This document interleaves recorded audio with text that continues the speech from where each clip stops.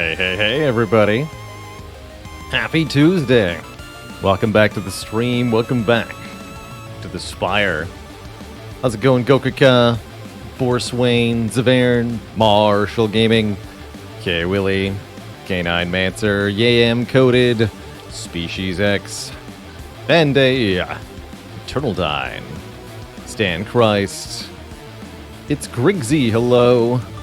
Hey there, Just Blake, Spark Spice, Quartzvert, Orphan of Cthulhu, Hermopensive, Yonop, Spirunzo, Onset Nonsense, Twitch Derek, morning to ya, afternoon to ya, evening to y'all as appropriate.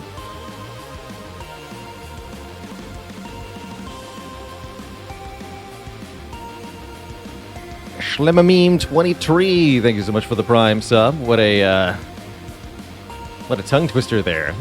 Thank you. How's it going, Dark Ice Demon? Welcome to the stream.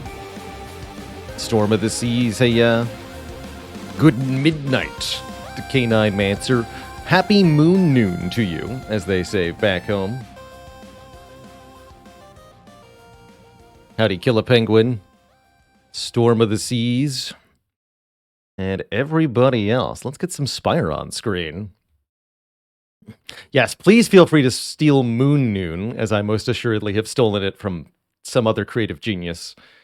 Nothing to see here. Thank you so much for the Prime sub and the 5 months of support. Yeah, coming up on the summer solstice here. Very exciting. Happy solstice or pre-solstice to everybody, depending on whether it's today or tomorrow for you. How's it going, DJ Banor?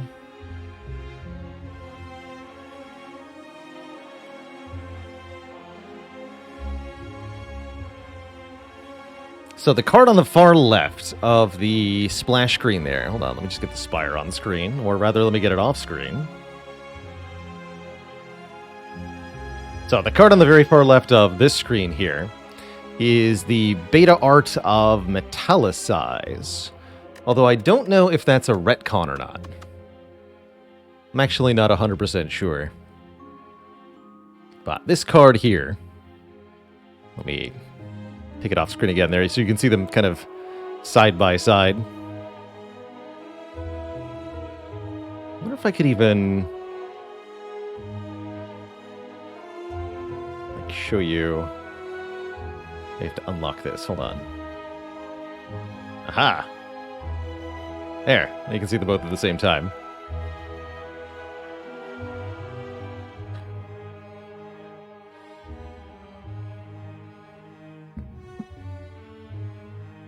It is a very cool art, and I'm not sure which came first here, the splash art or the art for the Metallicize card.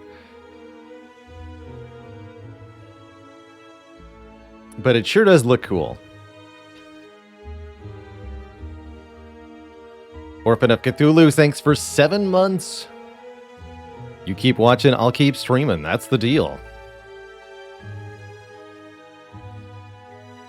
And big agree, Barry the Chopstick. Watcher has some great beta arts, in part because the developers allowed the community to come up with the beta arts for the game, for the Watcher. So a lot of the beta arts of Watcher's cards, and some of the beta arts for the earlier characters' cards, because there was no actual beta art available. Oh dear, that's not the right button. Transform, reset, transform. There we go. And lock that. Never again. So there's a couple of great Watcher card arts here. Actually, Impatience isn't even a Watcher card, right? That's the colorless card. Let's show off Impatience first. That's the Defect, looking at the watch. Here it is. 2 draws to kill a clock. Angry face. If you have no attacks in your hand, draw 2 cards. It's a pretty spectacular art. I think that's probably one of the ones from the community as well. But Watcher has some even more obviously memey ones, namely Scrawl, which is straight up a SpongeBob art. I'm not sure which creative mastermind of the Spire community is responsible for that, but somebody is. I've always been a fan of the beta art for Tantrum. Watch her throwing a adorable tantrum.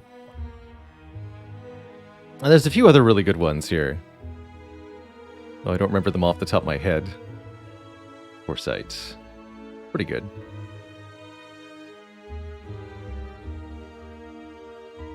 Does anyone remember which beta art is the Spider-Man meme? There's a few other funny internet references buried in here, but I'm trying to remember which one is that. Hologram. Oh yes. Actually, I think there might be two that are based on Spider-Man memes. There's also the one where he's sitting at the desk with the portrait. That's actually the one I was thinking of, but this one's great too. Is that Establishment?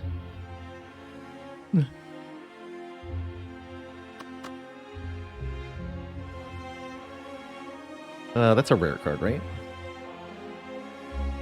Yes, this is the one I was thinking of. Eternally Blue TV, thanks for the 2 months of the Prime sub. Been enjoying the game 100 times more since finding the stream. Thanks for the Slay the Spire goat. Possibly also the Slay the Spire sheep, cow, and or chicken. I'm here to be all of these things and more. Moo. Yeah, this is a great beta art. Is this a meme? Yes. This is a meme.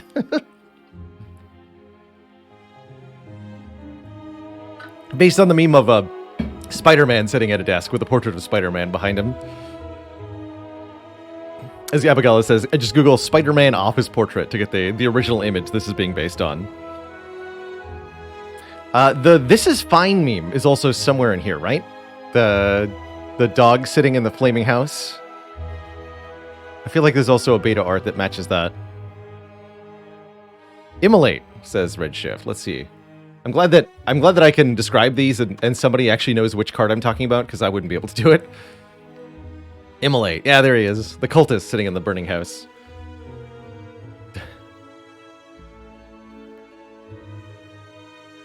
Beautiful. Just beautiful. And better yet, the ironclad looking through the window is a great touch.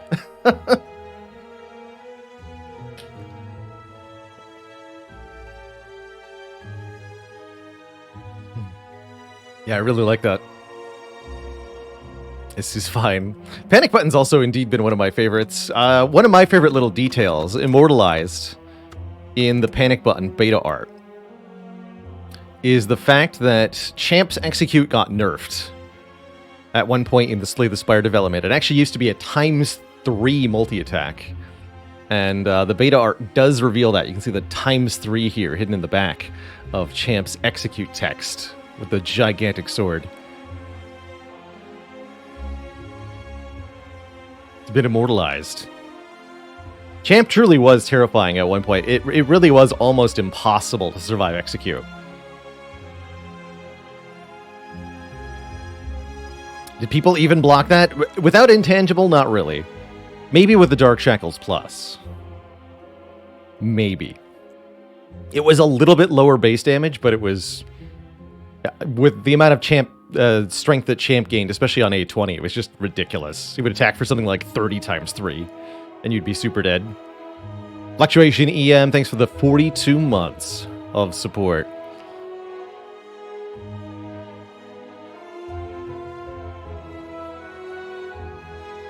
Why don't I use beta arts? Because if overused, they actually disrupt the game's natural art cohesiveness, which is really helpful for making the game visually understandable for, in particular, newcomers.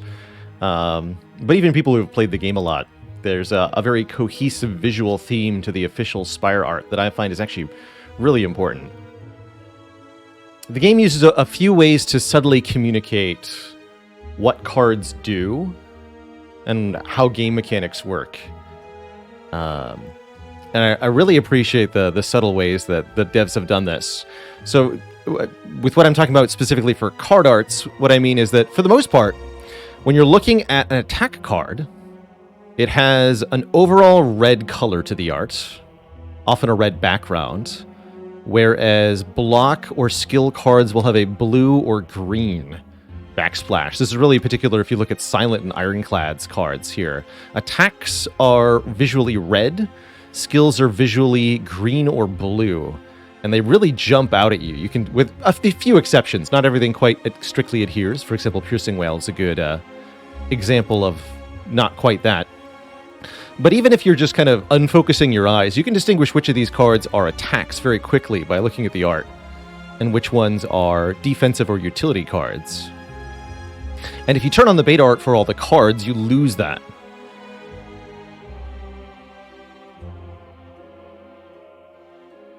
I also just really like how well done the official Spire art is. I wouldn't necessarily hold it up as anything that's individually spectacular. A lot of these arts are even kind of oddly generic. Like, what is this?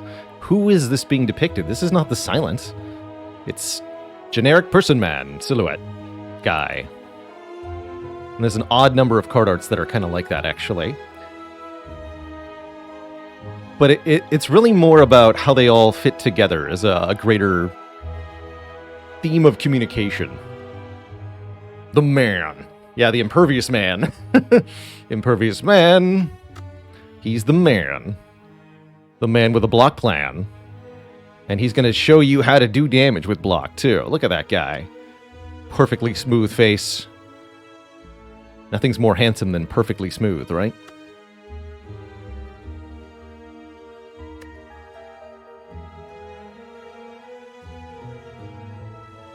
A Warcry. He's doing a Warcry as well. Yeah. Although we got the Ironclad Sword somehow. Speaking of weapons, what weapon does the Ironclad wield exactly is an interesting question. Most of the time you see Ironclad with his distinctive blade here, this curved tip long sword with a pommel that goes up one way and down the other. That's the Ironclad sword. But then there's a spiked mace on Bash.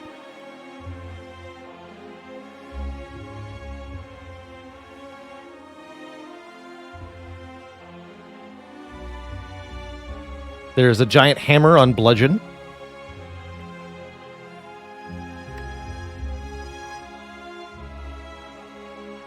Let's see.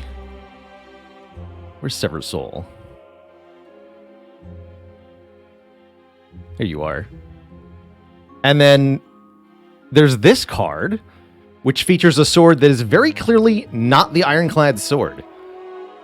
This has a different blade, and both of the pommel thingies point downward. So what the heck is this sword? I don't get it.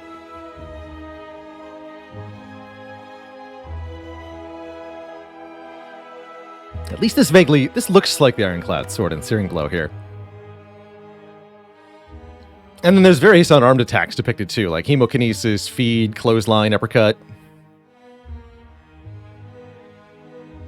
But at least those aren't depicting bits of metal that aren't the Ironclad sword. The sword Boomerang is very clearly his sword. I guess Headbutt is whacking people with your face. Cleave looks like distinctively his sword. Strike is specifically his sword. A fun fact, in the original conceivance of Slay the Spire, the Ironclad wielded an axe, and that is preserved in the Ironclad's beta art, that axe strike, which was in fact the original strike art for the game, when the Ironclad had an axe. If you look up some of the really, really early images of this game, and it's very pre-development phase, you might see that Ironclad wielding an axe with his rough card art. It's also Disarm. What does Disarm feel? There's this... Wait, yeah, what? I think that's implying that you've taken the spear from the Slavers. So I think this is supposed to be the Slaver's weapon. But, yeah, the Slaver doesn't even have that weapon. Nor does the Ironclad. Where's that spear come from? Actually, maybe I should look at the Blue Slaver's spear a bit more in detail next time we see him. I think that is pretty close to it. But yeah, I think that's supposed to be the Slaver's weapon that the Ironclad has taken from him and is now pointing at him. Hence the surrendering.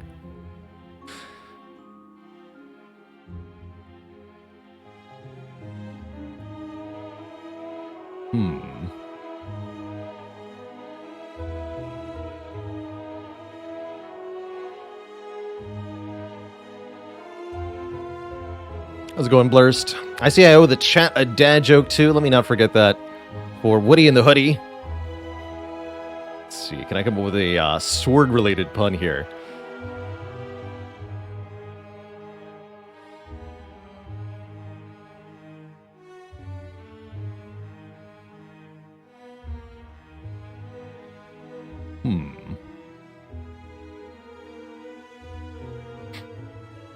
Why is the Ironclad very good at debates? Because he knows how to make a point. Yeah, I could take a stab at a pun like that. That's right. Seems like he'll just pick up any weapon on the ground and use it. I want to see him using a flail. Flails are my personal soft spot weapon. As in, you'll have a soft spot after you get hit by one. Jet Raccoon, thanks for 4 months of support. How's it going, Lycud? So who is our first character today? Somebody asked that a long time ago, and I forgot to answer them. Silent is the first character today. That's who I thought. We had a success for the Sozu last time we played Ironclad. 4 perfected strikes. Double Dark Embrace, Double Juggernaut Corruption. 49 card special. This was a pretty fun run. Are there any mechanics I wish were expanded upon in Slay the Spire? I would have liked to see curses expanded upon a bit. The relics that interact with curses are really unreliable because curses are presented very infrequently. Something that I've seen other roguelites do that could be that could allow Spire to be a bit different in this fashion are more regular opportunities to get curses. For example, Binding of Isaac and a few similar games have a Devil Deal mechanic where after a boss fight, you get presented with a special shop where you can trade health or other serious resource in exchange for additional power. So in Slay the Spire, how I could see that manifesting is after you beat a boss, get your boss relic in your card, you get to look at a special curse shop where you can take, say, a rare relic in exchange for curses. That would give you a guaranteed opportunity to get curses and power at the same time. That could be pretty cool. Currently, you really have to rely on events randomly offering you the chance to take a curse and a bonus at the same time. So it's really rare that you get a good opportunity to take a curse and have it be good for you in Spire. How's it going, Arc the Pie King? Are Darklings the only fight that are in both the easy and the hard pools? Yes. Or the only fight that's exactly the same in both. Anyway, you can find enemies and then the same enemy with an additional compatriot in the easy and hard pools. For example, Chosen in Act 2 and Chosen plus Cultist are the Chosen alone is in the easy pool, Chosen Cultist or Chosen and Bird are both in the hard pools separately. But only the Darklings are exactly the same in both the hard and the easy pool. There's a particular what's it called? Blight? Yeah, there's a blight you can get in the endless mode that gives you curses after each boss. That's true.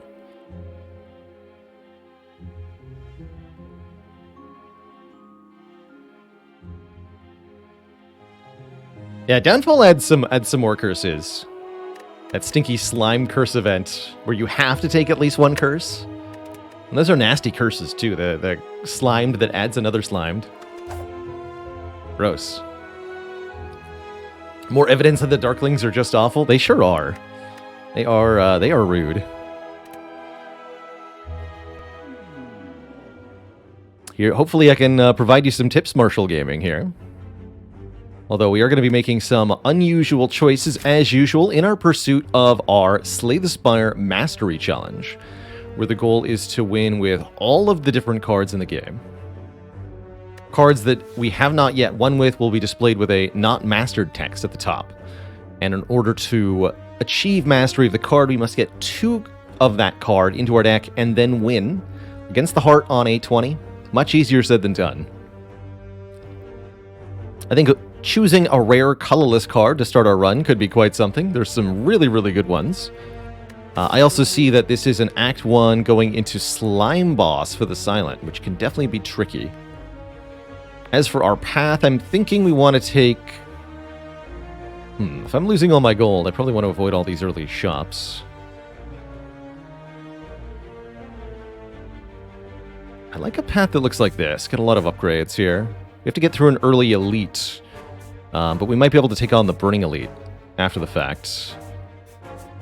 Mark that Burning Elite in red here as a challenge option. We can also mark this as a challenge option and path around if we don't want to. And I like that. This path has what I call optionality. That means that when we reach some of these nodes, we can either path into the more rewarding but more difficult routes, or if we're not strong enough, we can avoid and survive a little bit longer and try to get stronger in other ways by, say, upgrading cards. That's cool. As far as these starts go, I think Transform a card is probably one of the strongest overall starts, but paying 99 gold for a rare colorless card could be very good. Several of the rare colorless cards are good for Silent in particular, like Apotheosis. There's also the Bomb, which is good against the Slime Boss in particular. All three of these are pretty exciting. Master Strategy, Apotheosis, Sadistic Nature. Only one of these bears the label Not Mastered, and for once it's a genuinely good card, the Master of Strategy. Apotheosis is dang good at the start of a run. You can never really complain about having this card in your deck, especially as Silent. And Sadistic Nature could be good as well, as zero-cost power that lets us deal damage via debuffs. Poison is a debuff, Weak is a debuff, Strength Down is a debuff, and Silent can apply all of these and more. That said, the challenge says go for the strategy here. So I'm pretty happy with that. Zero cost, draw 3 cards, exhaust. Basically 2 more cards in hand at essentially 0 price. It's quite good. And there's a lot of things Silent can do with a little bit of acceleration. So I'll take it quite happily, in fact. And I'm also happy about this turn 1 here. We can heal the Spike Slime, neutralize the Acid Slime, and block all of the incoming damage. And then we draw 3 attacks in the Master Strategy the turn after without being attacked. We don't even need to play the Master Strategy. And in fact, I won't, because we know we're going to get attacked next turn. This enemy cannot debuff you twice in a row. Not on A20 anyway. Get him. Beautiful fight. We're offered more card draw, backflip / acrobatics, or an accuracy. Taking an accuracy blind is an interesting pick. Unfortunately, the game is under no obligations to offer us Shiv cards, which makes accuracy a little bit awkward here. Ha! Nice, Dr. Noodles. It's a good game. We'll be doing some more Monster Train this week for sure. My current plan is today we're going to be playing some Spire to start, and then I want to do a bit more Against the Storm later today and round out the cycle that we're in that game. Get one more prestige level. Tomorrow we're going to have a late start to the stream. I'll probably be starting about 4 hours later than our usual time. So deepest apologies to those who are here every day at the start of stream. I won't be until later on, but we'll be doing some Spire tomorrow. Later in the week, Brotato is launching for full release. That's pretty good. How does BaylorBot know this stuff? The BaylorBot is fed live information about the run via my computer and a delightful script. So BaylorBot has all sorts of cool info, such as the blessings that we took, the boss relics that we've skipped, and the boss that we're fighting. Magic, indeed. Have we tried the Cryptid yet? Yes, we have tried the Cryptid yet in Brotato. Did not succeed, but gotta get some more practice with the wonky taters. A Times Mastered. Oh, that's an interesting one, Holvater. Definitely not something I've been tracking. Duplicate or triplicate masteries.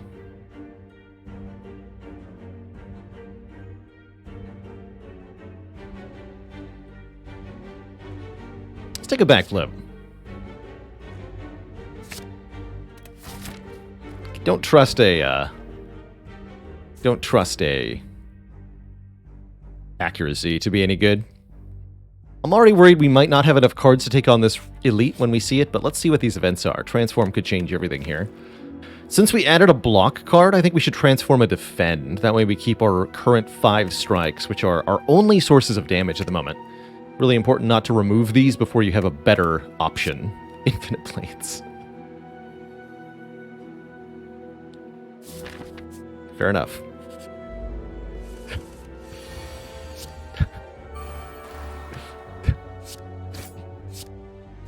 Fair enough. Coulda, shoulda, woulda, I guess. Oh, that's funny. I had no clue. Had no clue I was about to be handed an Infinite Blades of all cards. Scooby28, thanks for the Prime sub and the 5 months. The Mastery Challenge and mod have gotten you back into Spire. Appreciate the great content and work I put into keeping the game fresh and entertaining. Heck yeah. It's definitely what I'm here to do, is entertain myself, ultimately. Figure out ways to play this delightful video game that I still find interesting and entertaining, and then put that on screen for everybody else to enjoy, too. Huh, choke. Choke when I've got an Infinite Blades and a Master strategy is better than usual. It's usually not very good.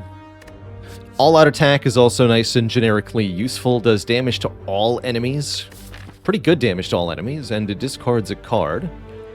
Gotta say, this additional fight and rewards have definitely put us in the direction of taking on that elite fight. I think we take this choke. Okayest choke you'll see all day, that's right. Let's do it. And one more fight. Don't think we play choke here. I'm thinking backflip, defend, neutralize Infinite Blades. That sounds good to me. Once the Infinite Blades are in play, the choke becomes a lot more effective. Get him. Just looking to play these early fights without taking too much damage, or any if possible. So far, so good. I think we don't play the Master strategy here, we just full block.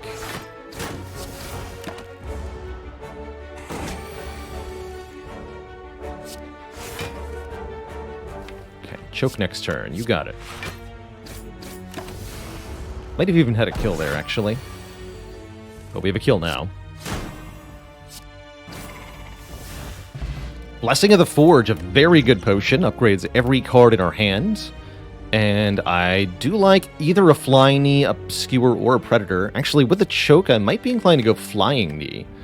Gives us bonus energy on the next turn, and the deck has a lot of ability to draw cards. Predator is a bit more expensive. That said, Skewer can also really slap, especially if a deck can make more than 3 energy on a turn. It can really hit pretty hard. What changes would make Choke a viable card? I think it'd be a lot better if it was less initial damage and it was 1 cost. So that you could have more energy to play the other cards and really start to scale it. Otherwise, I would say upping the base damage just a little bit would be all you'd actually need. Bane, now there's a card that slaps. Is there such a thing as too much card draw? Yes. Yes. If you have 10 cards in hand, it's a sign that you have too much card draw. Ultimately, you cannot draw more cards if your hand is full. And so, when and only when your hand is full is are you at the point of too much card draw.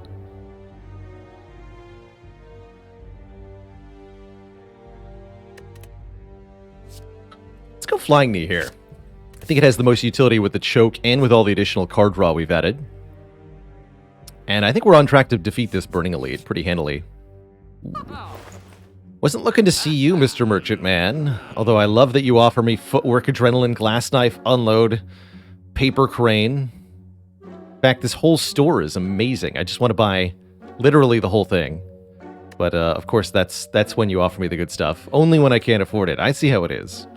I see how it is. I'll see you in a few floors for the Juzu bracelet and the whetstone.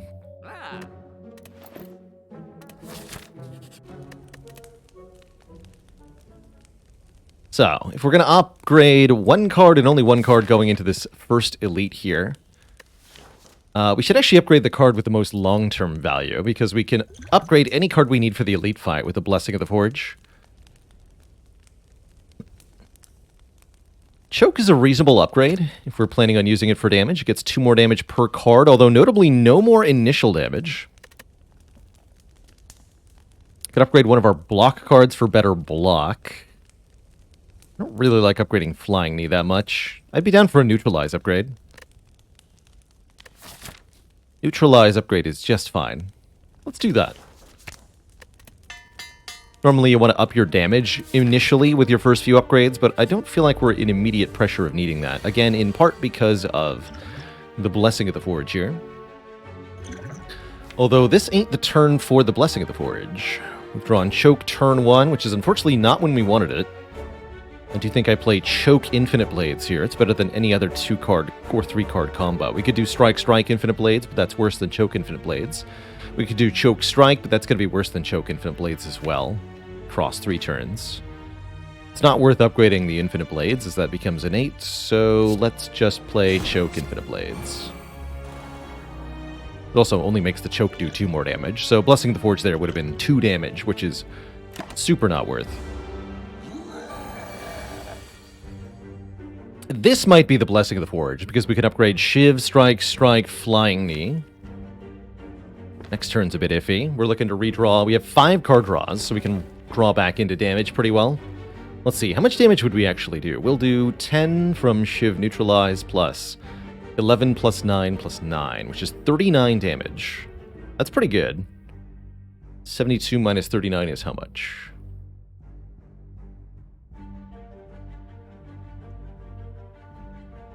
$33. So we have to do 33 damage next turn.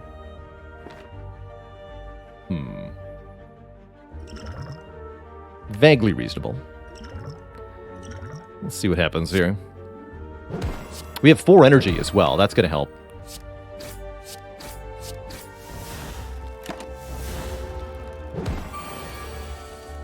Let's do the Master Strategy first. Okay, we draw almost entirely block cards. We could also block this, potentially. Play backflip. Okay, that's not 33 damage, right? We've got 15, 25, 29 damage. Not quite enough.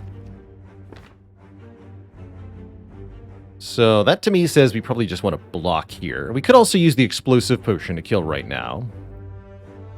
That's another option. Next turn we can play Choke Flying Knee, which will deal 15 plus 11. Actually, no, we can do more than that because we have a Shiv, too. So we can kill this thing next turn easy peasy, which means we're allowed to play Survivor, Defend this turn. Let me just double check here. That is going to give the Gremlin Knob 9 more strength from 3 more skills played. But we get 23 block. So let's see. How much will the Gremlin Knob do? The base value of this attack is what? 16. So 16 plus 9.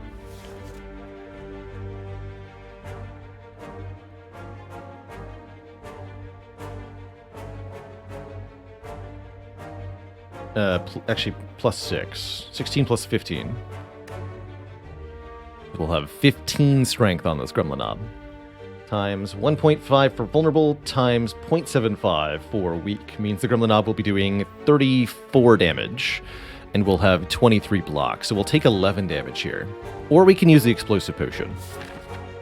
I suspect the Explosive Potion is going to be more valuable in this fight than 11 health will be.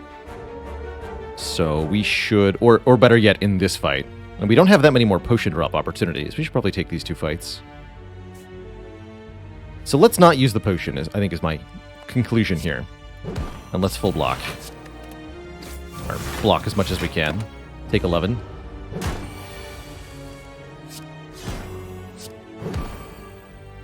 Not too bad. We get a Ninja Scroll. 3 shivs at the start of combat. I deeply regret not picking that accuracy. That's pretty funny. Choke deck is go. This is great with Choke. And Presumably, we take either Deflect or Distraction. Actually, I'm pretty happy with Deflect when we have Master of Strategy, Backflip, and Choke. 0 cost, almost defend. Let's do it. Guess that means we probably want to upgrade the Choke, huh? Seems to be the star of the show currently. Good potion, too. I'm going to go to this treasure chest, just because. Meal ticket. Heal us at shops. Silent loves any relic that heals, so this is a happy pickup for us. Meal ticket this early in the run is definitely going to be a bunch of healing. Definitely. Bouncy Robot, thanks for the 17 months in the tier 1 sub. So close to that 1.5 years. Am I ready to upgrade Master of Strategy? No, I'd much rather upgrade Deflect here. Let's do that. 7 block, 0 cost. Become cursed with doubt. Right before the Burning Elite and the Slime Boss. No way. We're barely going to win these fights as it is. I don't need your help dying, Mr. Serpent Man. Be gone. And let's fight a 144 health Lagavulin instead. Easy. Easy peasy. Probably didn't want to let all of those shivs cycle, but here we are.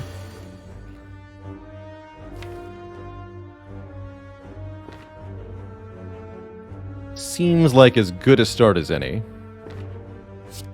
Keep the Master Strategy for later.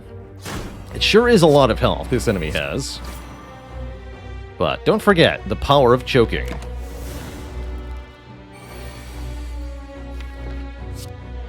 It's an awkward place for our Deflect to be. I guess I don't have to draw it. I can play Defend, Survivor, Strike if I want to.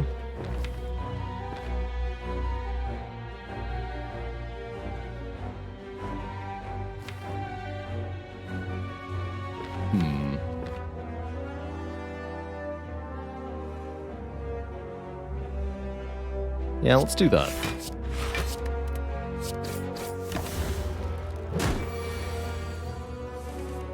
Excellent draw. Show me choke. Oh, yes! Get wrecked.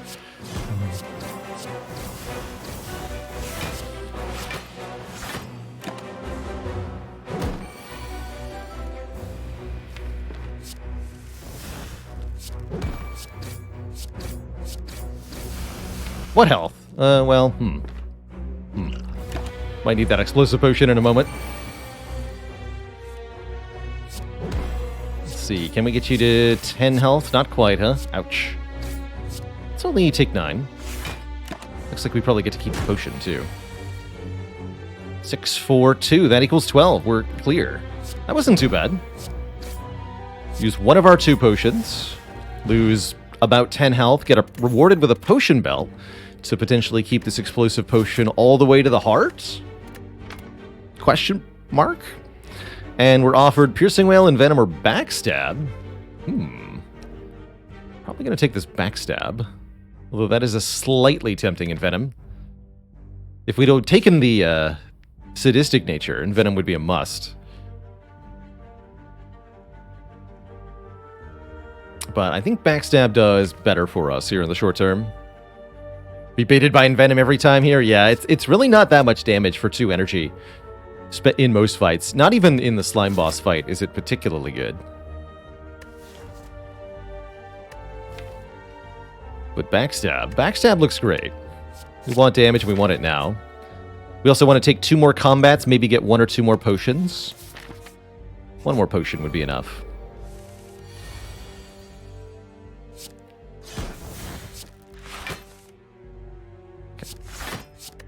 Flying knee, shiv. Hiya!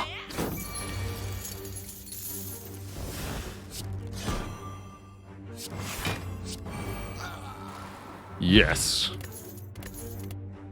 Second backflip for more card draw, or poison stab. I think I want more card draw with a deck like this. Smile Face 999, thanks for the Prime sub. Welcome to the Cozy Sub Club. Goal here is just get lots and lots of cheap cards and enable ourselves to draw and play many cards per turn. The more the better, really.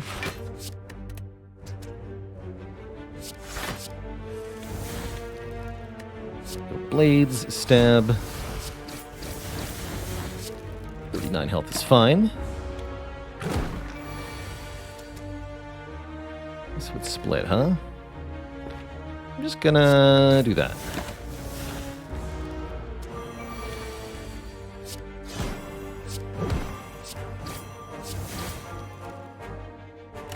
Not bad.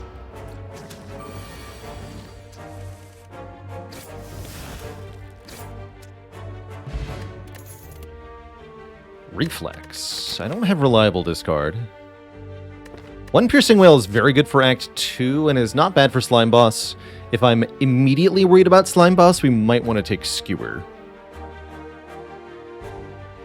Skewer can hit pretty hard, especially with the Flying Knee. Can be played for 0 cost alongside Choke, or just played for 30 or 40 damage outright with an upgrade. I think we might need some additional damage to handle the upcoming acts, and Skewer is a pretty good way to get that. Green Scott says, if you have the Golden Idol, do you get more of your money back when fighting the bandit? No, you don't. Unfortunately, it will not multiply the money you steal back. To my knowledge, there's no way to get bonus money from that interaction. Yeah, where's our bottled Skewer? The Explosive Potion makes the Slime Boss a little bit less dangerous, but I do not think we are in shape to deal with the Slime Boss as we are reliably. I think there's a very reasonable likelihood that we perish if we go into the fight without taking a card here.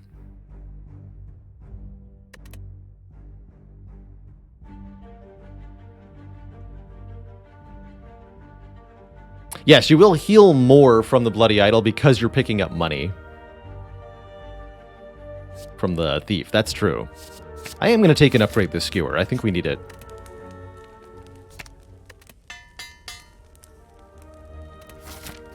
Really like that we can draw that along slimes and not lose out on damage potential. Okay. Just going to do essentially as much damage as we can up front. Not cycling these shivs. We just need to get Slime Boss as close to 75 health as possible here.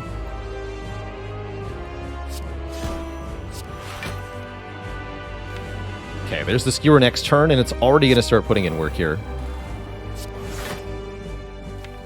Now, let's just stop here. Keep the Master Strategy. Draw this next turn. Play Shiv Skewer.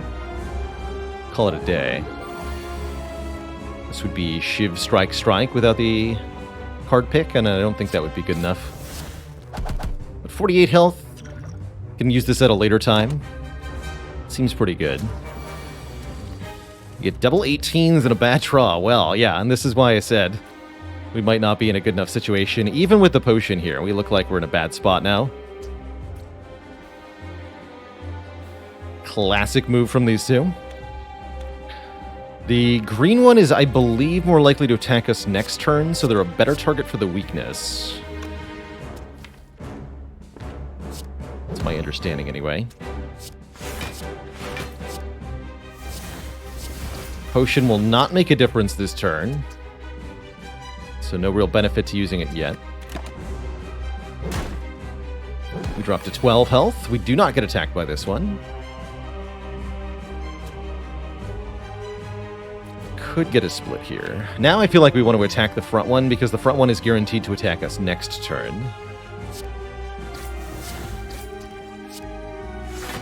I'm going to take one to get rid of a slime here.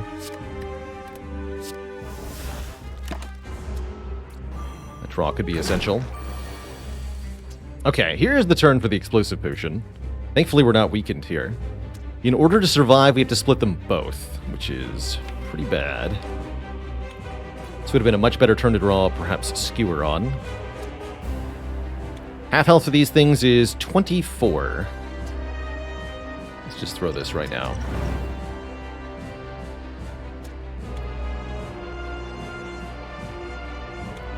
Yeah, Slime Boss on Silent is scary. This is why I said we had to take Skewer and upgrade it, because if this happens and we don't have the Skewer, we're always dead.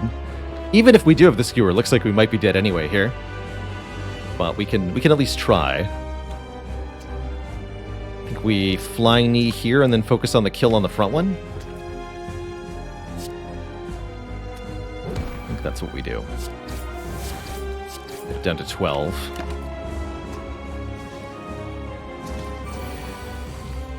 Okay, this looks pretty comfortable. We can kill the two that are attacking us.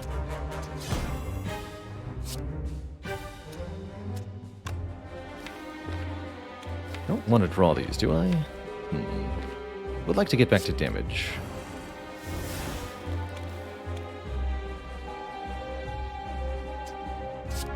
Let's do it like this.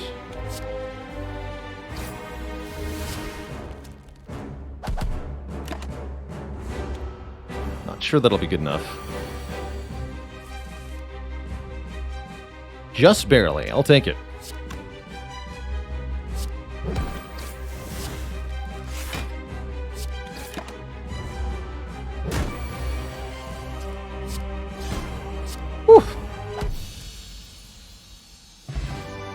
Talk about a clincher. Dang. That was not easy. But we get through to the other side, and I see offered here some pretty juicy rewards. Got an unmastered rare card here, Unload, which is a little tempting, but perhaps more relevantly, with an empty potion belt, Alchemize to generate random potions is very strong.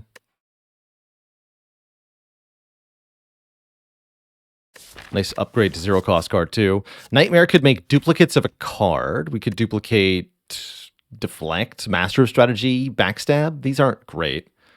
I'm eyeing this Alchemize quite a lot. I think we could try to take Unload just for the purpose of Mastery, but I don't feel like it does a ton in this deck. Not compared to being able to stockpile potions, which is exceedingly valuable in the long term. Let's grab this. Yes, please.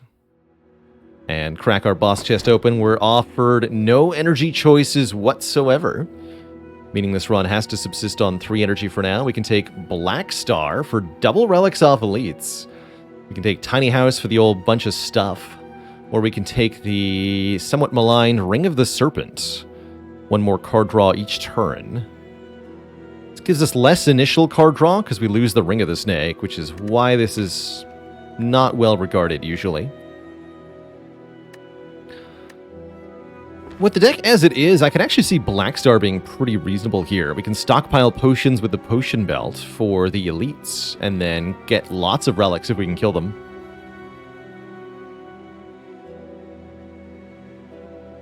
Otherwise, I think we're struggling here. In the short term, Tiny House is pretty good. We get to benefit from everything. The random upgrade, the 50 gold, the max health up, the card reward, and the potion. All of it benefits us in some way.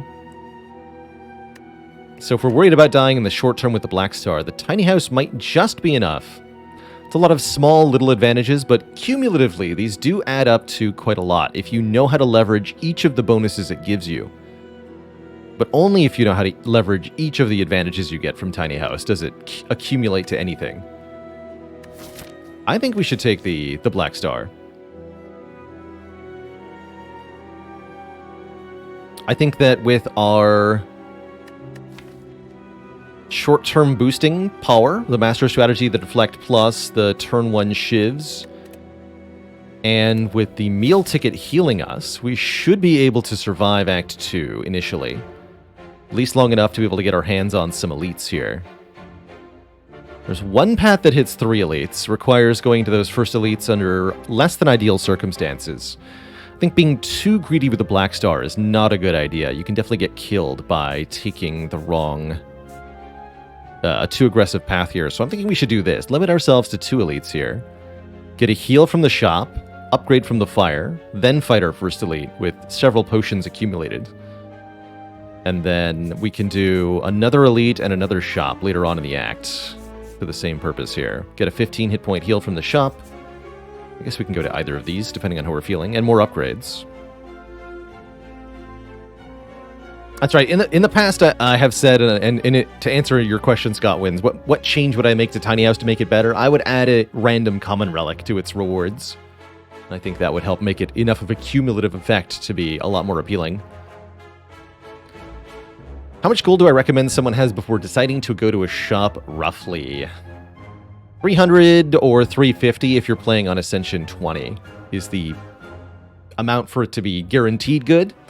But as long as you have enough for a relic of any kind, which is about 150, looks like on A20 you need 173 to guarantee you can afford a relic. That alone is enough. And then if you have relics that are boosting, then the threshold goes down. And in our case, given that we get a 15 hit point heal, it's worth going to a shop with very little money indeed. Come on, choke turn 1. Dang it. Well, certainly glad we have this Liquid Memories here. Can do a lot of damage with this card. This is not how you want the Chosen fight to go, usually. This is tolerable. Is it, though?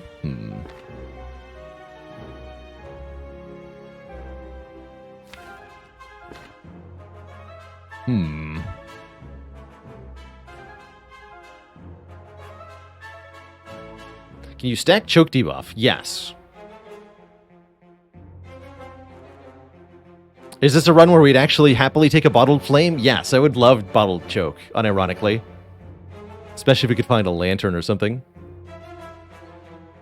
Let's see. 9 plus 9 plus 5 plus 10.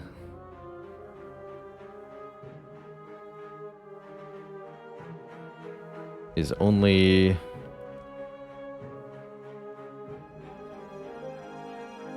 $33. So I don't think I can kill this thing here. Not with the Liquid Memories. What I'm thinking is choke Liquid Memories on choke, then alchemize to get the potion back, but that doesn't even work. Next turn we can only skewer for 21 damage. Deal 14 here. Which leaves it with 28 health. Ugh. It's not good. I'm gonna choke Survivor, but I don't love it. 26. I can't math, apparently. Looks like this worked out, though. We might even, if we're lucky, be able to play the Alchemize after all. No. Okay, that's fine. Just keeping the really good potion is okay by me. We're offered an upgraded Sucker Punch. I do like cards that say plus on them. I do like upgraded Sources of Weakness, too. Although we know we can't get Paper Crane this run. I don't think that's a major consideration. Let's grab it. Would happily take a Prepared if it was upgraded, too. Ooh, we can take a heal here, although we're about to get a heal from the shop. Or we can look at 20 cards and choose one to add to the deck. Be pretty happy with anything that is 0 cost. Could maybe get an Accuracy. Terror. Terror is pretty good. Lots of poison offered. Second Infinite Blades. Footwork. Footwork is also very good. It's either Footwork or Terror. Terror definitely helps us kill Book of Stabbing. Yeah, both of these are pretty exceptional. One of each, please. I like that Terror upgrades to 0 cost, which is something this deck really, really needs right now. And I think for that reason I'm going to grab the Terror. Can this event drop rare cards? Yes. Yes, it can. It is indeed not that likely, but it sure can. Somebody was asking, what about AoE damage in this deck?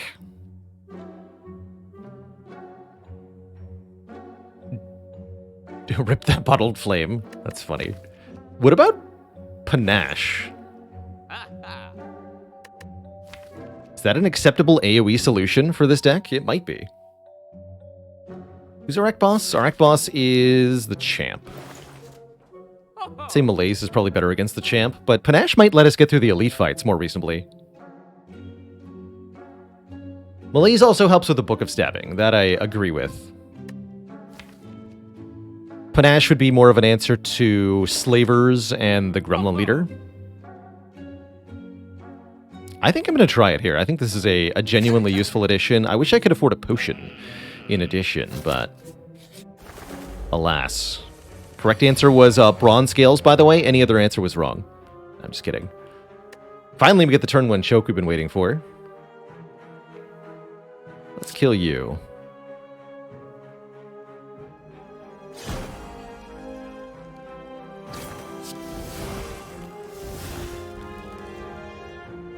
Okay, knock you out of the air. And I guess use terror here? Sure. That was a fun turn 1. Ah, indeed. Oh no, 15. The single hit. How rude.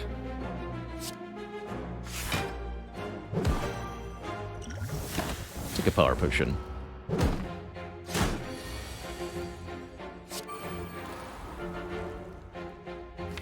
Cannot be allowed to get out of the ground. Get off the ground. Well, actually, hold on. No, let's do it this way. Need to keep you weakened as well. You do this.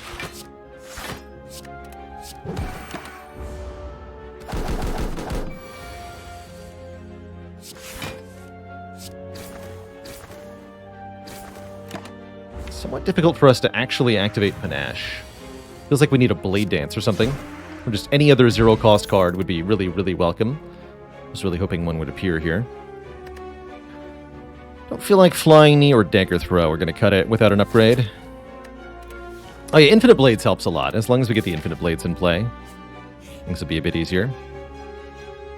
The Forgotten Altar is here to make us lose health. What a bummer. Not taking the Decay Curse. We should probably upgrade Alchemize before the Elite fight. We're at 39 health. We'll be fine. We'll be fine. Not that one. This one. Yeah, this. And this is why I said that genuinely the potion from Tiny House would be pretty good. Even with the Alchemize, we were not able to even halfway really fill up the potion belt before having to fight this first Elite. And it is the 3 jerks, and we did drop an Ash on turn 1. Excellent. Okay, this is looking like it might be not too bad. Definitely play Panache first. I'm wondering if we also Power Potion here. That seems pretty reasonable. How much damage do I have in my hand? Let's just do a quick check. Lots, actually. Tons. We can easily kill this slaver. Still use this, though. Either get 1,000 cuts, an After Image, better yet a Wraith form. Envenom's pretty good.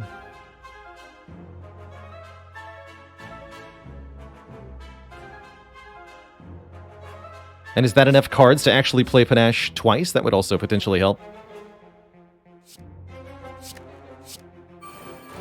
So we have to play 9 cards. Can I play all 9 of these cards? No. No, that... wait, no, yeah, no, that's impossible. Because you can't play both Skewer and Survivor. Either you're discarding a card with Survivor, or you're playing the Skewer and you have no energy left. So no, that's not possible without using the Liquid Memories.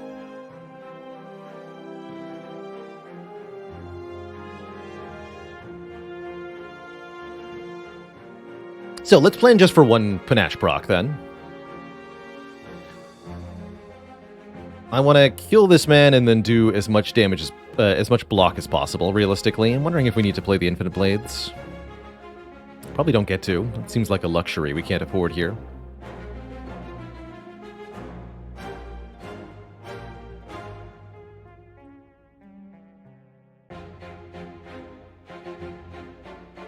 So if can I Flying Knee and Skewer for 1? That'd be 18. Actually, no, that'd be 20.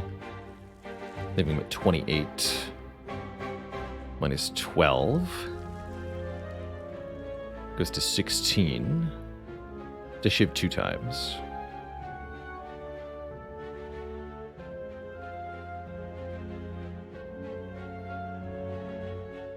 Okay.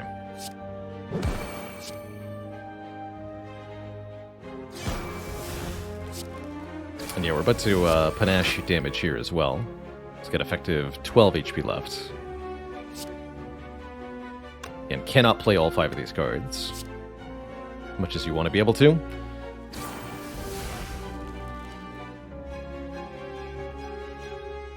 So one more Shiv won't do it, right? He's at effective 7 HP. This only does 5.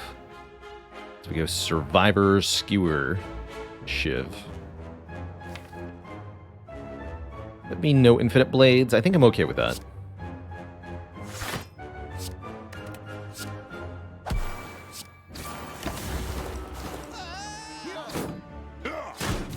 Might have been a way to get one more Shiv on the front guy.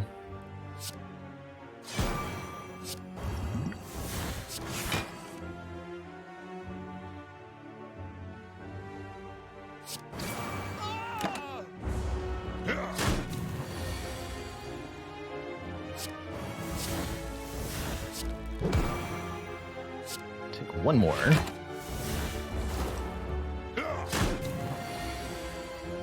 Pretty exciting to be able to... another one. Get out of this fight with the Fire Potion intact. Feels very good indeed. So, who said we were waiting for the bottle on that panache? It's already here, and so is a kunai. You can't really imagine a better pair of rewards for this first elite. That's why, with a Black Star, sometimes you only really need to beat that first elite as a real challenge. What an amazing find. Every time we play 3 attacks, we gain dex, and we start play with Panache in hand to do big area damage turn 1. And we're offered a Cloak and Dagger, or an Envenom, but definitely going to click Cloak and Dagger here, now that we have the kunai. It's a block card and creates an attack card. There's also Tactician Plus, but the deck does not have reliable discard. So this is not that good. Okay, that was exciting. That was a very, very good combat. And we get to do a bunch of upgrades now. Including, let's upgrade Panache now that it's bottled. Make it 14 damage. Let's grab an Ornamental Fan. Always love having more than one of these attack-triggered relics, because you're essentially double-dipping on your trigger condition. We already have to satisfy 3 attacks in 1 turn. Now we get long-term block and immediate block. Go Ninja Go. The Black Star doesn't work here, but we're about to get 2 more relics because we have been knocked unconscious. Groggy and with a throbbing head, we awaken to find ourselves thrown in the center of a massive stadium. An armored giant with a golden crown says, "Time to fight, nerd. Get thrown into the arena."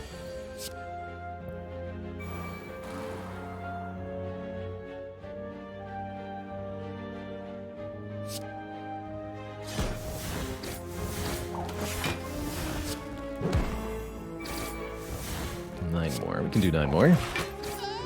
Get destroyed, fool. We even get potions out of the deal here. Perfect. Kerblam.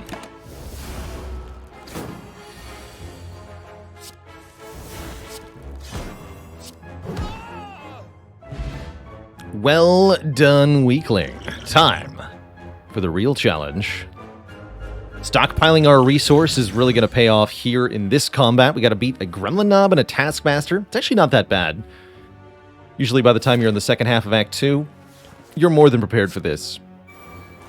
And I think that's definitely going to be the case here. Poor Gremlin Knob has no idea what's about to happen, but it ain't going to be pretty, that's for sure.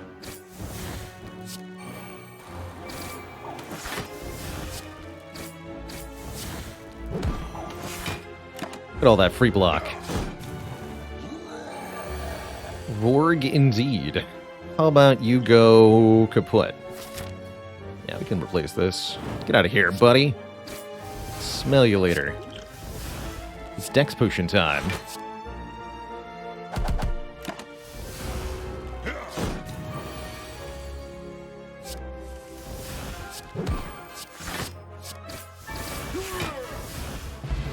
We get Ice Cream, allowing us to conserve energy between turns. An amazing relic. Question card for more card reward options. and another backflip, or a fumes. I, for one, am taking third backflip here. Ice cream is pretty exciting with the kunai and the panache. We can save up energy for a more explosive turn. This looks like a good time to use one of the dex potions. Let's see here. Avocado and fungi beast. Name a more iconic duo here. And these two are definitely some of the nastiest folks in the Spire, giving innocent travelers a very hard time indeed. But we can block for quite a lot here. Yeah. These jerks. Let's do it this way. 23, huh? So we do have to play defend if we want a full block here. Or I can play infinite blades. I'm just going to play the defend.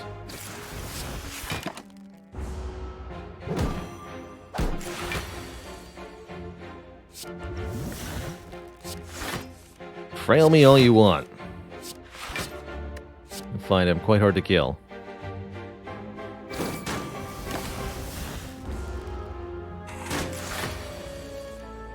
By 2.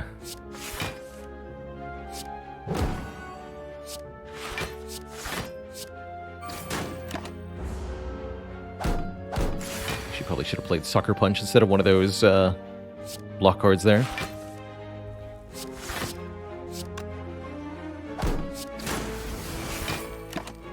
Panache does the rest.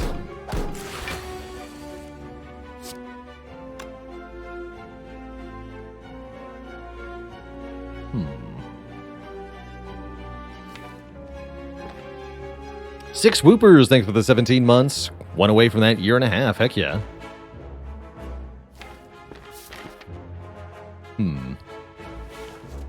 Could use a potion here.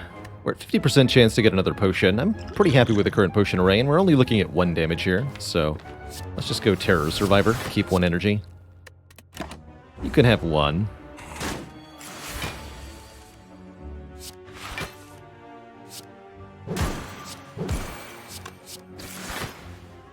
Seems quite reasonable. We don't, in fact, get a potion. We do, however, get a Blade Dance with a plus on it, which I'm going to take. Although Well-Laid Plans is also tempting. I think that Blade Dance with a plus is far better, activating the Panache essentially single-handedly, gaining us a point of dexterity and 4 block, and dealing a bunch of damage, all at the same time. That's pretty sweet. Definitely have more upgrades I want. I want to upgrade Terror and Cloak and Daggers, so let's just go here. Get a 15 hit point heal from the shop. Buy the second choke. And lock it in, because unfortunately we're too poor for the second Master strategy. And here we can remove a strike. Shard also tempting, of course, but not as tempting as Choke Mastery. The power.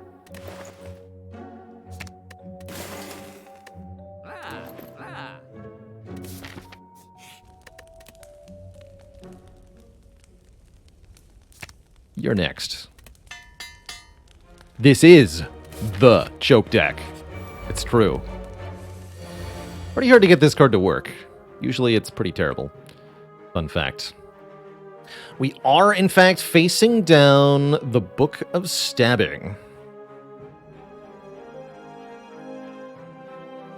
Definitely a tricky opponent here. I think all we need to do is just be a little aggressive with our potions here. I think this is what we do. We go Fear Pot, Choke, Liquid Memories, Choke, Panache, Backstab.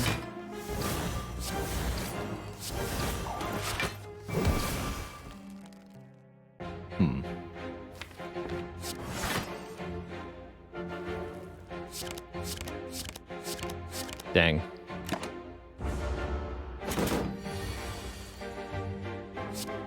Still dead inside, thanks for the 13 months. Yeah, a little excessive, no kidding. In fact, I'm actually going to try to preserve this delicate creature for a turn or two so we can find our Alchemize. There it is.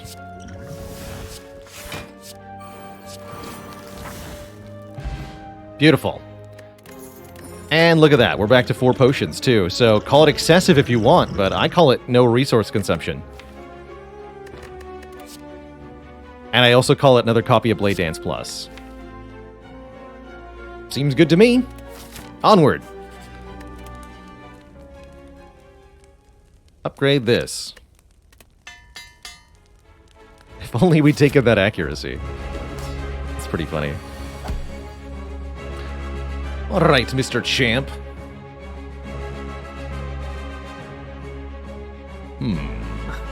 Goal in this fight, scale dexterity. Play a lot of attacks. Block for 1,000,000. Start by using the Dex potion.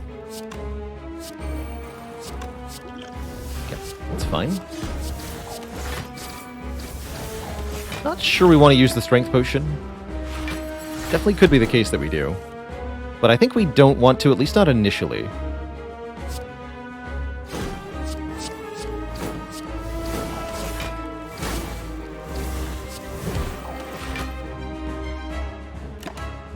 So that we can get more dexterity before Champ reaches the half health point.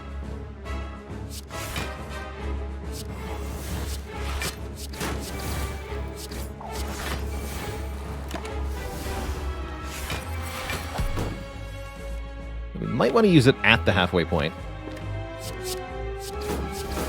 I'd also want to save some energy with our ice cream here, not play these defends with the master strategy.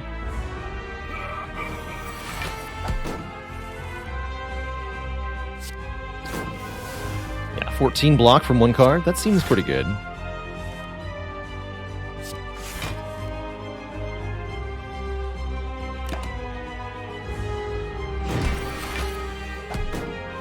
Buff and strength already, huh? Okay. Half health for Champ is 220. Let's get as close to that as we can.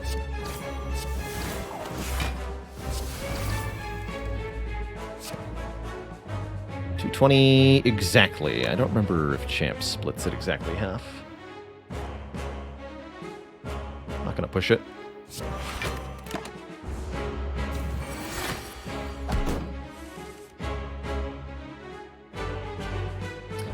I don't think we need to use the strength potion. We can use the attack potion.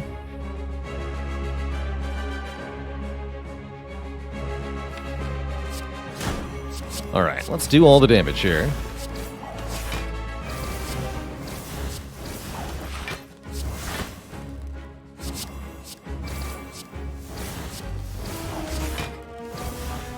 This would be a good time to consider attack potion. Let's do it. Where's finisher? No finisher?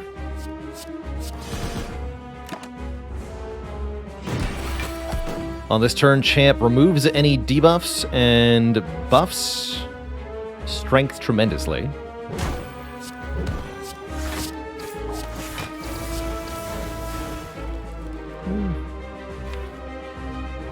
Alright, let's just be careful here.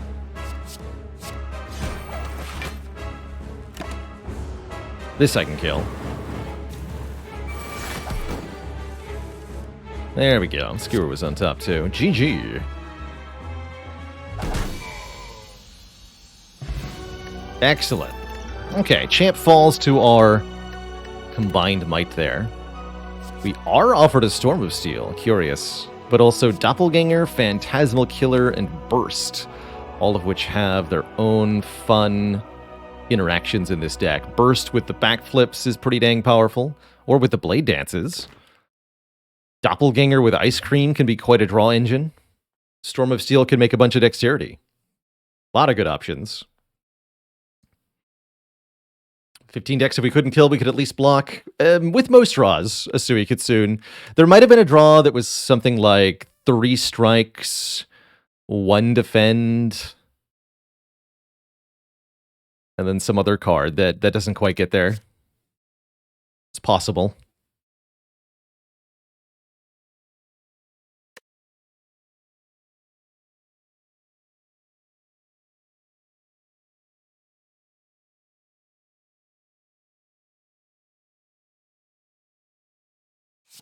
I like all of these options.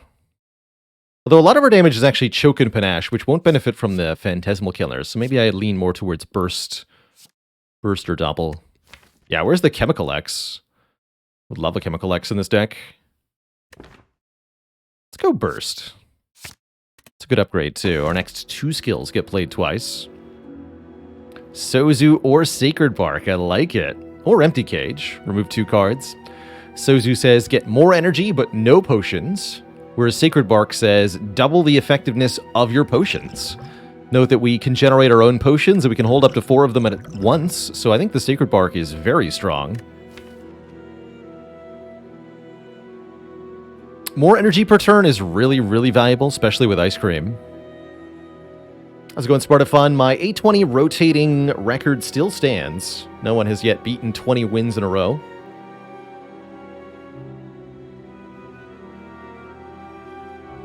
Most of Spire records have stayed as they are for quite a while at this point.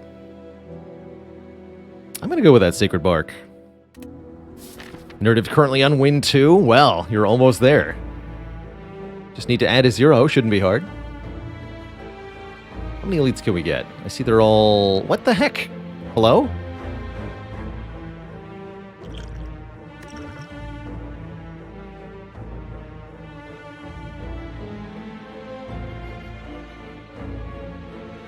I guess we get 2. And that'll do.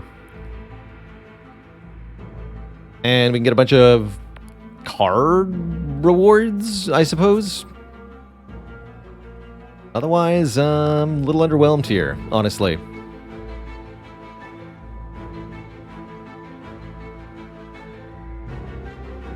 How event heavy do we feel like we want to go here?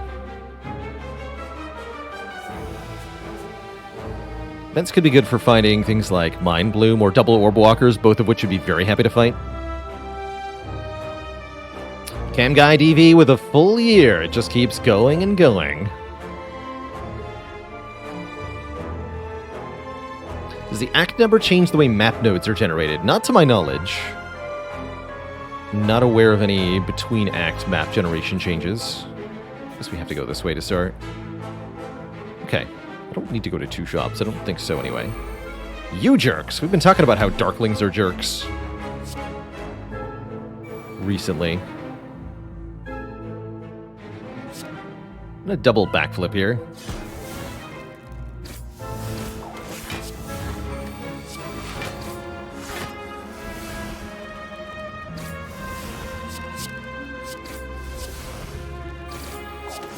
There we go. That's how it's done. 3 dexterity on turn 1. And the hourglass to help us out.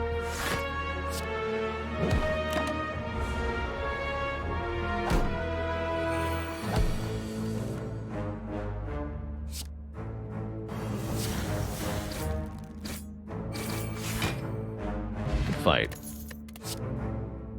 Unupgraded Blade Dance. Still kind of decent. Feels like we can just take the 2 upgraded ones. We don't need more cards. 1 more backflip wouldn't be terrible, though. I'm going to take 1 more backflip.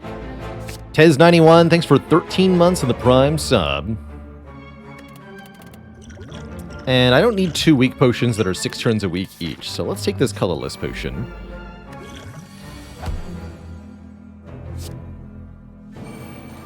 Upgrade potion is also not that good. Let's just use this now.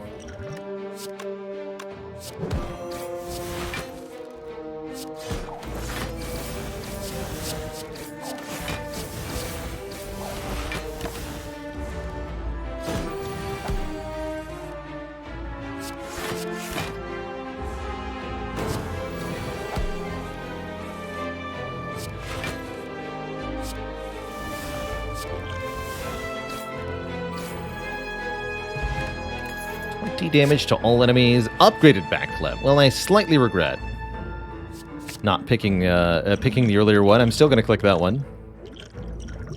It's only a slight regret after all. 2 artifact could be very useful for hearts. This is probably a potion we should try to keep to the end game. If we find a speed or flex potion, we can break the game, essentially. So let's lose the other weak potion. Keep this array of potions. Writhing Mass. This enemy can be quite nasty. Every time they take unblocked attack damage, they'll change what they're doing, which definitely may or may not be a good thing, depending.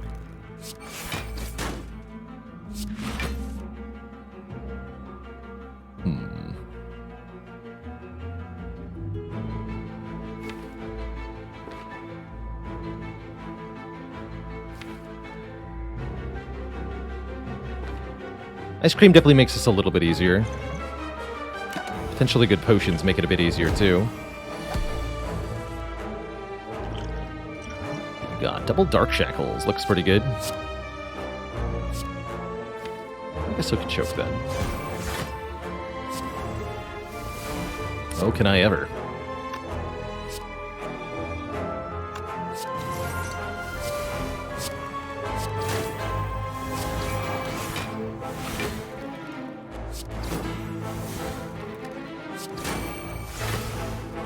Not that one.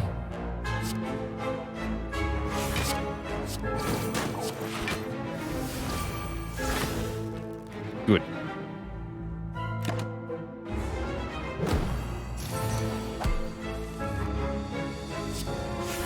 Should have maybe bursted that. That's okay. Now we can burst it.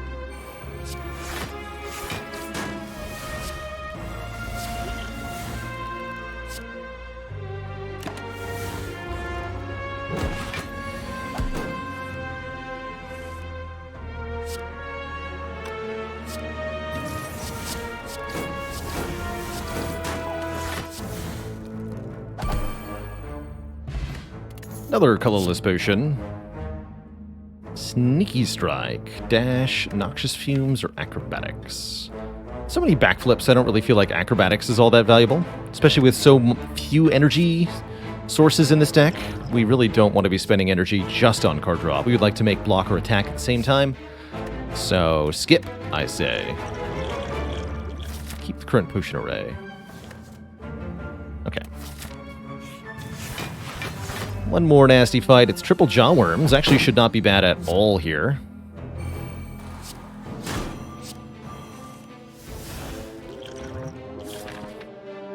I'm going to keep the explosive potion for Raptomancer. But we'll use the colorless potion. Double Magnetism. Make me Hand of Greed. Or else.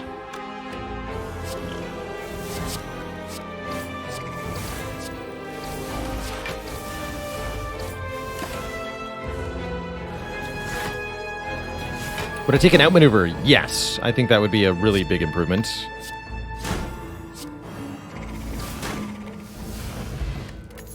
To our energy here. I'll pretty happily take an escape plan, as this can block for 0. Normally the amount of block this provides is not that important, but if you're getting lots of dexterity, it becomes huge. So it could be 0 cost, draw 1, block for 13, 15, whatever we need. And that's pretty good. Accuracy is here. So is Membership Card. Rhythm Prism, thanks for the 15 months. Choke Panache, one of your favorite combos? Glad to hear it. There's the Speed Potion. Oh, no. We gotta buy this. Gain 10 Dexterity. At the end of your turn, lose 10 Dexterity. Nothing in the shop is as good as this is. Yeah, at least when we combine it with the Ancient Potion here. And I really like combining that with a Striker move. We can buy Membership Card and the Speed Potion. I don't think so. Do we want that Membership Card? How much money are we going to get for the rest of the run? 30, 60, 90? I'm actually not sure it'll pay itself back. No, we're only getting about 90 more gold, so I don't think this will actually be a net gain at this point of the run. We're too far in. It's going to go Speed Pot Striker move. Do not feel like we need that accuracy at this point. Oh, now there's a turn 1 I can get behind. Let's use the Strength Potion here. Kill this Nemesis ASAP.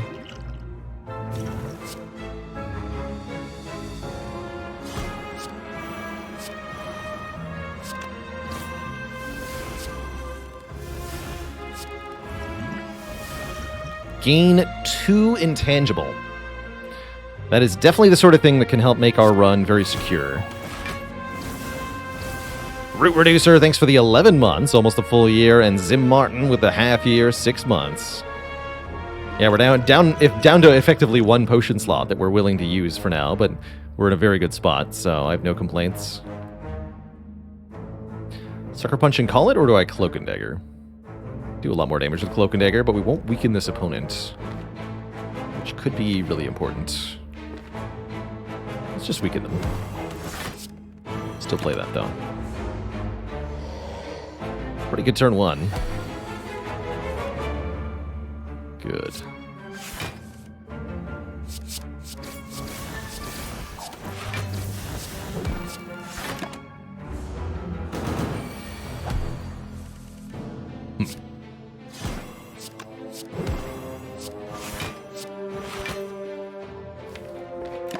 We should be fine.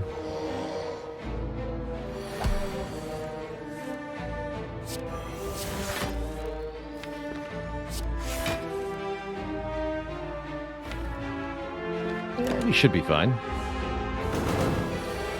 Can always kill with the explosive potion if we have to.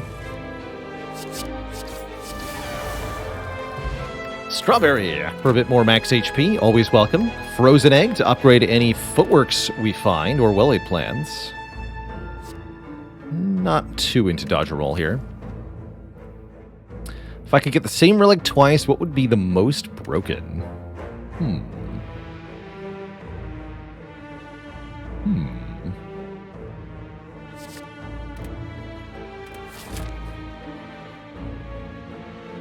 Kunai would definitely be a top candidate for sure. I like double question card a lot, or double potion belt, 6 potion slots. Just picturing some fun things you could do. 2 incense burners, even if they were on the same number, it'd be 2 turns of intangible, which is obscenely good.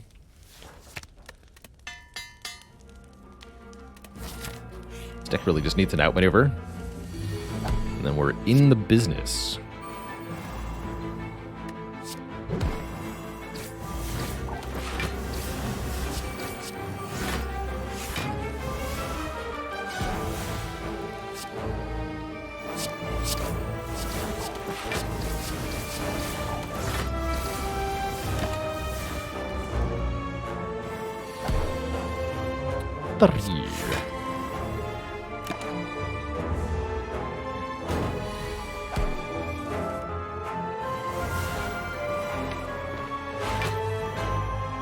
One, two, three.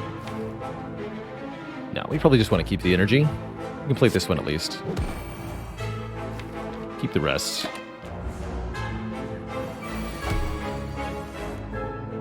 Okay, 100% hit rate on this escape plan. That's good. So we do choke, then blade dance, then the rest, then the rest.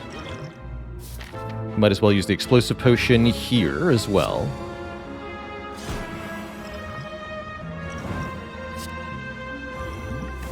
Energy pot for 4 energy with ice cream is very good. Want to play the attacks before the skills because of the additional dexterity from the kunai. Even though the giant head has the slow debuff.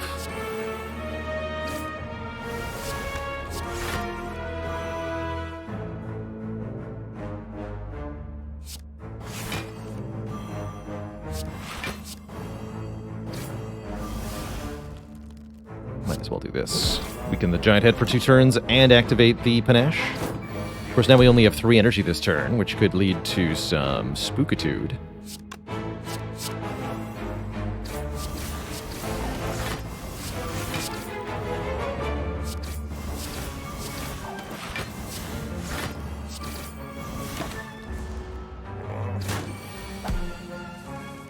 Can we kill it in time?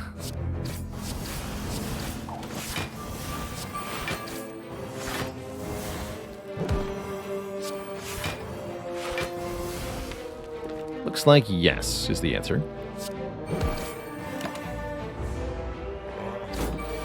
2 more relics, please. I'd love one that makes energy if you've got one. Nope. Stone Calendar does damage on turn 7. And the Preserved Insect makes the next elite we fight easier to kill. Flechette's plus. Damage per skill in hand. It's okay.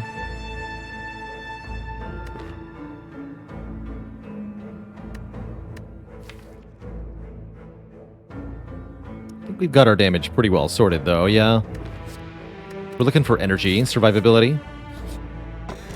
There's energy. Unfortunately, I have to take the Sapphire Key. Dang it. Bummer.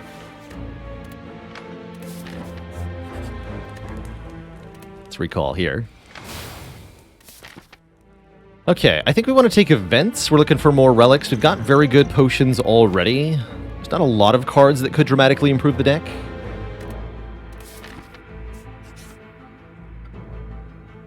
But sure, I'll look at some potions. Let's look at 3 potions. If we can find the right potions. Oh. Yeah, I'll gain 10 max health. And then pick up a fairy in a bottle that heals us to 60% if we die. That sounds grand. I like that. I like that quite a lot. Quite a lot. Now we're almost out of good upgrades. I could upgrade Master Strategy or maybe some of our blocker damage. Upgrade the Flying Knee. Upgrade the... I could upgrade the other Choke.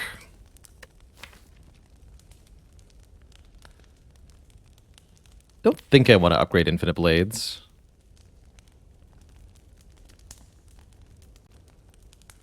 Choke upgrade doesn't matter that much. It is the Choke deck, though. It's thematically appropriate. Alright. I'll be convinced on that merit. Let's do one more event. Surprise! It's the Darklings. Hello, Darklings. So nice to see you again. And by nice, I mean... this is terrible.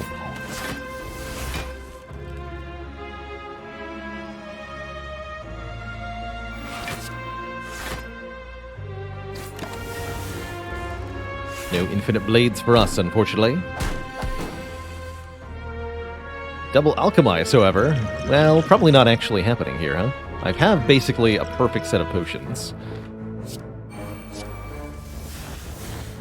Definitely not feeling motivated to change what's going on here.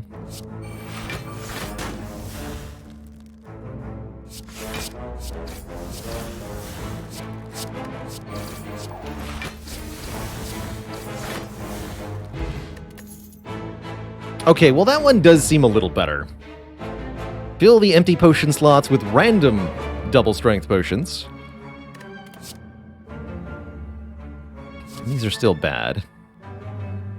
I think that's better than the Fairy in a Bottle, as we know exactly what the timing for the use of these 3 will be. So let's get rid of this one. Replace it with that. So many acrobatics, but again, with only 3 energy per turn, I really can't afford to spend my energy on being an acrobat.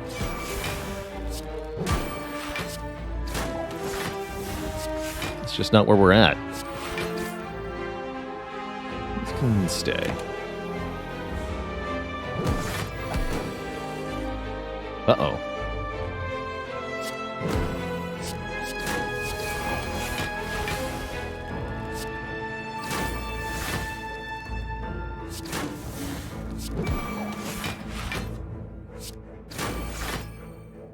Fair enough.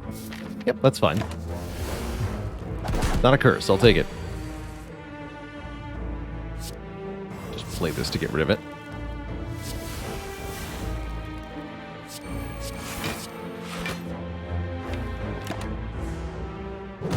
Bank some energy.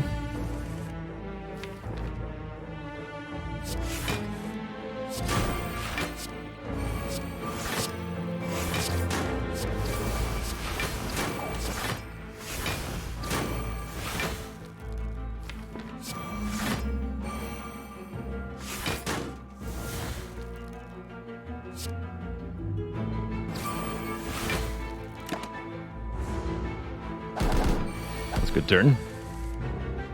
Very good turn indeed.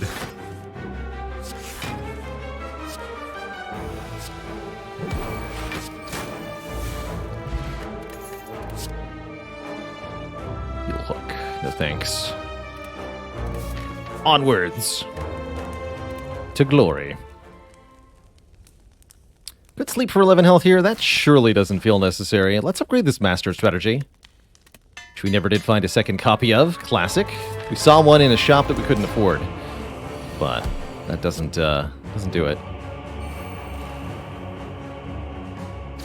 Definitely want to target Donu first in this fight. Donu is the strength buffer of these two, and will constantly escalate their damage output over time in this combat, which can definitely lead to spooky times. As long as we can steadily gain dexterity, maybe bank some energy at some point, we'll be okay here. Even if it costs us some of our hit points.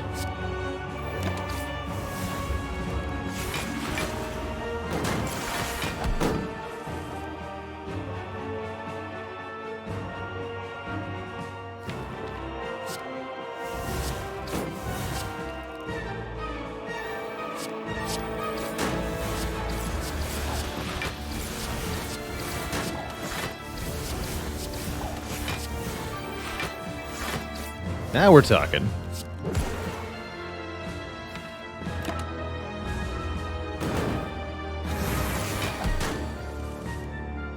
Now we are talking.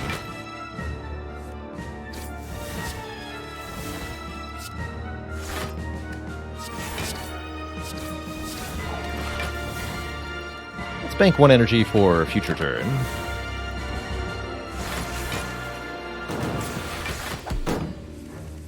This is where having so many backflips in this deck should be coming in handy.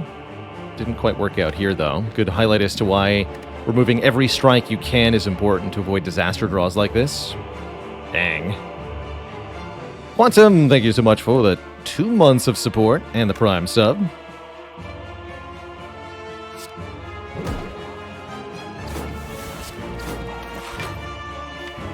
Ouch. Could have used Ghost in a Jar to save some health there, although didn't feel like it was necessary. Unfortunately, we bricked our draw again, which is getting increasingly dire now. I don't think I can kill the donut this turn either, huh? Shoot. That's unfortunate. I'm going to try to keep our potions for Time Eater, potentially. I'm really hoping we don't fight Time Eater.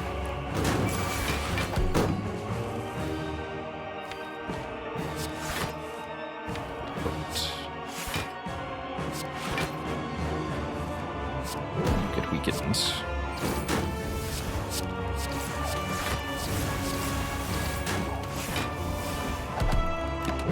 Oops. Wasted some damage there. But with Donu down, the fight's essentially over.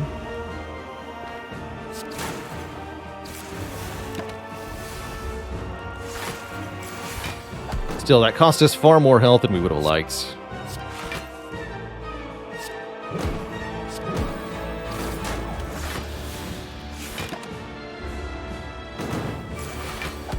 Kyler Durin, thanks for 34 months of support. Here we go. So, if we're fighting Awaken 1, this next fight should be pretty easy. If it's not Awaken 1, we might have to use some of the potions to survive, but it is Awakened 1, and that's great news.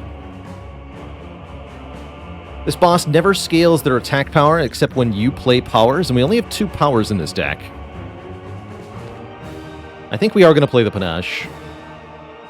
Go to 4 strength Time Eater. 4 strength Awaken 1 means we need to block for about 40 per turn. We can do that.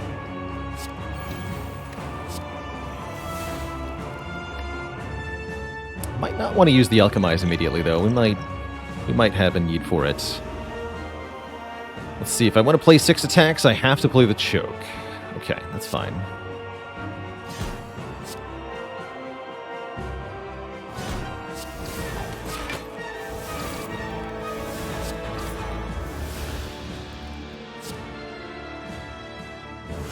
Do take some turn 1 damage. We'll use the potions to stay alive if we have to. Really, ideally, only if we have to.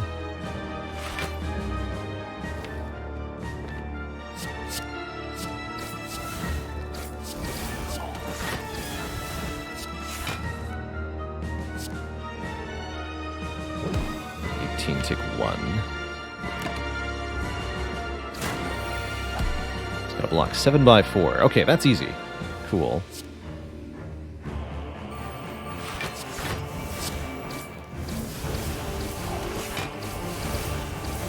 I think we get to keep our potions.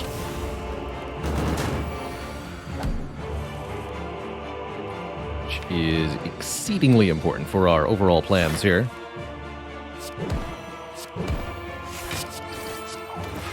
Again, we want to get as much dex as possible and bank as much energy as possible. Build as big a safety net as we can for this fight.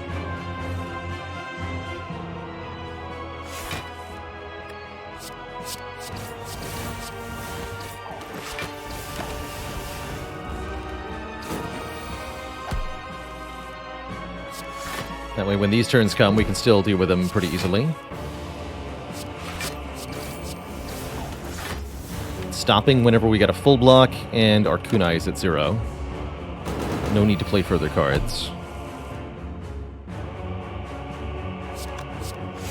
Good. Good.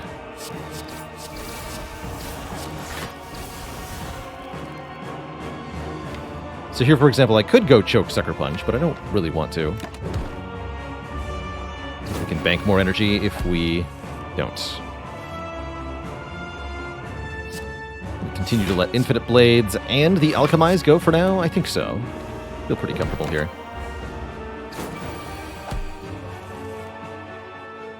Looks like we need to kill this turn, and we can.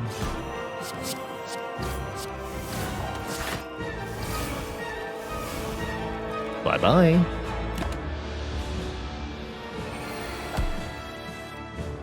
Good. Oops.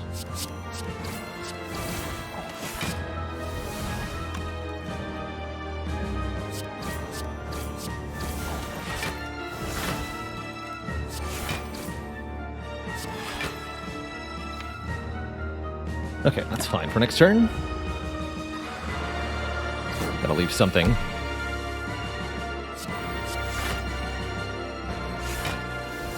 Voids added to the draw pile are extra spooky here because we have so little energy in the first place.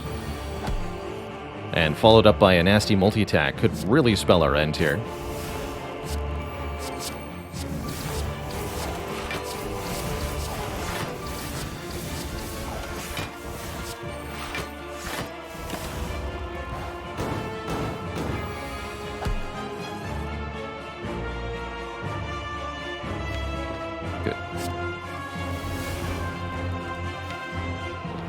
Just go deflect, Blade Dance.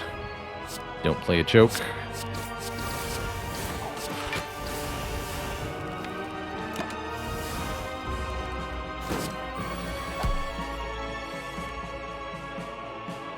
Now we can play this.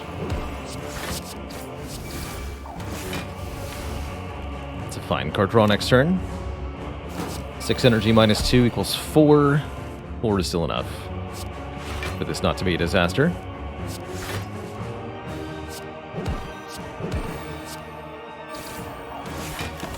Very good. Why is choke in brackets on that command? Because we already have 2 of them. That means we just have to win the run.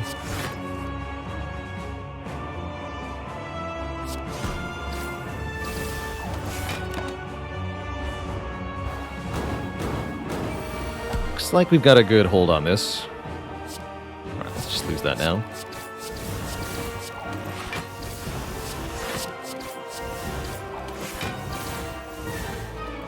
So close.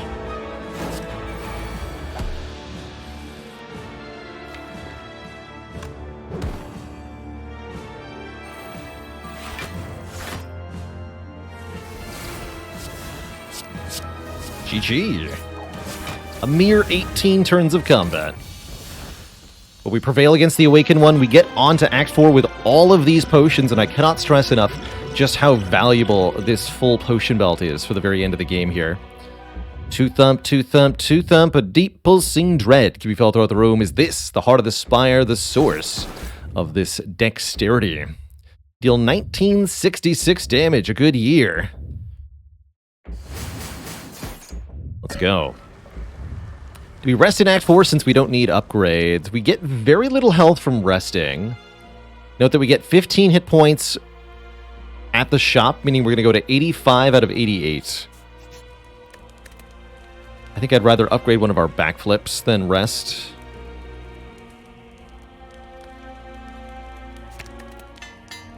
For only 3 health.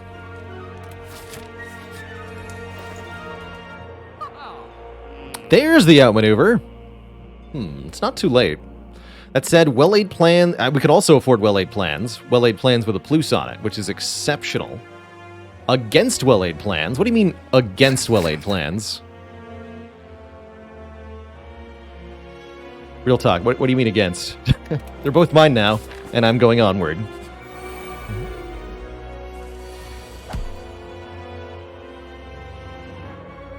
That's just how it is. Real question is, can we handle these two nerds without using a potion? I have no idea. That I'm not sure about.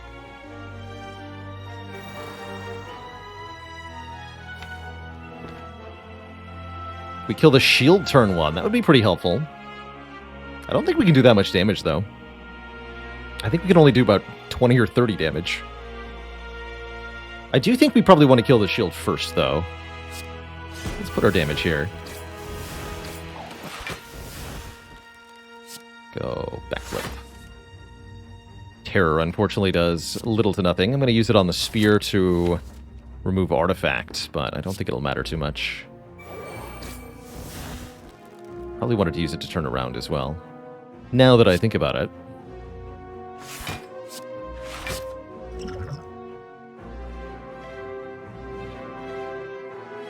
Bank 1 energy for next turn. We can always Ghost in Jar. Worst case scenario, right?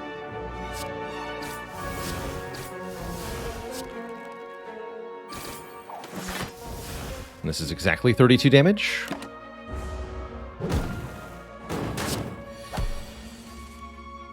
Yeah, that's the Ghost. Okay, I'm fine with that. We can get a new potion.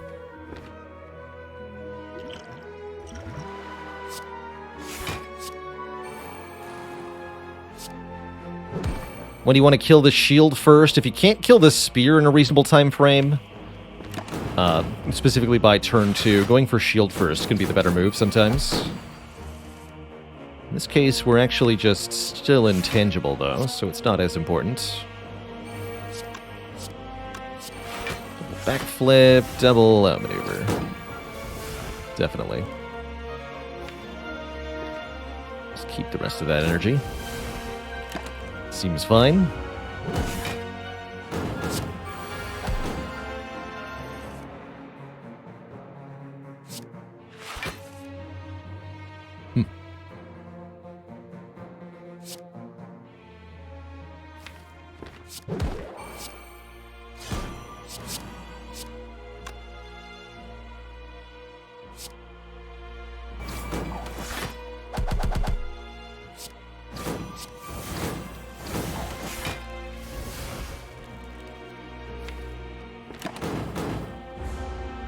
Seems good to me.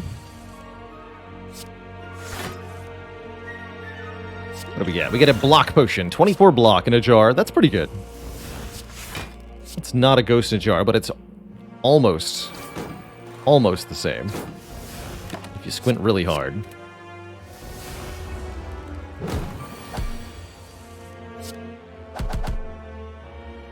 There we go. We get Happy Flower every 3 turns in energy, and a Toy Ornithopter. Whenever we use a potion, heal for 5. And we're offered well-laid plans again. That's pretty funny. That's very funny. Acro Plus is okay.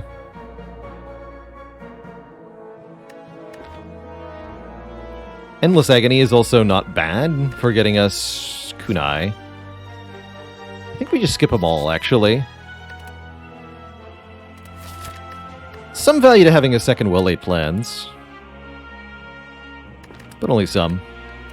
Ultimately, I'm not too worried about the heart. We've got some really good potions here, and I think our odds of winning this fight are very high. Because we start the fight with 10 dexterity.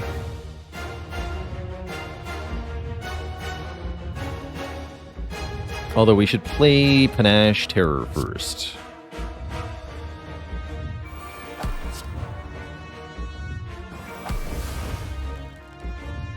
Maybe Escape Plan, too.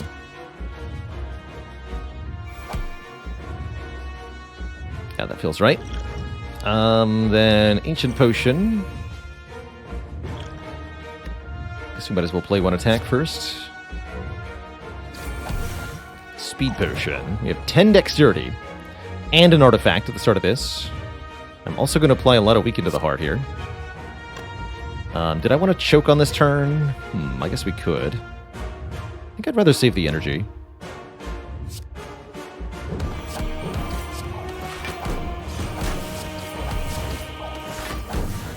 Cool.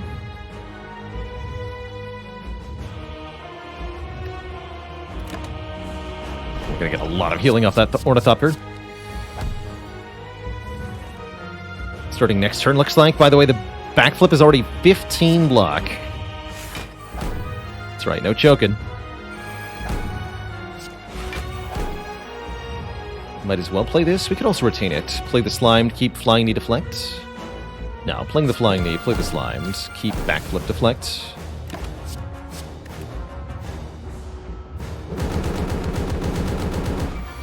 I think I'm going to use the Block Potion on this turn. Oh, heck yeah, that lets me Burst Out Maneuver. Yeah, we're going to use the Block Potion on this turn so that I can drink the Entropic Brew and figure out what else we got. Which will send us back to full health. Liquid Memories, Power Potion, Poison Potion, Swift Potion.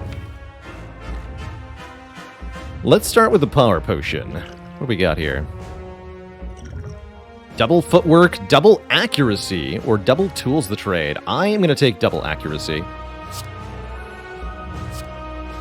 That's a lot of damage for us. So is this Poison Potion, for the record. Yeah, damage mostly solved. Let's go Burst, Double Outmaneuver, Double Blade Dance.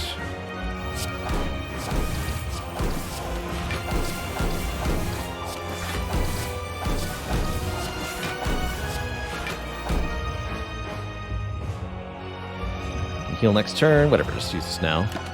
Keep these. Handsome Bigfoot! How you doing? And hello, Naiwa. The heart stands no chance versus the double choke deck. So they say. Let's play.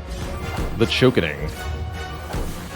No burst for this Alchemize. Just make another Poison Potion. 23 poison on the heart. In a deck that doesn't even have poison cards. That's kind of funny. Could have Liquid Memories burst. Maybe I should have done that.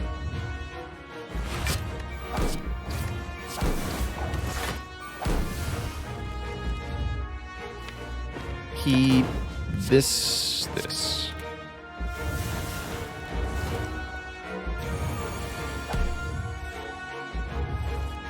Hey. You can't do that.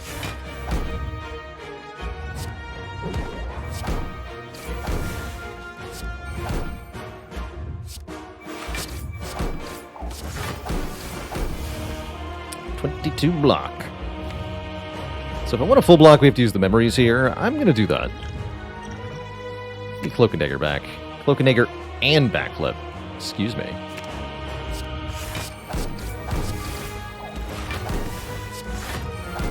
And then we can play the Blade Dance if we want to. Might as well.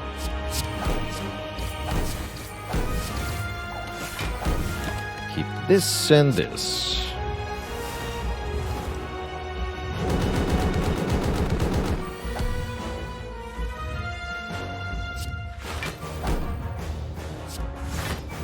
Power of these backflips, man. Crazy.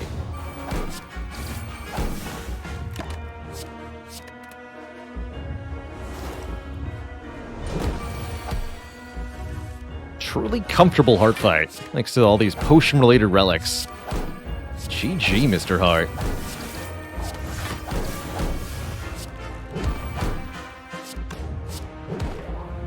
Say hello to Stone Calendar for me. GG. Choke Mastery get. Very cool. Glad we didn't choke during that run. Only our opponents did. GG. GG, everyone. Yet another difficult mastery crossed off the list. It's pretty cool.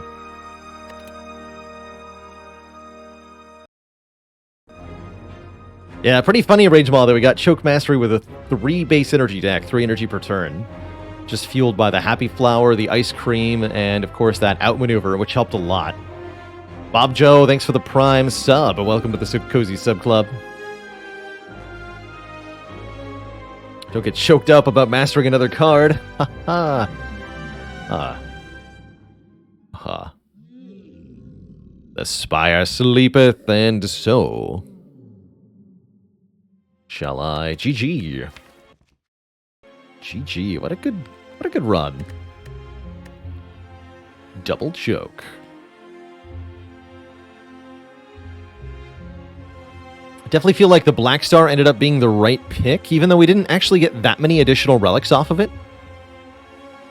We only fought 4 elites, 2 in Act 2, 2 in Act 3, due to the kind of difficult map creation. But the relics it gave us were very valuable. I mean, the Kunai Bottled Tornado at the same time was huge. And getting 2 relics off the Colosseum was also huge. So even though we had not that many total elites, this event helped a lot. How many cards are left for Silent? Good question. Believe we have all the commons done for her. We still have to do Concentrate, Lichette's, Heel Hook, Grand Finale, and Unload. 5 cards. 3 uncommons, 2 rares. Meanwhile, Defect, who we're about to play, has Double Energy, Fusion, Hello World, Overclock, Scrape, and Reboot. It's a few more cards. Dagger Spray finally mastered? Indeed, we finally got it done.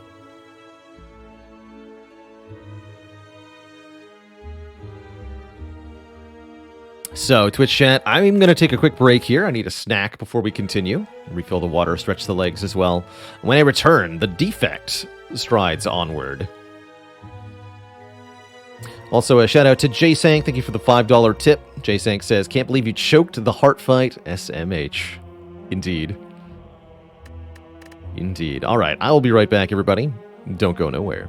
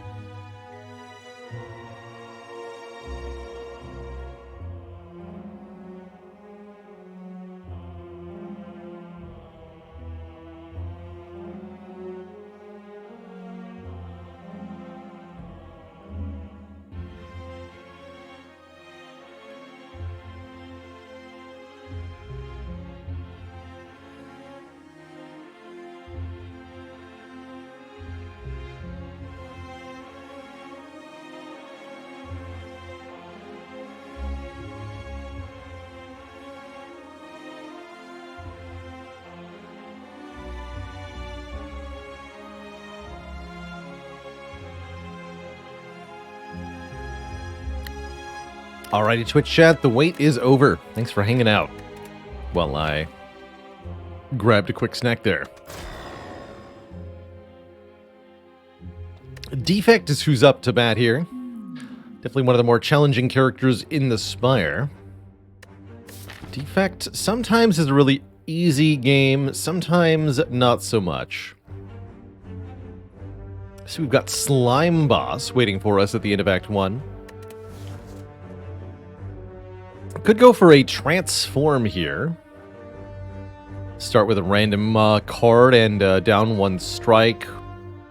I'm also somewhat inclined to try a boss swap today. Lose our starting relic and take a random boss relic. This is a high variance, high risk, high reward play. And it can go very well sometimes or very not well at others. 99 gold for a mango, also not a terrible idea here. Although I wouldn't look at it as 99 gold for a mango, I'd look at it as 99 gold for a strawberry, compared to clicking max HP plus 7. You're only getting 7 max HP for that 99 gold, because you're already getting 7. Buffer Fish, thanks for 29 months in the Prime sub, and Heart of the Cards with 3 years, 3 Imperial years, no less. Absurd.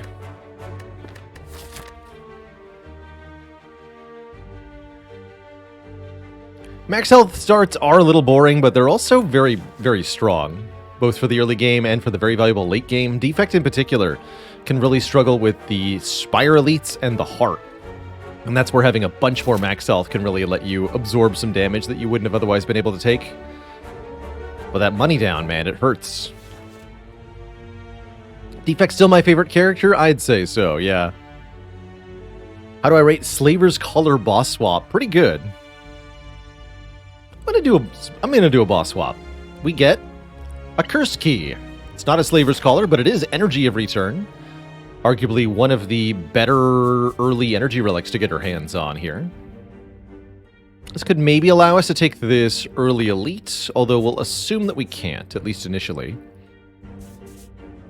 Defect has a lot of different ways to spend energy, which is what makes energy relic starts so valuable. I'm going to choose not to dual cast here. Keep that lightning orb around.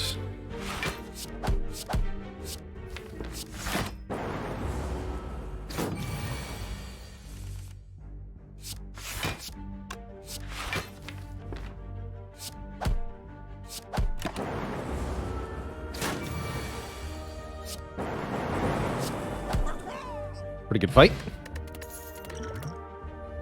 Ooh, first card, Defrag versus Hologram. I actually like Hologram a lot more with 4 energy. Put a card from our discard pile back into our hand. Hologram is an enabler for so many of Defect's best cards, essentially letting you replay one of your most impactful cards. It's so helpful. I'm going to take this Hologram. Early Defrag, definitely tempting to allow you to pick up a bunch of good orb cards. But currently we have only Zap and nothing else for orbs, and the game is not actually obliged to offer us orbs that work with the focus stat. So we could potentially run into a problem.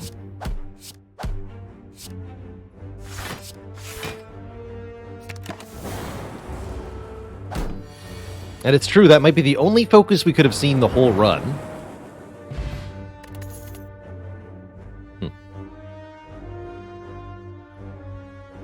Self-repair versus fusion. Interesting. Fusion is an unmastered card.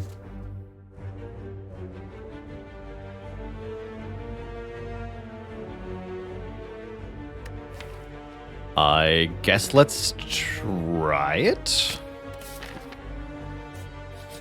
But I see Hologram is Defect's best card because it enables so many things. Probably not better than Seek, but yes, it does make so many other cards in the Defect's card pool a lot more broadly useful, a lot more viable. Don't think we actually play this fusion for quite a while. Currently, we have no way to spend the money it even gives, the energy it even gives us.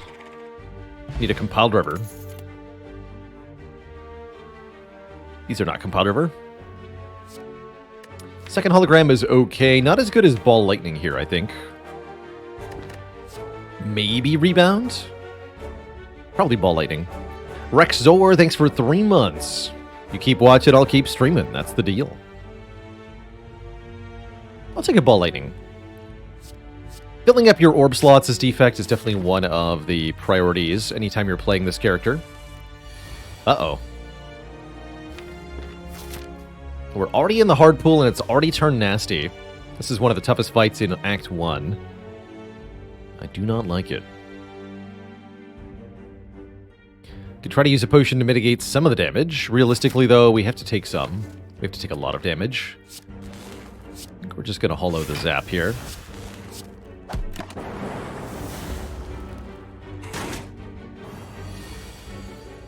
Oh dear. Oh, double dear. Ouch. Alright, kill the Jawworm first. The lightning orb seemed to think so. Casual minus 20 HP, no biggie.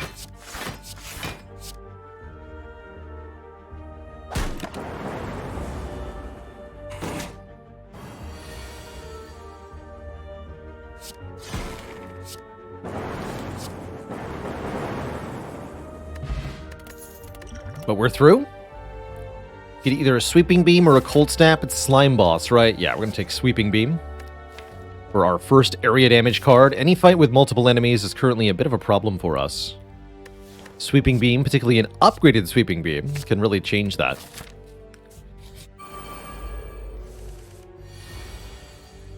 But for now, things continue to be lousy.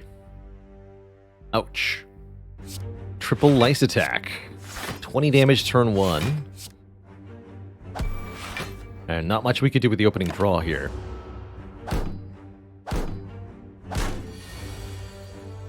Get him. Definitely a tough seed so far, but that can change at any time. Fear not.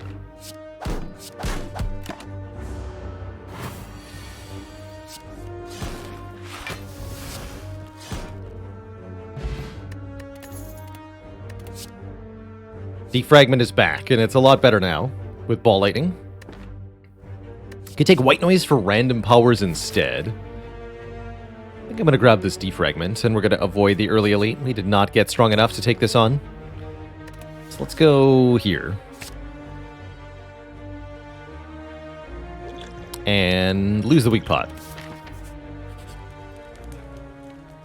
How much has the absence of Crack Core hurt us? A little bit.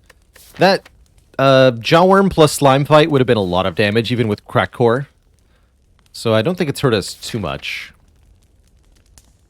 I think we upgrade Defragment first, Sweeping Beam second. I'm not sure that's correct. Really like to see a Frost card. No, Sweeping Beam first. Should have been. That's fine. Probably want to strike overplaying Defend for 1 here. I'd like to kill the front enemy on this turn. Not happening. Okay. Never mind then.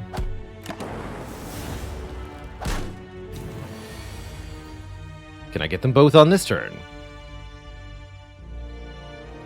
I can do Defragment, Ball Lightning, Strike, Strike. That's a yes.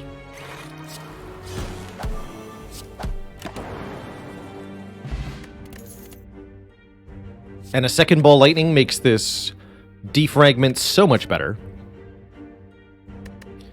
Steam Barrier or Turbo are also okay with the Hologram Sweeping Beam. Fusion already here to generate energy for us, though. In theory, at least. In practice, maybe not so much. I do feel like we're ready for the first elite fight now. We get a bonus treasure chest with Cursed Key. That's pretty sad. Dang. Skip it. Twice. 2 dead floors hurts a lot. Maybe the Mastery says we should have opened those. Maybe.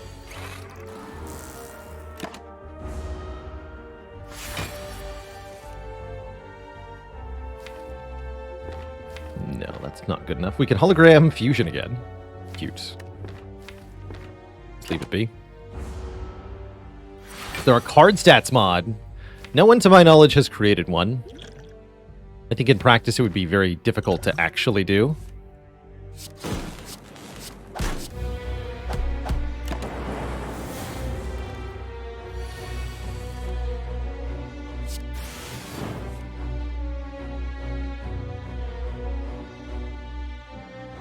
For example, if you play 2 defends and the enemy attacks for 5, how do you know which defend provided the meaningful block and which defend provided the overblock?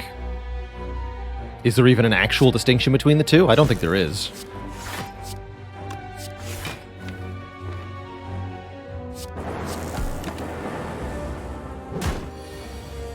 Not so bad, Andy. Thanks for the 25 months, the quarter century of support.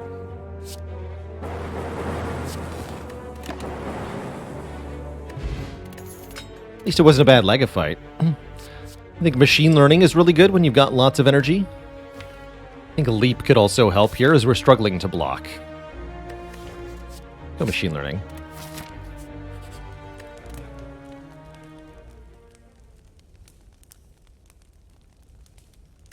"24 hit points. I'll risk it. I'm not liking where this run is at right now, so let's just hit the gas.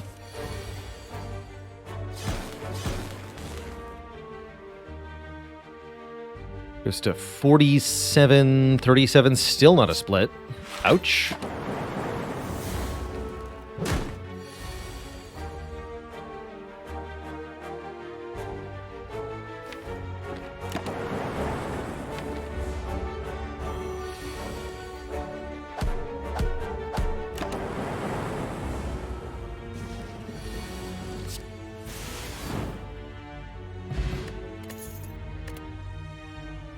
Leap, stack, loop. I do want to leap. We're hurting for real block. And I'm not actually sure we're going to win this fight. Only one way to find out.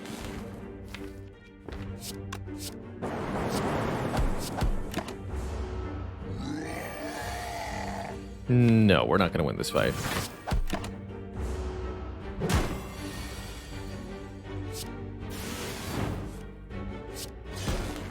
Think.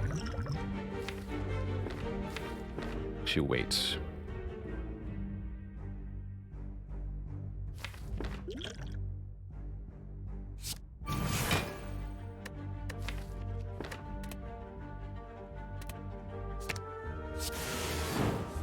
Ah. I need that to be either of the other two. Actually, no, I should have just hologrammed Ball Lightning. Either way, we are dead now. Yes? Yes. Okay, that's fine. Let's do another defect run. This one was pretty miserable. Probably from the moment we clicked on Fusion. Although our starting card rewards were pretty awkward here.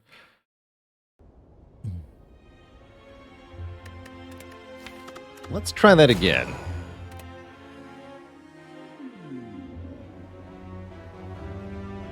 An avant-garde run, that's right. At least we can get revenge on the Gremlin Knob. Look at this.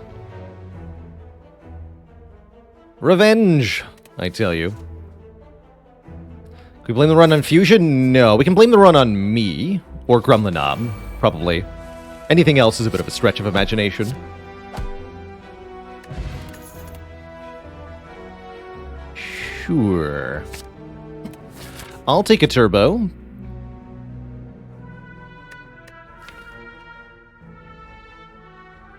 Defect is all about knowing when to turbo and when to turbon't. We blame the run on Cursed Key. Certainly skipping 2 relics didn't help me much.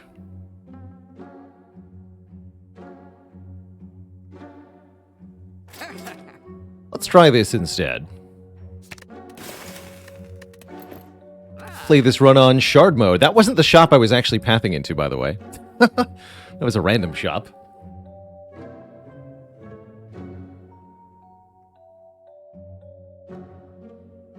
That's funny. I might lose the snipe here. I don't think I care if I do. Let's take the extra path. The extra nude.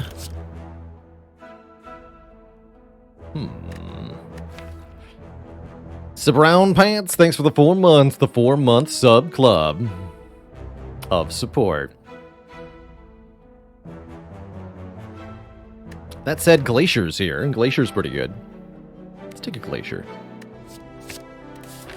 And Base Trader, how good is this run gonna be? Tell me. Not very good. Got a gremlin face. And I owed the chat a dad joke, I believe. I sure do.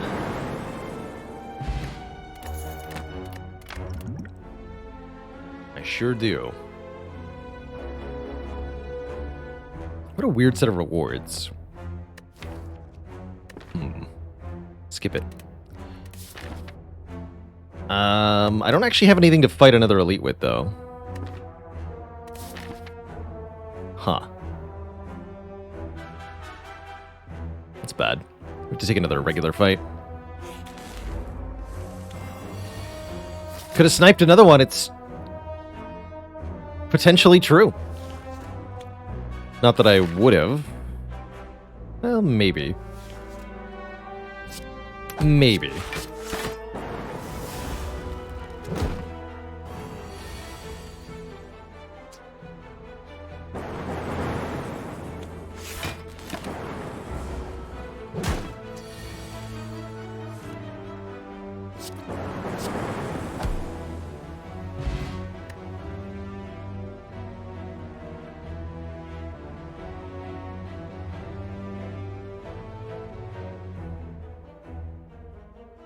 All right, here's a dad joke I just came up with for Twitch chat.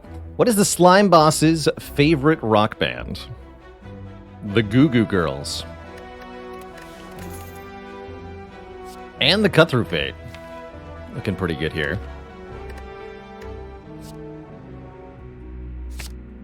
That's a good joke. Aha, I see what you did there.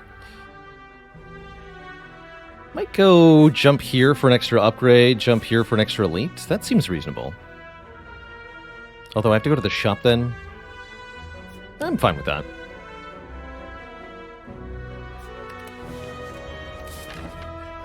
Or Goo Goo Dolls. Yeah, I know. Damn it, I screwed that up. I do mean the Goo Goo Dolls. Excuse me.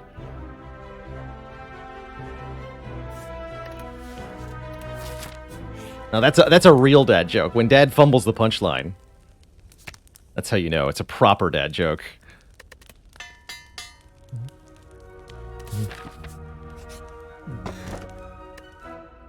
Especially if he does it in such a way that the punchline doesn't make any sense anymore.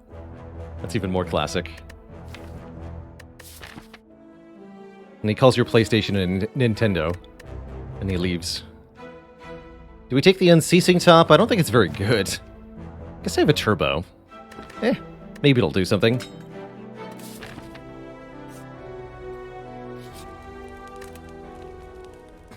And let's upgrade Cut Through Fate. Can this kill an elite? Maybe, if the elite is Lagavulin. It is.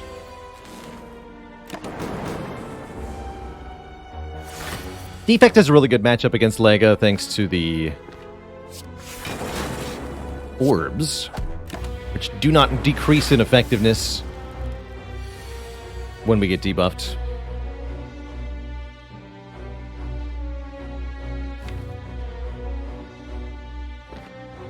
I'm going to speed potion here, save 6 health.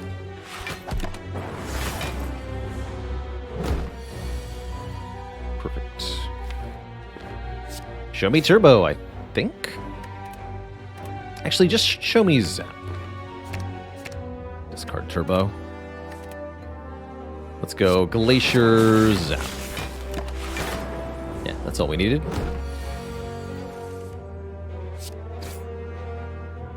I'd love to draw all of these cards next turn. I guess I can't draw the Glacier and the dual cast anymore because we're drawing one. That seems fine though.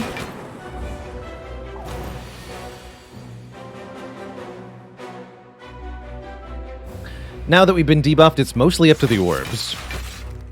Mostly.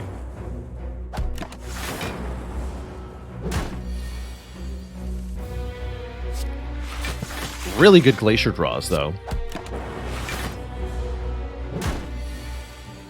Really, really, really good draws.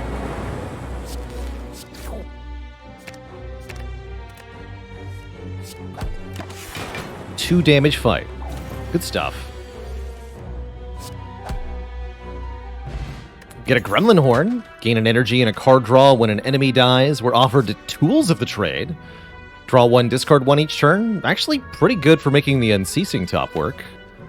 As far as damage cards go, Barrage could help. Yeah, Cut Through Fate really mattered there, showing why it's such a good Watcher card. It's not just good for her, it's just a good card. Being able to scry is very powerful. Empty Fist does decent damage, too. How does Tools help with top? If we draw Ascender's Bane, I can discard it, for example.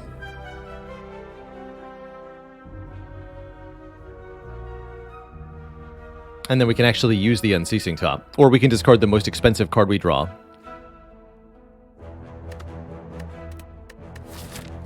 We can discard unplayable cards like Burns. There's some good reasons for Tools. I worry about our matchup in the next fight, though. If we don't take Barrage. Gremlin Knob's going to be a bit difficult. I think I'd better take this Barrage. If we want to do this. Which I ostensibly do want to do.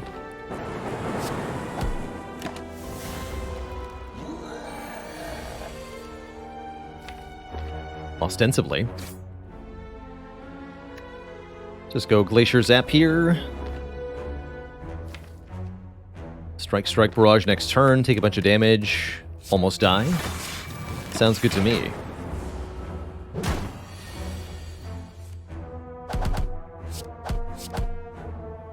Ouch.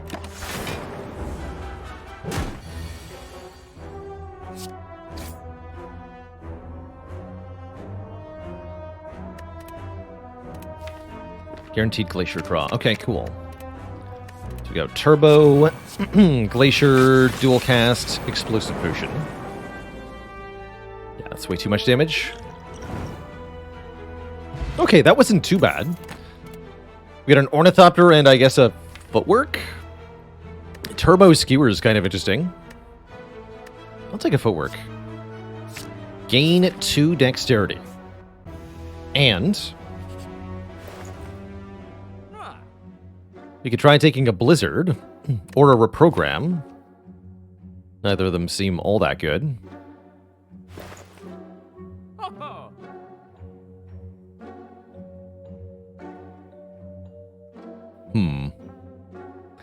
Thorn's Potion could help against the Hexaghost. Against whom I do think we need assistance. Why is the Defect such a knack for making art? Because he's a creative AI. An AI for the creative stuff. Yeah. Would already be affected by Shard? Yes. Yes, it would be. Because it's creating card rewards, which is what the Shard checks for.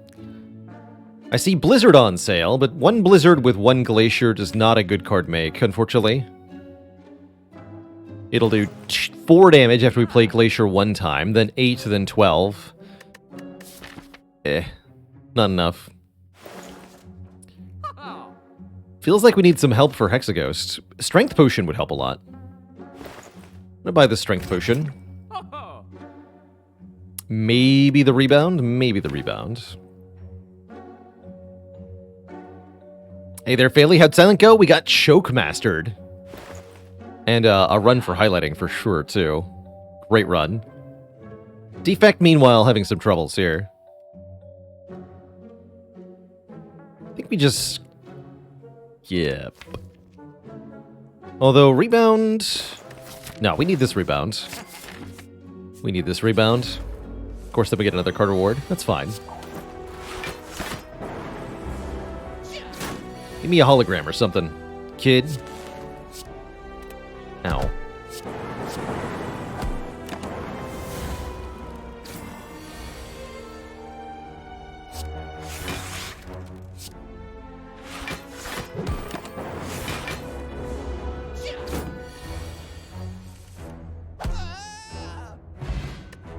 Okay, that's actually pretty good. Collect! Of course! Why did I think the Watcher would be the one to Master Collect? Could also go with Defrag, which is simple but effective here. Nielzo, thanks for the 13 months. The Baker's Dozen. Collect Unceasing Top's pretty funny. I don't think it's very good. I think Defrag's pretty good here.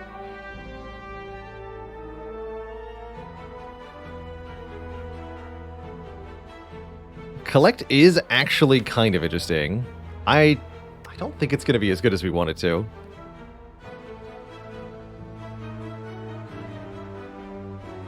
Take a defrag. Sorry, kids.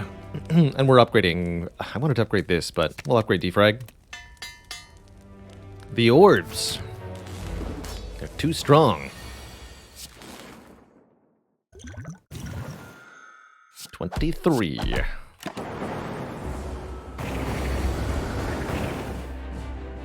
Spooky. But my face, though.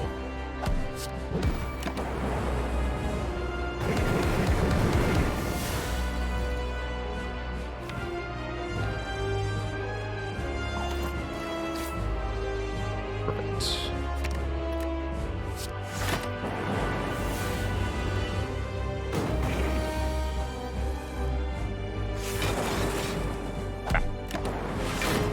I like this. 222. It's a good stat line.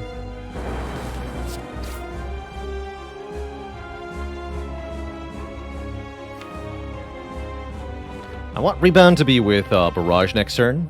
Maybe should have discarded Turbo to guarantee it. This is fine, though.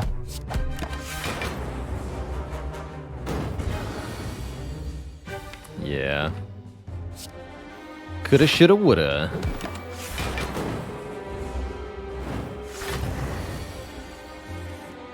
Oh, now I can do it. Alright, good talk. I do note that we're not doing enough damage, and that we might still be dead in 2 turns here. Sure looks like we're about to die.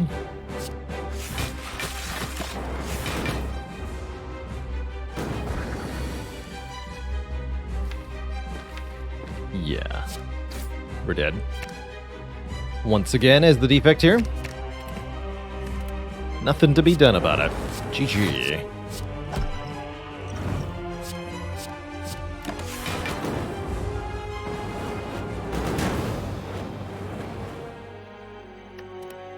So, yeah, we needed Collect for this fight, or surely we would have been victorious. Surely.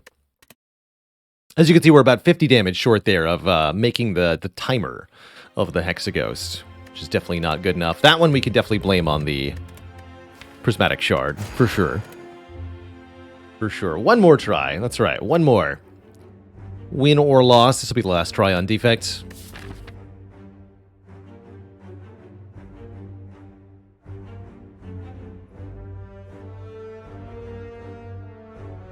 Act 1 Burning Elite. Probably this formation. That actually makes a lose all gold for 14 max health look pretty appealing. I'm down for it today. Let's try something different.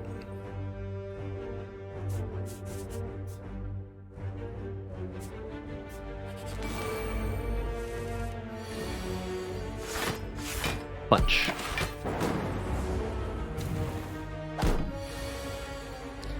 Dual cast.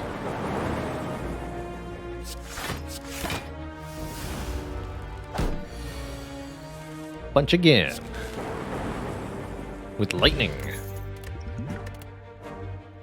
Here's an unmastered card, Scrape. Scrape deals damage and draws a bunch of cards. If any of them are 0 cost, you can keep them. Otherwise, throw them away. Scrape can fetch useful 0 cost cards from the draw pile. Sometimes it just discards the top 4 cards of your deck, and that also can be very useful. Gives us good reason to upgrade Zap and or Dual Cast pretty quickly as well.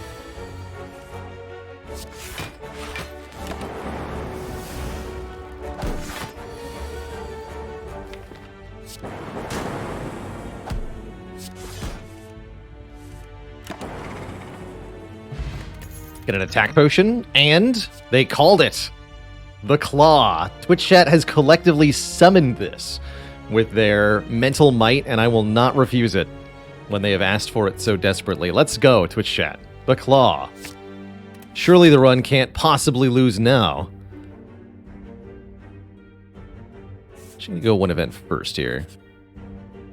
Remove, transform, or upgrade. Interesting. We could upgrade Zap early here. Or transform a card. I like the extra upgrade. But transforms could be really good here, too. This is what consecutive defect losses do to a man. He didn't even acknowledge the Hello World. Just outright remove to get the claw working better. That's a bold choice. I think I'm going to transform. One strike into a bullseye. Cool. That's much better than a strike was. Think of it as a super upgrade. And I do want a couple more card rewards too.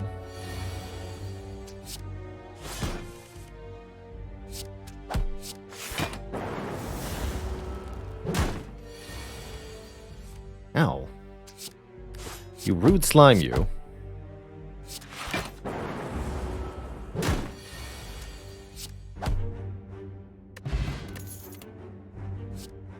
Claw number 2. Let's go. Ah! Tempting. Incoming damage here is 21. Currently taking 11. Ugh. Attack Potion is not guaranteed to help us, but could solve the fight entirely. Off Hyper Beam, Meteor Strike, and Sunder are pretty good as well. I'm going to use it. Might not be a wise choice. Get Meteor Strike. Perfect, actually. That'll kill one and do 8 damage to another, which lets me kill 2 of them. So hit this one. Perfect. That was well worth it.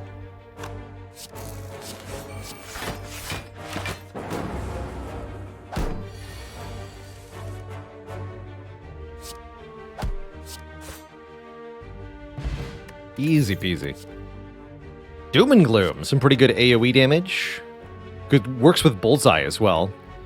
Streamline could theoretically work with a Scrape, but only in theory after being played 2 times. Let's grab an early Doom and Gloom. It's a very valuable card. And I think I'm going to upgrade the Scrape, genuinely. No, we should upgrade Dual Cast first, now that we have a Doom and Gloom and a Bullseye. Okay, let's upgrade Dual Cast. Go into this elite fight. Then upgrade Scrape. It is a Gremlin Knob, and we do get Doom and Gloom turn 1, Doom and Gloom Bullseye, or maybe even just Bullseye Zap? No, surely Doom and Gloom Bullseye.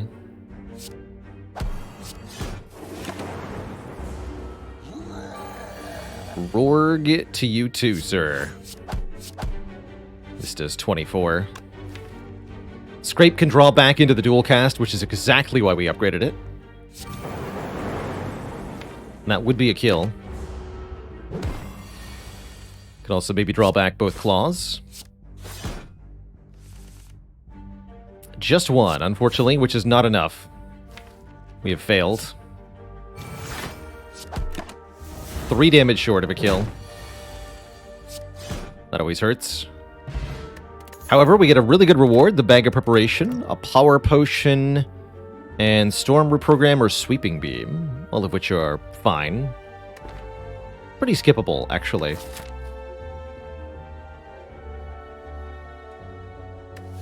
$27 health is plenty.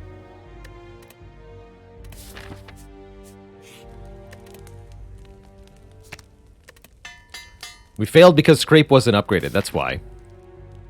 Guarantee you the last claw was the next card. Hey, and a Regal Pillow. Okay, sleeping doesn't sound so bad now. We'll heal for a ton.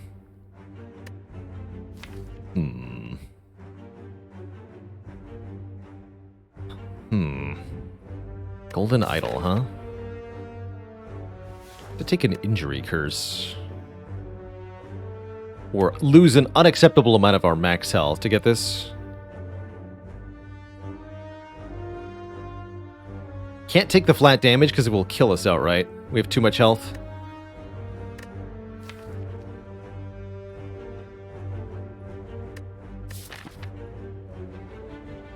I think I'm going to leave. If there was ever an obvious trap, this would be it. Normally I say almost always go for the...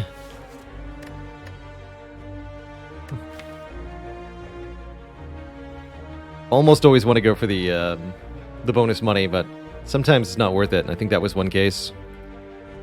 Do I trade down to 1 HP for 2 random upgrades? I'm oddly tempted. We have 2 good potions. We could rest before the elite. Let's do it. Double defend upgrade. Let's go. All I gotta do is perfect these nerds. Should be... Oh. Should be easy, right? Yeah, it's fine. It's definitely fine. Definitely not just instantly dead. Alright, well, I said it was last run regardless of what happened, and I meant it. GG. GG. Live fast, die fast, is how it goes sometimes. Lol.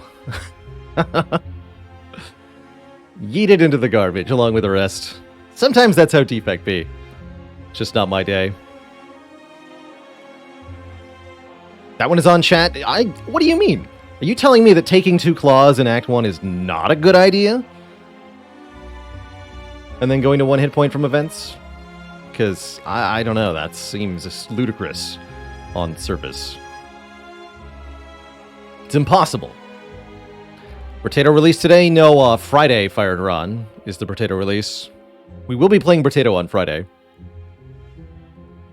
Could have been 2 claw upgrades. I mean, we could have drawn either the upgraded defense on turn 1 as well with the bag of prep, but it didn't happen. Surely if we had a golden idol, we would have solved that.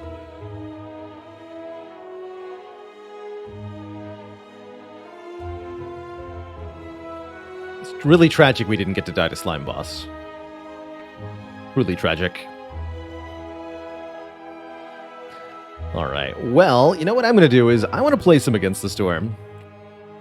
So that's what we're going to do for the rest of the day today. Twitch chat. I think we're on Prestige 11, 12? I think I say 11.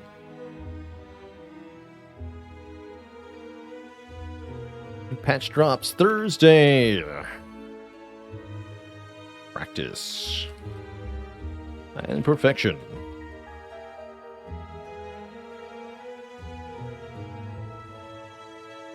That's the plan. We try turning the defect on and off again. Well, let's try turning the defect off. And just go from there.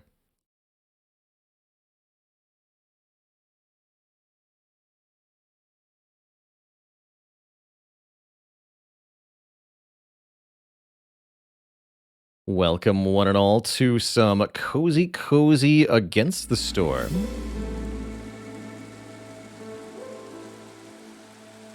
Against the Storm is getting another major update, my understanding, this week on Thursday. Overhauling the between game world cycle system. But I'd like to get another game or 2 in before that happens. So we're going to be jumping into some cozy settlement building gameplay right here. Not quite right now. I'm going to take a break right now, actually. 3 1/3 of a defect run. It's basically a whole run. Well, it's actually only been about a half hour since our last break. I still think I should take one before we jump into this properly. Yeah, I'll take a quick break here. I'll make it short, though. So I'll be back in just a couple minutes. Twitch chat, gonna get some more water. And when I return, we're jumping into some cozy Against the Storm. Roguelite meets Settlement Builder. I really recommend this one. It's quite a delight to play.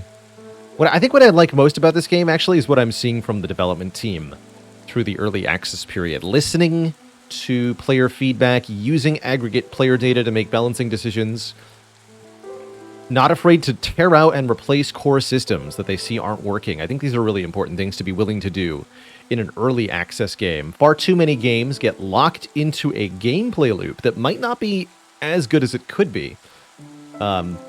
Because once you get a player base established and playing the game, it becomes very difficult to make any major alterations to it without alienating that player base.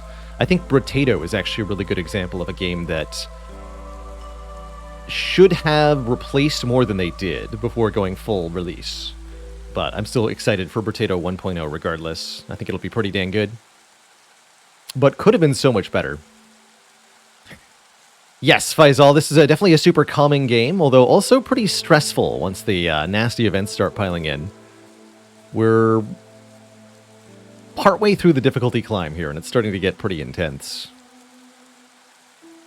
Yeah, every 2 weeks this game gets a major update. It's been really impressive seeing what's been added and changed and such.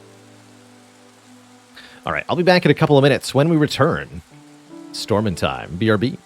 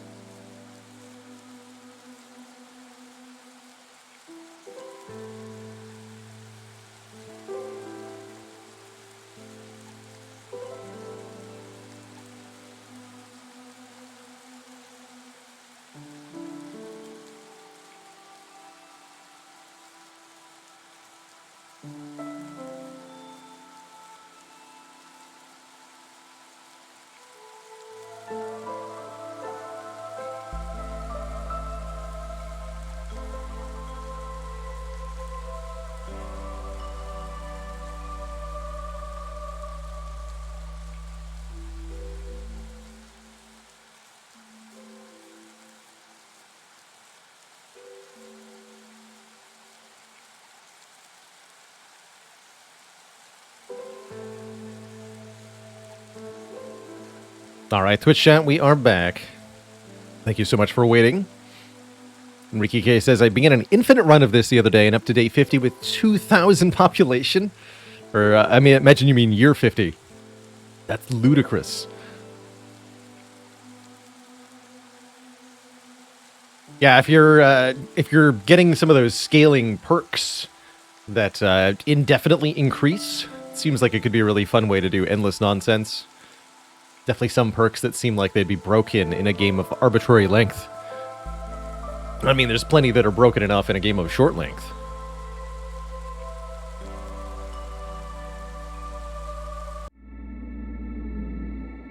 So where do things stand in Against the Storm here?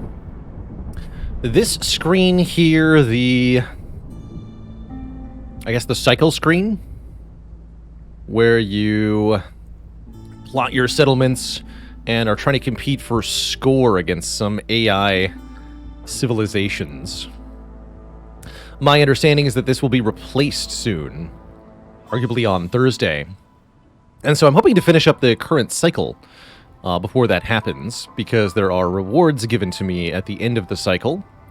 And if our cycle is forcibly reset by a patch, I don't think we're going to get those. So we're going to play a new run here. There's a Statue of the Forefathers world map modifier. Choose from one fewer cornerstone. Gives us a lot of meta progression resources.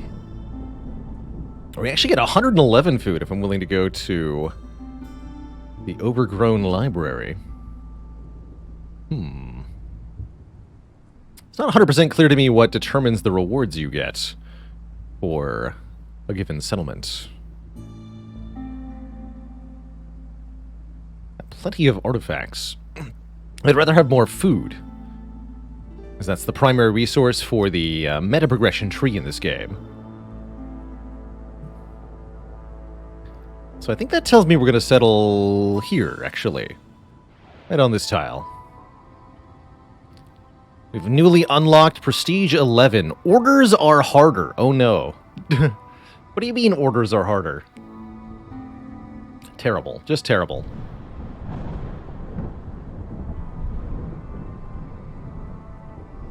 Luigi Head, thanks for the Baker's Dozen, 13 months. And the Prime sub. 5,000 resolve. You what? You what? So we can start either with harpies and some crystallized dew, or with humans and foxes. Let's see, what are the conditions in play here? We get a Omni pick of Blueprint to start, which is going to be pretty good. Gathering speed increases based on workers assigned to camps. And that's right, this biome has giant resource nodes and Forbidden Glades, which we haven't done a whole lot of. Forbidden Glades. Have you played Frostpunk before? Yes, Frostpunk was one of our Game Vote games, 1 month. Long time ago now.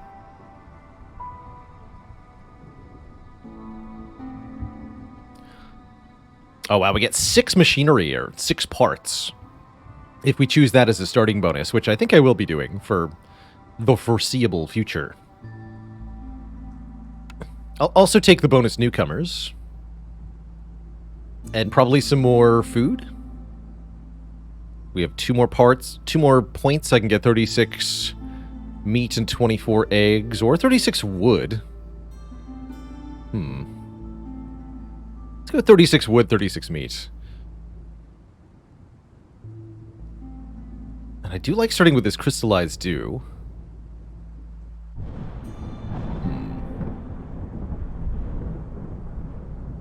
Humans and foxes. Not a whole lot of overlap between humans and foxes. Let's go with the harpies. Embark. Have I played Luck Be a Landlord on stream? Yes, we have also played that.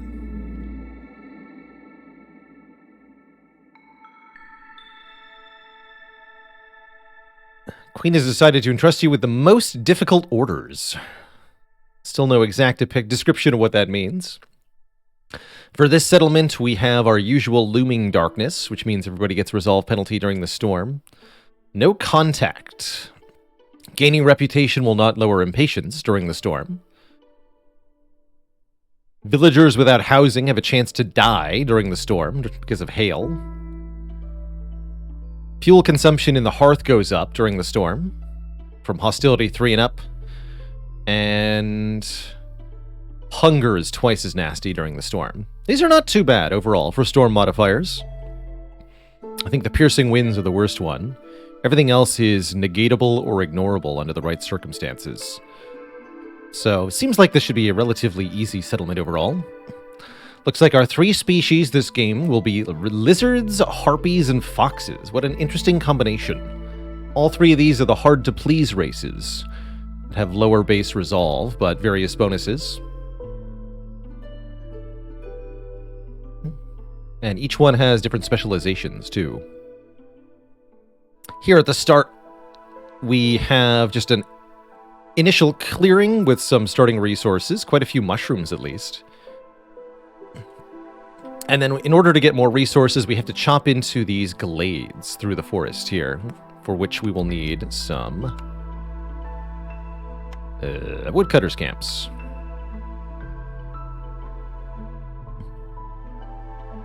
Might want to go with a relatively early dangerous glade. We'll probably do a year 2 dangerous glade, along with a trader arriving initially, to try to figure out what to do.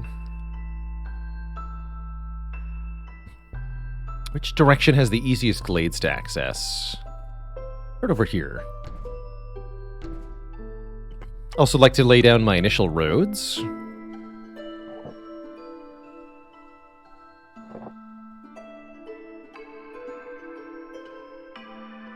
Do the crossroad here this time.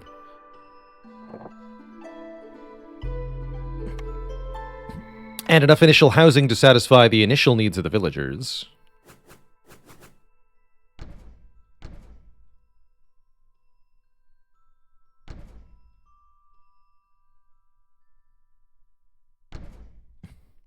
We have 11 villagers currently. Each one houses 3.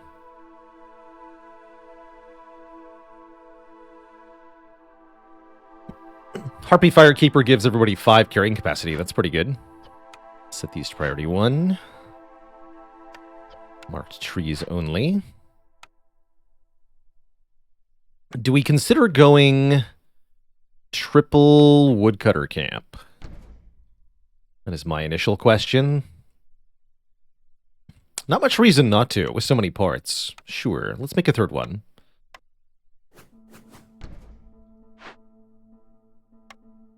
Okay. Get to work, everyone.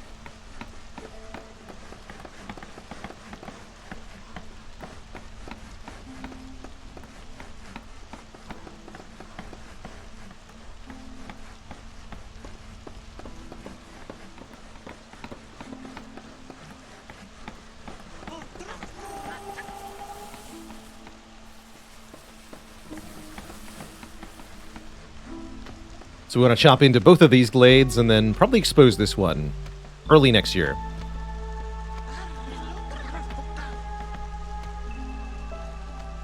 So the hotkey for showing what trees are currently marked, they'll always glow if they're marked or not. You can use the F key to bring up the tree select, or the G key for the tree clear select. And you can additionally hold Control to exclude glade trees, and Shift to make it smaller or bigger. Ooh, peasant supplies. 3-pack of provisions for every new villager. I don't think I've seen that one. Steel pickaxes, 2 to stone production. Scouts work faster on glade events for every firekeeper assigned to a hearth. Faster glade events does seem like a pretty good bonus, generally speaking. Prayer book only 10% though. I think an early peasant supplies is excellent. This lets us get trade routes up and running much more easily. And is going to be a lot of free resource over the course of the run. Sure. That's a peasant surprise to find that cornerstone.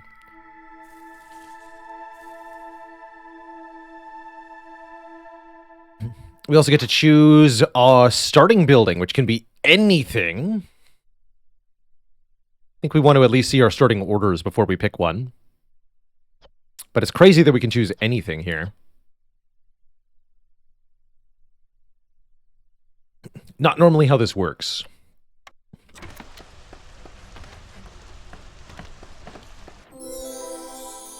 Oh, wow, and we actually already chopped into this. There is a golden treasure stag. Flees to a nearby dangerous or forbidden glade. It is said that a special treasure awaits the one who captures it.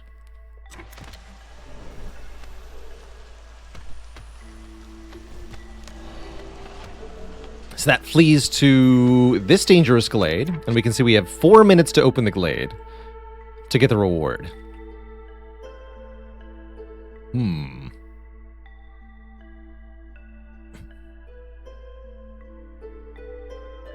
That's a really early dangerous glade. I am willing to risk it, I think. We can call the trader early if we need to, can we not? Let's make the trading post real quick.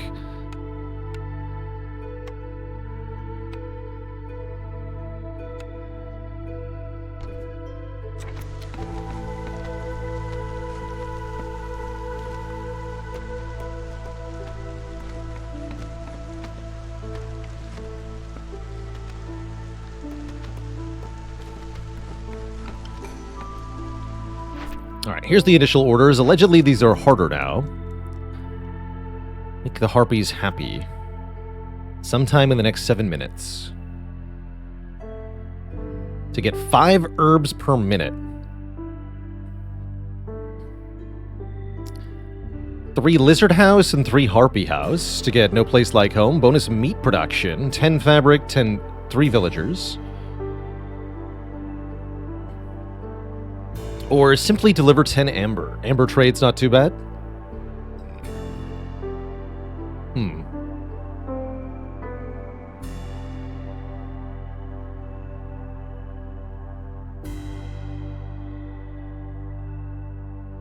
Might not be able to do Joyful Harpies and the Dangerous Glade here.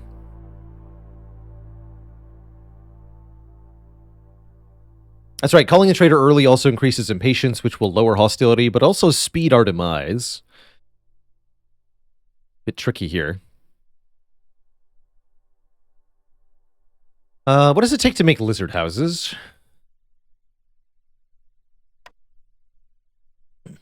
That's not too bad. Okay, those 2 houses in particular are not that bad. Let's do that. No place like home.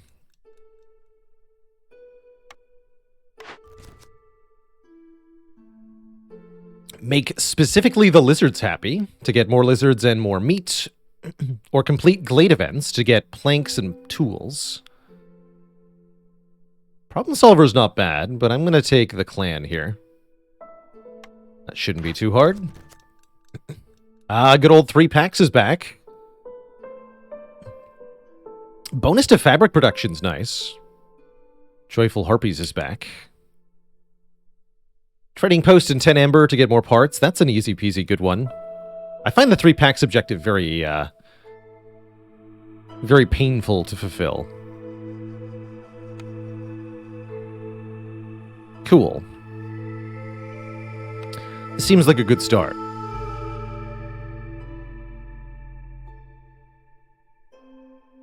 I don't even know how to make their houses. It's true. It's true. Shameful, but true.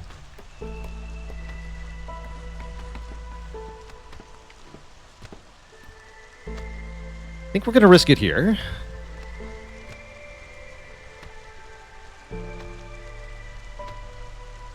I see we're still waiting on supplies.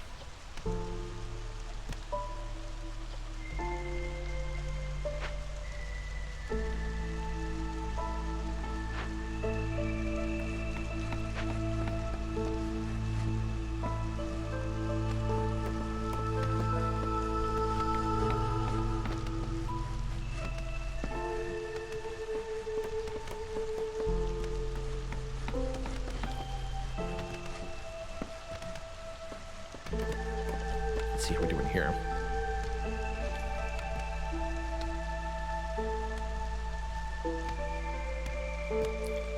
If I was looking to chop straight to the dangerous glade, we could change the forest marking. I'm not quite there yet.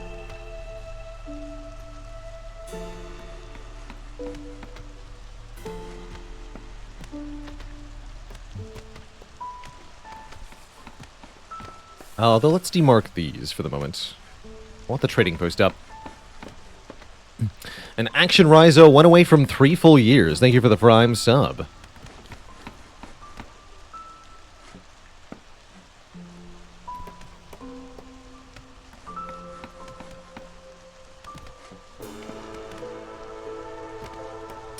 I also owe the chat a dad joke for a Lamau. Okay, yes, we can call immediately here. Raw food, basic resources, building materials. Okay, let's figure out what we're dealing with here.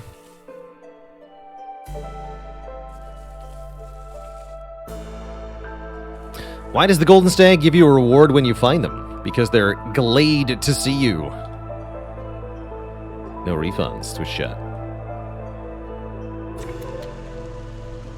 Alright, let's assign more woodcutters, too. There, now there's nothing to build.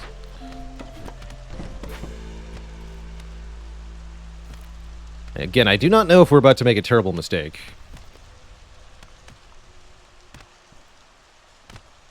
Svenilov says, are there hazards or some sort of threat to you? Yes.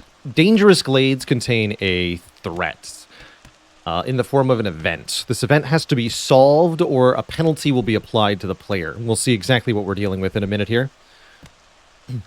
Overall, the goal of each run is to fill up your resolve meter, this blue meter in the bottom left, before the impatience meter, which increases gradually over time, and additionally when villagers die.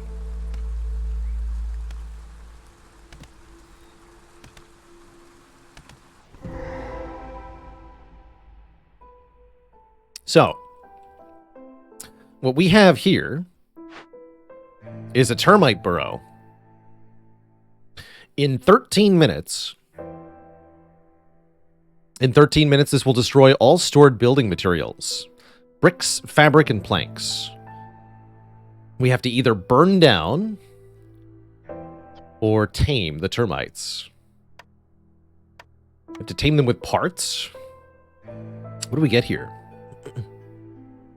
Serves as a source of edible insects.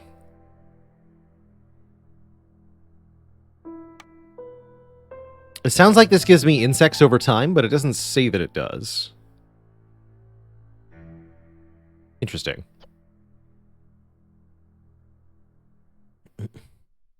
Three insects per minute. Thank you. Or we could use all of our coal to burn it down, get a bunch of insects, clay, and meat immediately.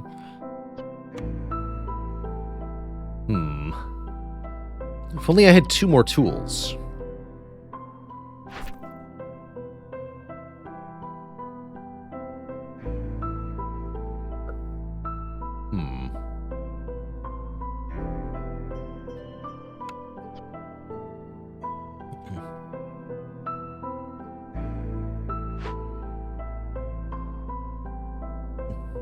Oh, we can salvage 8 parts from this advanced rain collector. Interesting.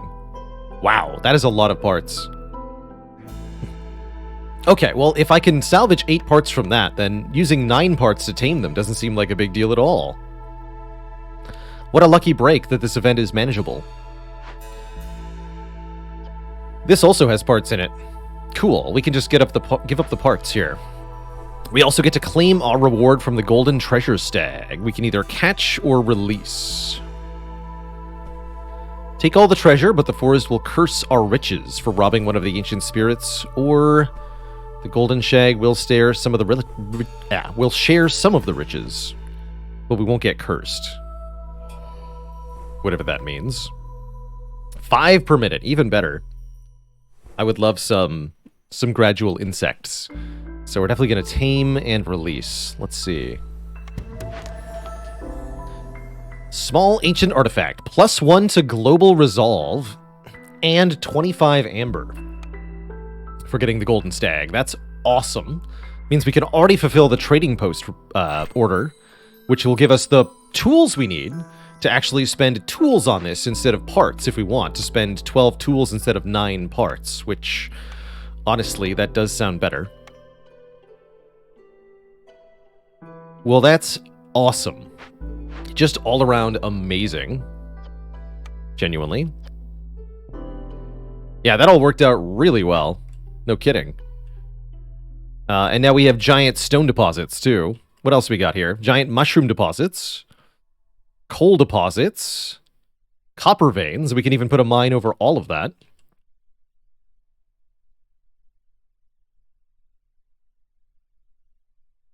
That almost makes me want to use the anything unlock on the herbalist camp. Those have been pretty difficult to find.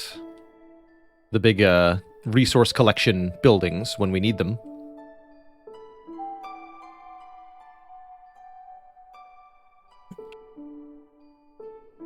Yeah, I think I should probably do that. Let me just double check here. Yeah, small amount of fertile soil here. That's what I thought. Okay, so... let me just double check here. Herbalist camp. That's what I want. Should be at the top here. Pick. And we have 2 other blueprints chosen from a pick of 4 here. Beanery can make porridge. Do 1 or 2 of our species like porridge? Just the foxes, right?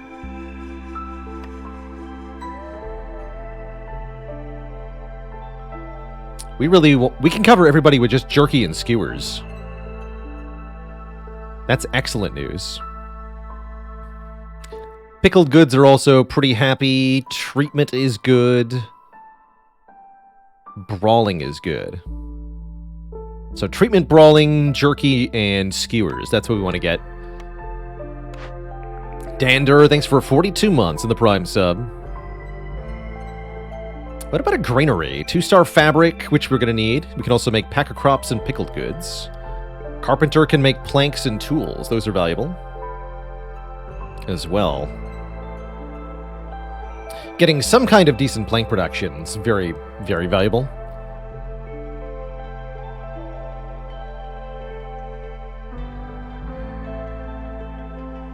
Yeah, I like Carpenter quite a lot. Let's pick it. Ranch is good with these races. Can also get leather worker here for easy water skins from leather and fabric.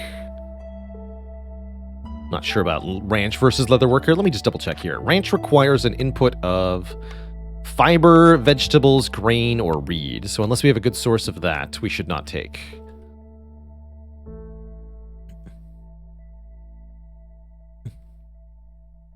All right, let's just go forward for now.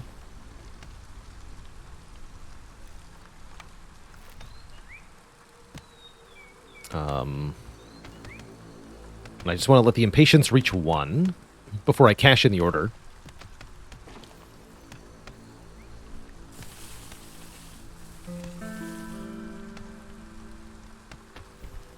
Gotta say, that treasure stag worked out really, really well. Very impressed.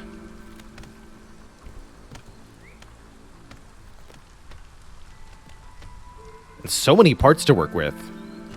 Really blown away here.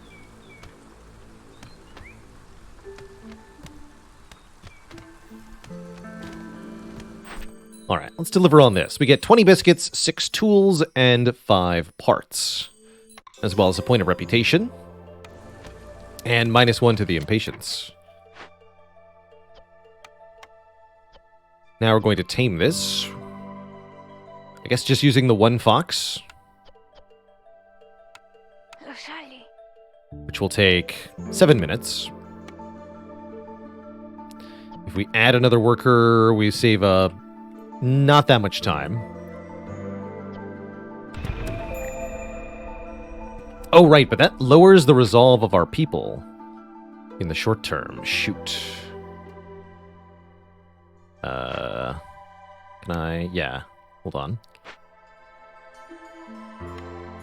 We need some decorations here. We need to upgrade the hearth here, so we need 4 decorations. Just 1 park.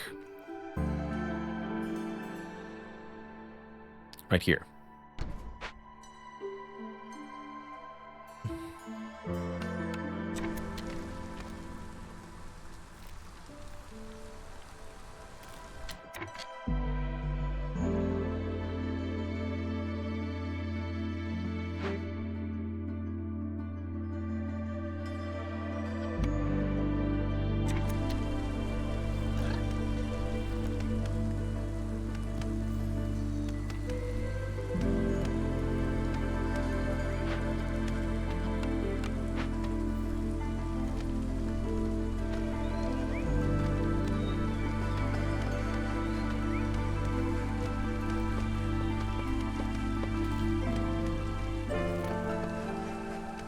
Alrighty.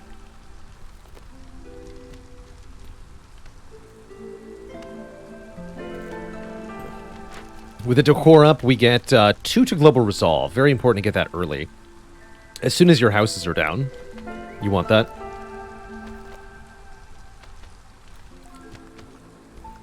Let's get a Stonecutter camp.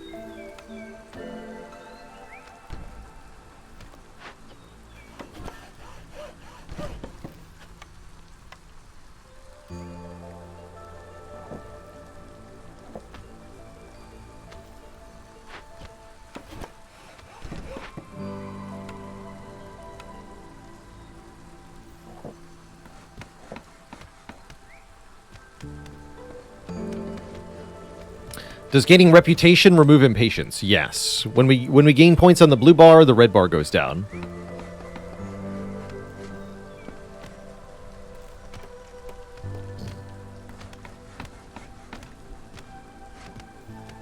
Okay, Stonecutter's camp is online. We'll be able to work that while the storm is happening.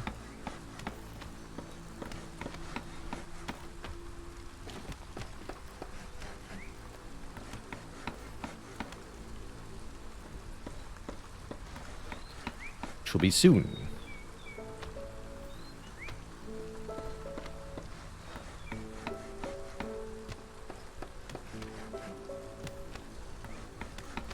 How long does a run take on average? Mine are usually in the 2 to 4 hour range, but you can utilize speed up options to make them a fair bit shorter if you really want to.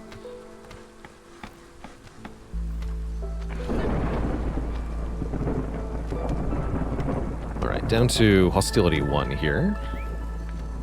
We should lose 8 resolve to everybody during the storm.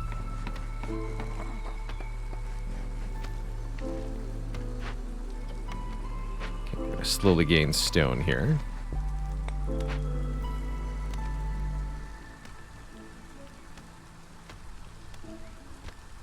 Hostility is affected by the number of villagers we have, the number of years that have passed, the number of woodcutters we currently have, and a couple of other things that can change it. We have enough bricks. There's no such thing as enough bricks, unfortunately, so no. I would not say that we do have enough bricks. So, yeah. Down to 1 lowly resolve for the lizards. Need to make some more bricks.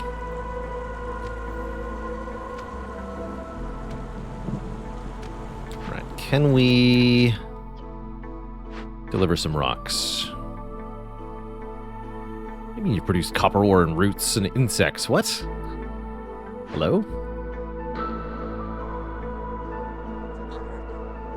You have all the stone, right? Aha, there it is, okay.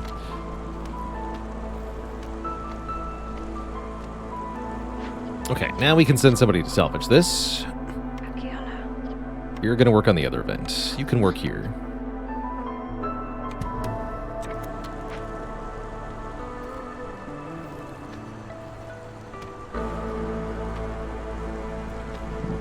That's right, so this woodcutter's camp and the other one are working. Small encampment. Either take some amber or welcome new people to the settlement. Having too many people too quickly can definitely backfire. So I might just send these to the Citadel for some money. Our first trader should arrive pretty soon here, right? Yeah, in 2 minutes. So if I want to be able to use the money on that trader, we should send this to the Citadel sooner rather than later.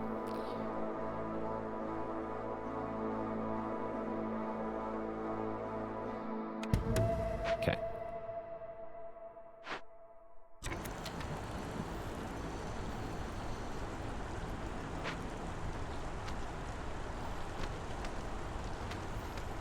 I like that there's a timer bar over the event now. That's good.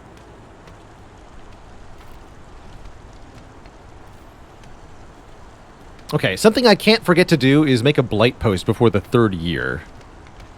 We ran into this problem last time. I should probably make it sooner rather than later. Let's queue it up right now, since we technically have all of the required components for the blight post.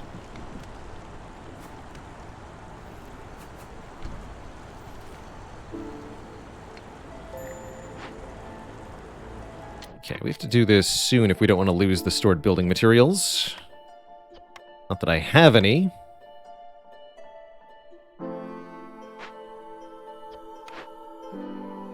Why are you idle? Oh, I see what happened. There you go.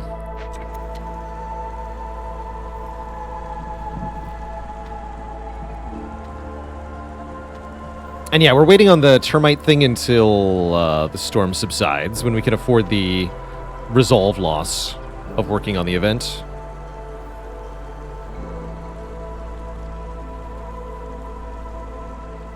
We should be able to do it in time. In fact, we can technically get started right now.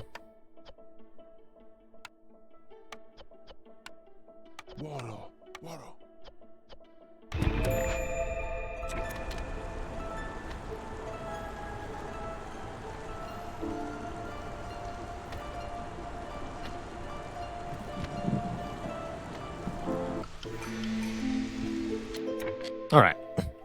Newcomers are here, and so is a new cornerstone. Protected trade. Hostility is reduced every time we sell goods worth 25 amber. That can definitely be used to some great effect to control hostility. Woodpecker technique. 2 insects every time we cut down a tree during the storm. That's okay. Economic migration. Rumor has it your settlement is one of the wealthiest in the realm. Newcomers arrive quicker for every level of standing we have with trade routes. We'll be establishing those pretty soon. Or speaking of trade routes, urban planning. For every 10 completed trade routes, all houses have room for another person. The free provisions are going to make trade routes very good. So I think both protected trade and urban planning are excellent here.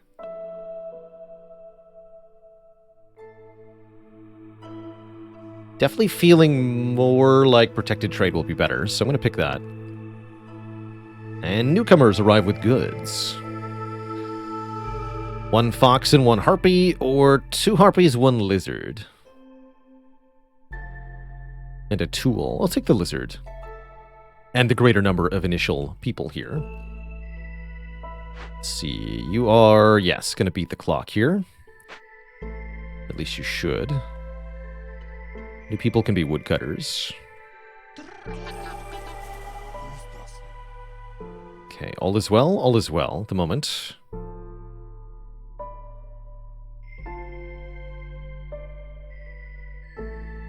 Yeah, for now, all is well. But we're still missing some crucially important things. I see we can also establish our first trade route now. Sell a part to Suram. 3 pack of provisions for 3 amber. I will do that. Just 1. I start getting those going ASAP here.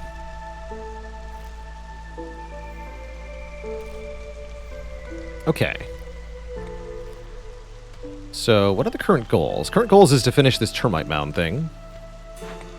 So the clock is not started on. So they're gathering tools. Okay. Please bring the tools post-haste.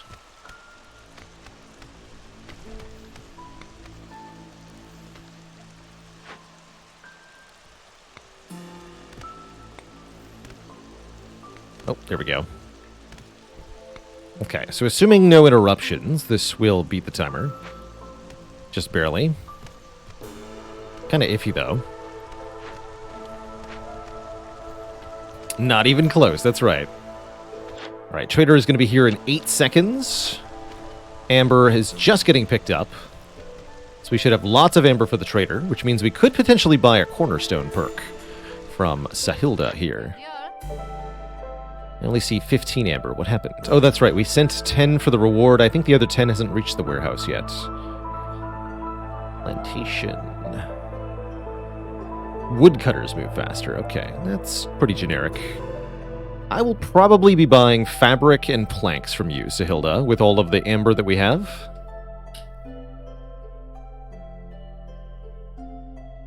I don't think I'm willing to part with any parts.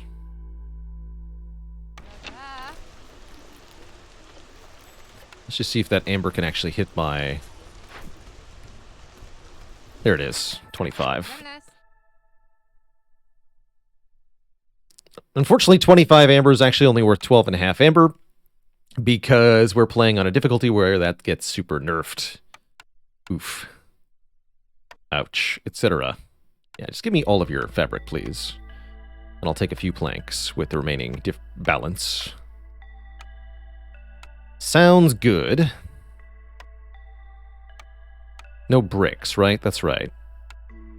And we have plenty of stone, so I don't feel like I need bricks. So what does that count as for protected trade? That was only 12.7 amber worth. Okay. Fair, I guess. But still good. Now we can build some harpy houses. We can build 3 of them easy peasy. We can make 2 lizard houses. And the goal is to keep the lizard resolve high. There's only 3 lizards, so let's actually make 2 lizard houses. Although we might want to think about... I don't know, the Blight Post is going to use those bricks. Don't be fooled. Do make 3 harpy houses. Do make 3 of those, I guess.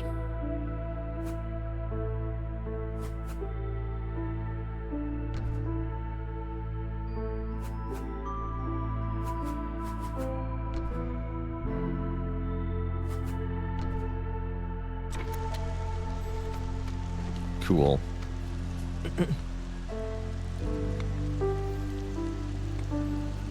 And yeah, we got a year 2 ancient artifact. It's good stuff. Okay, we need to decrease some new tree to chop. I'm not willing to go into a second dangerous glade quite yet.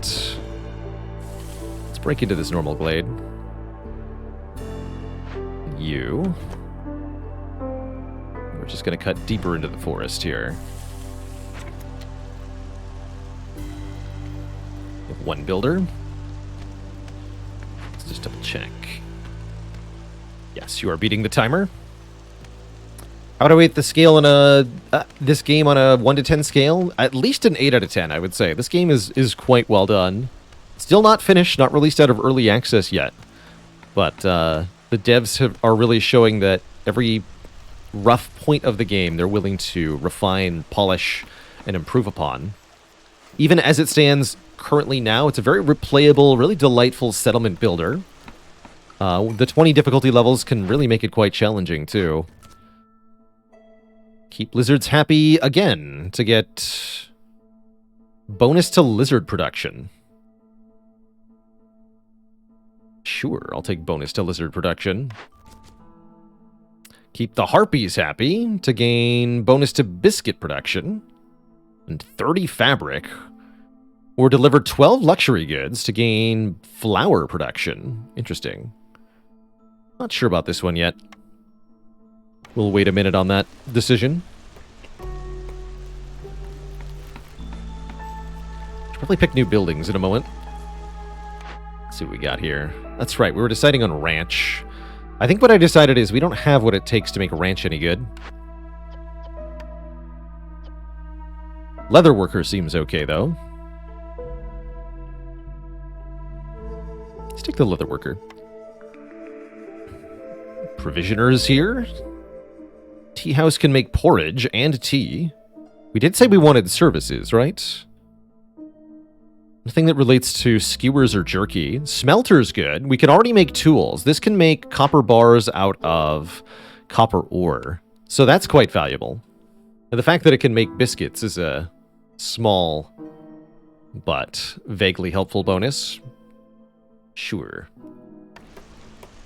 Okay, we also need to make a crude workstation. Get some bricks going here.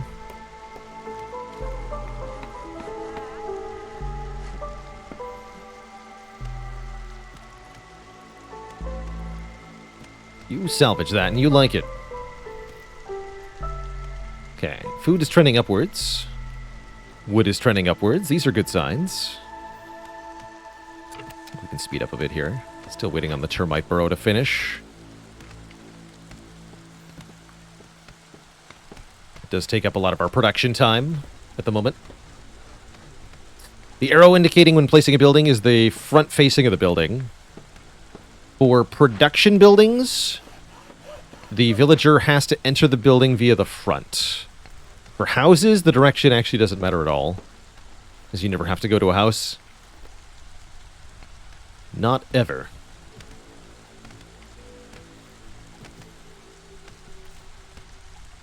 Maybe we want one person at the blight post. Let's camp this at 10 here. Definitely want to have a little bit of purging fire made in preparation for Year 3 storm. Or else.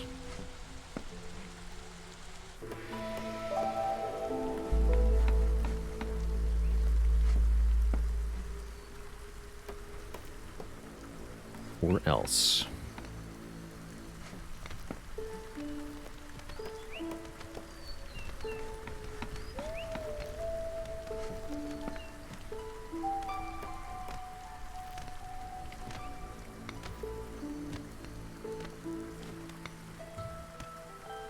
Definitely can be helpful to optimize worker flow. For example, for woodcutters camps, you definitely want to point the front of the woodcutters camps towards the tree line to optimize the speed of going to the tree, going to the woodcutters camp, and then back again. Okay, somebody got freed up. Okay, because we salvaged the thing. Good. And here's our... Okay, I feel even better about picking the tool place now because we have access to this. Good, good. We also have a stormwater geyser, which can be used for quite a few things. We've got extra pipes, which means we might want to take extra advantage of the water system this time. What am I trying to build here? We want to assign someone to the crude workstation. Set the plank limit at 10, the fabric limit at 10, the brick limit at 10, and don't even make pipes. You do this.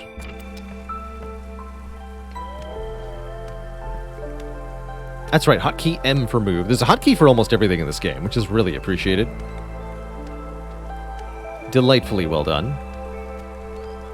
Okay, let's get a couple more paths out here. I guess we want to chop these trees, huh?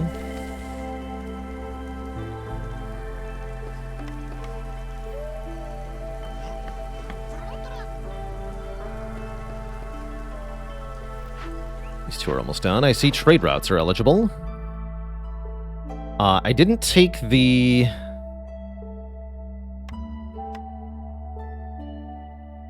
per trade route transaction, right? I just took total trade goods sold. So we're just looking to improve standing, mostly.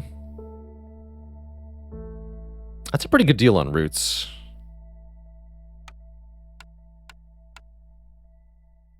Get a standing up at Xylas. Sell all of that. And I want to get more stone to sell here. Although the person at the crude workstation might turn it into bricks. Who knows? Too chill to get into. I get that. Sometimes you want the game to have a little bit more danger, a little bit more, you know, heavy metal, explosions, necromancers, whatever it is. Needs some pizzazz.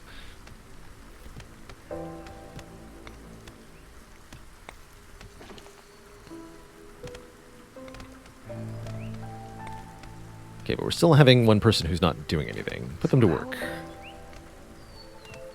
Actually, put them to work at the blight post.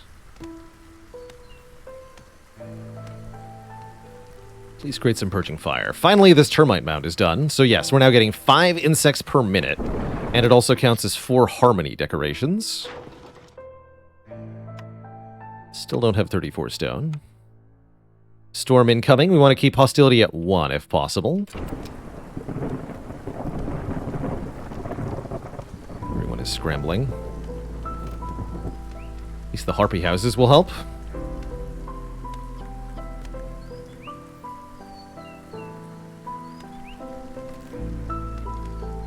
Oh yeah, these lizards are available now.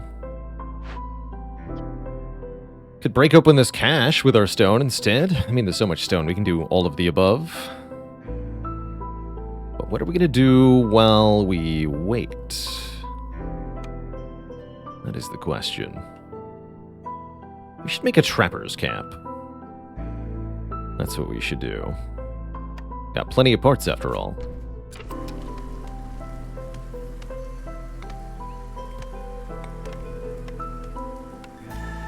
There we go. And during the storm, I do sort of want to break into this cache for the 5 more parts. Let's do it. You too. Let's crack that thing open.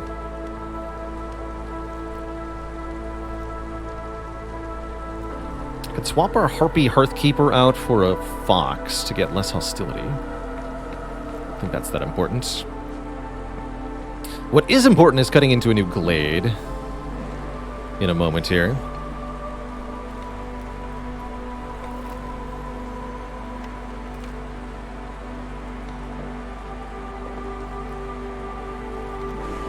Or not in a moment, but at the beginning of the next year. Probably this one.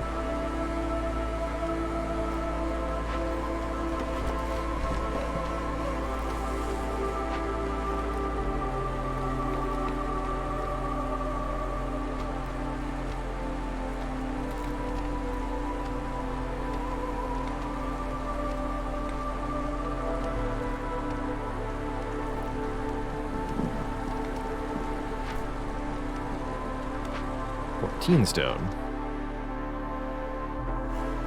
That stone deal's gone. Fair enough. I can sell my 1 part? No, I have 5 parts. But I only have 1 pack of provisions. That is a pretty good deal. Alright. Sell that 1 part. Hello and welcome to Shees. Welcome. You're making bricks here. We have 3 bricks. Good.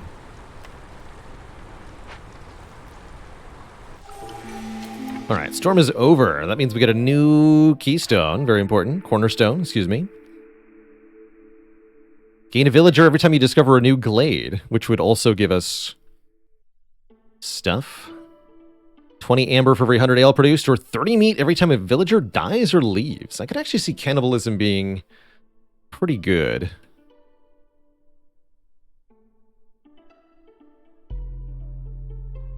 And also decline to get 10 amber immediately. And we have 1 broadly useful reroll.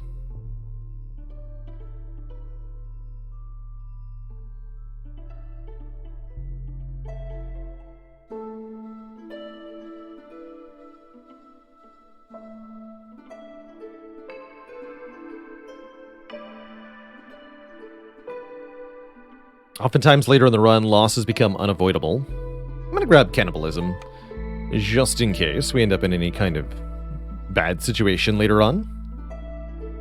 We should have newcomers shortly to man the camps. Alright, let us reassign our woodcutters camp.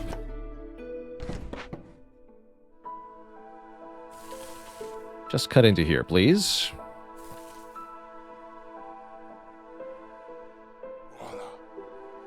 How are you doing? Currently we have 3 purging fire. Gonna need more than that. Just a couple more. Definitely more. Here's the newcomers. A part and a copper bar. I do want 2 more foxes for events, so welcome foxes, I suppose.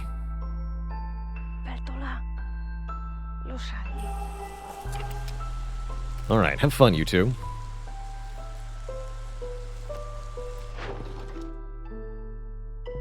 New people means new trade routes.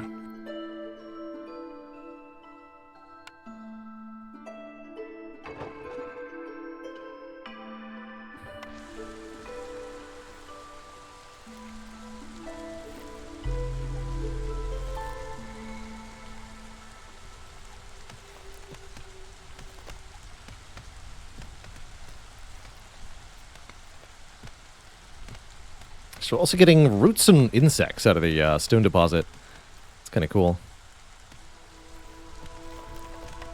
Okay. We have more advanced things to build. Lizard houses, still a thing we're looking to get. No, and the leatherworker and smelter also. Better fabric production to the leatherworker. Let's get that online, I think. Just barely fit here. It's cute.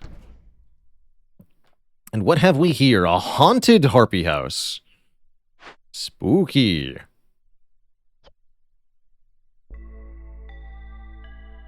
They are protecting it because it's one of a kind. -3 to global resolve every 45 seconds while working on it. Oof. Well, you can have up to 3 people work on it to cleanse it.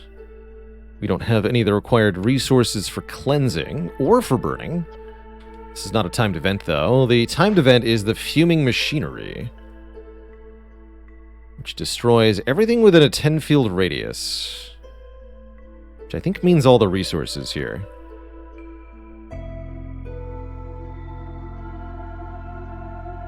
We have a need for a large trapper's camp, I see. So, fix it with parts and barrels, pottery, or water skin. Oof. Or tear it down using water to get bonus crystal dew production. Interesting.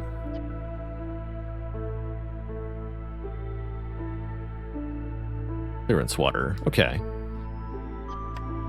So, what I see is that we need fabric ASAP. And we need to get a stormwater extractor built here. Which will take planks.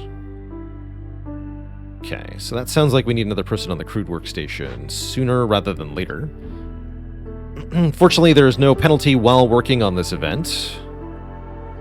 But we do need to hurry. So, take 1 person off this medium abandoned cache. Or just caching in already. Continue work at the crude workstation. Stop making fabric for the moment.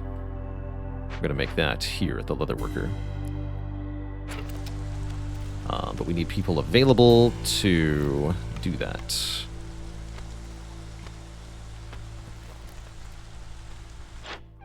And the trader will be here in a couple of minutes. We really don't have long to sort this out.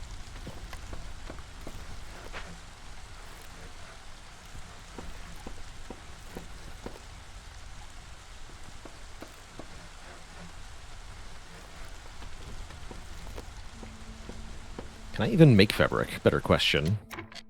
Shoot. Oh, that's a bigger problem.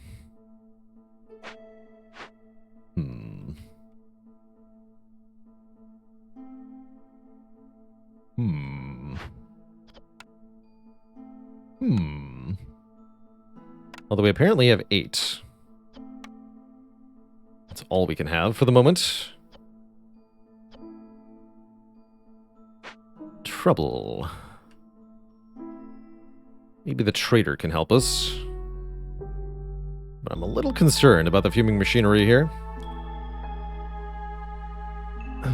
Does it feel like certain procedures have higher jumps in difficulty? Definitely, yes. They get nastier and nastier, it seems like. The biggest one so far has been the half value on all trade goods, which is just an enormous penalty. truly ridiculous.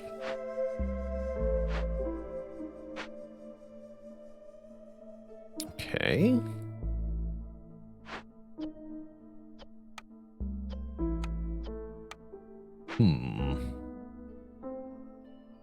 Yeah, I see a problem here.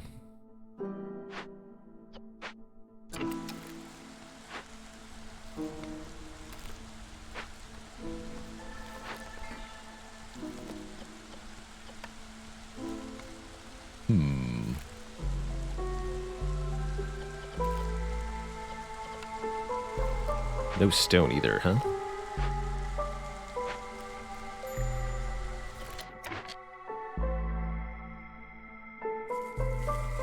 Is it Alt? No, wait, what? Alt Control. Okay. I think we're gonna lose everything in here. 6 minutes until detonation. When you say everything, do you mean trees too?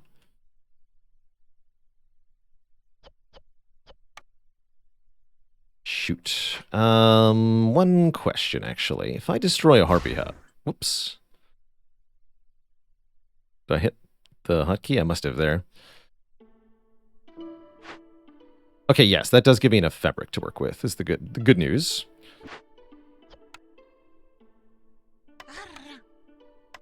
Alright, start pumping water. And... send the foxes to tear this down.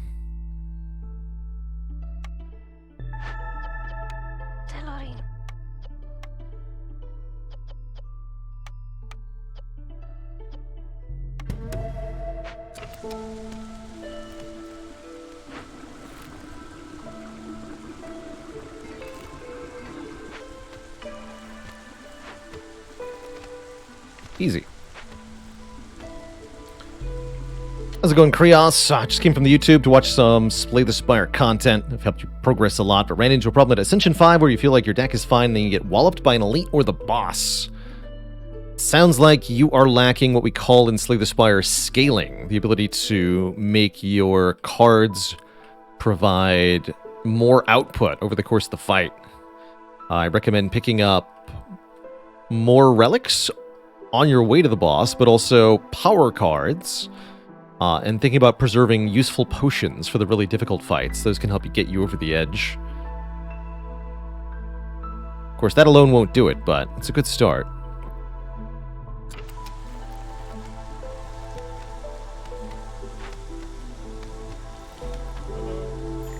Hello, Zorg. Hello. Zorg has planks and fabric.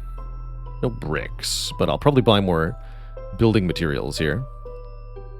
Get bonus ale production. Increase global food production speed by 20%. That's also pretty good. I think I'm just gonna buy the stuff, though.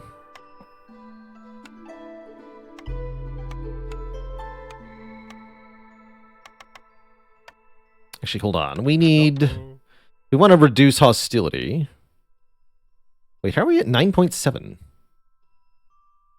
Guess that's all I had, right? 9.7? So we need another 15.3 goods worth. This is only 11. Could maybe part with a couple parts here. Have to be 4 of them.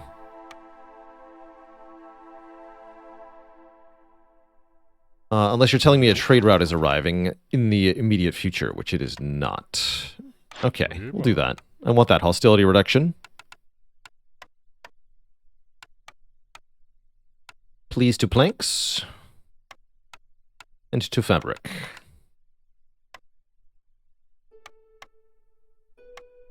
Good to talk.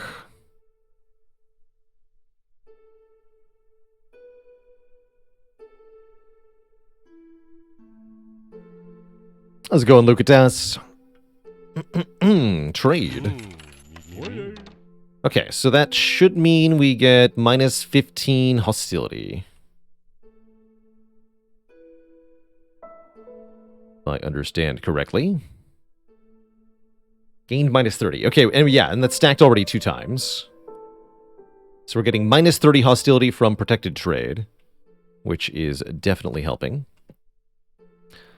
And this is being teared down. Timer is not yet going down.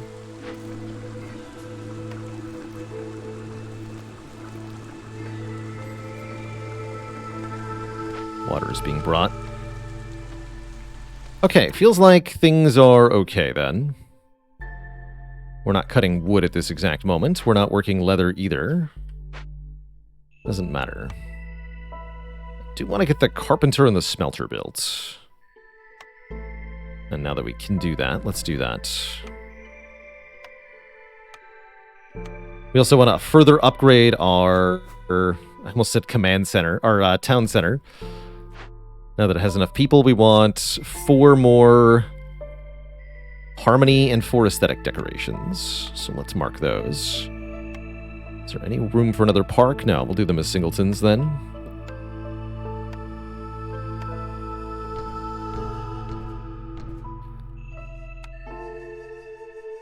Give me some beautiful flower beds. 2 planks apiece is expensive, but worth it. Hopefully they can get back there.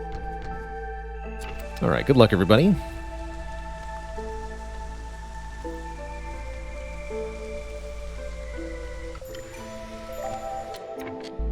Yes, and there's our high corruption warning. I think we can stop working that geyser pump for the moment. Put somebody on the blight post. We have to pick our order here. Guess I'll pick the Harpy Resolve. Power of the Drizzle. Use 175 drizzle water, or deliver a crazy amount of random nonsense. Yikes. These are both awful.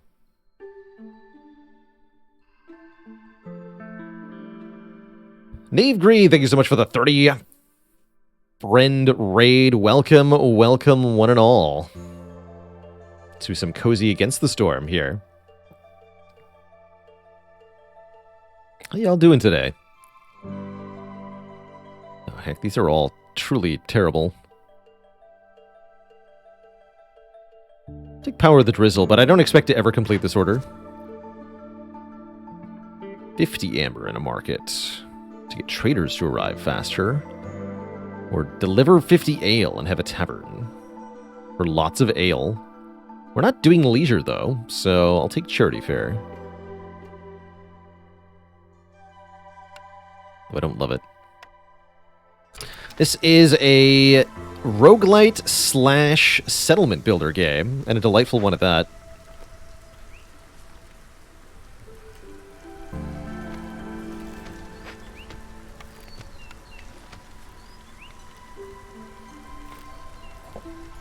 We're tasked with managing and expanding a village with 3 different types of villagers, tackling events in the forest, and accumulating what's called reputation by achieving objectives. Again, just barely beating the time requirement here. That's ludicrous.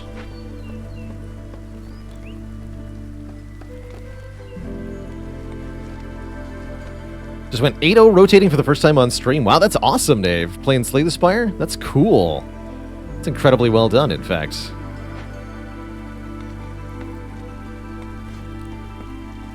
Yeah, that's incredibly well done. So, wood's on the downward trend, but that's okay. We should stop producing stuff at the crude workstation. At least other than bricks. Stop making planks here. Planks are being made here now.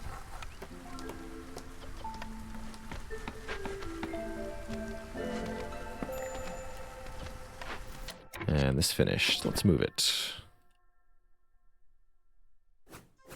Please enjoy some giant mushroom nodes.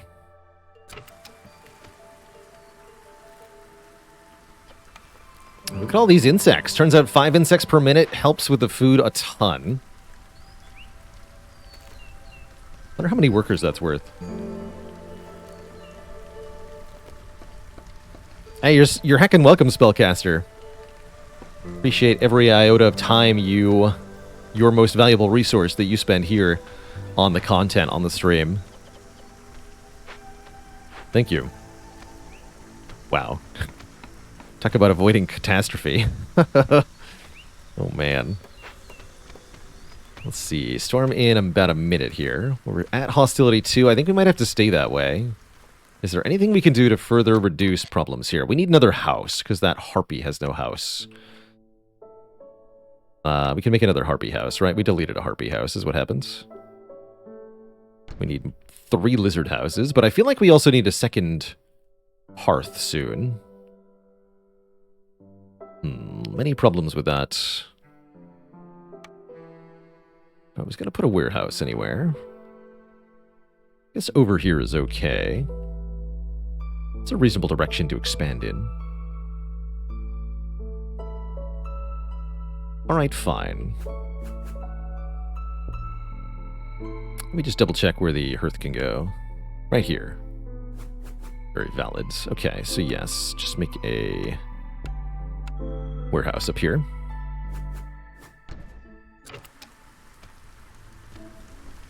Seems fine.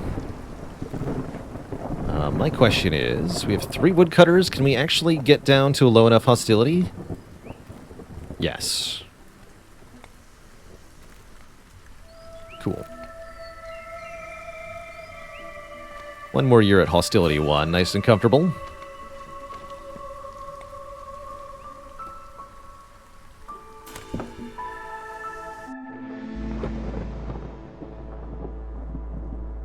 And I could further reduce hostility with a different Hearthkeeper. I don't think I need to do that. Let's get 3 lizards of the Blight Post, because that is the big problem. I guess I don't have room for 3 lizards. They're working on the Trapper's Camp? Okay. Harpies are good at Blight Post, too. Please torch the cysts before our town hall gets destroyed. That's the big threat for year 3 is the Blight. Alright, you 2 are unassigned.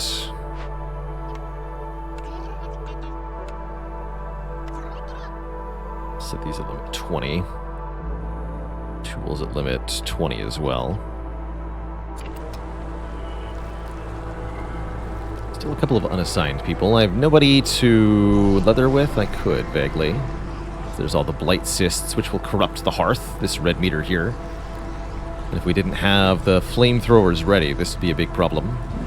But the flamethrowers are, in fact, ready. So that's nice. Okay, don't do that.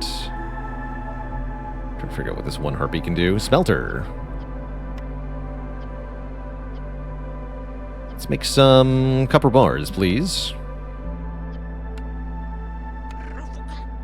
Cap those at 30.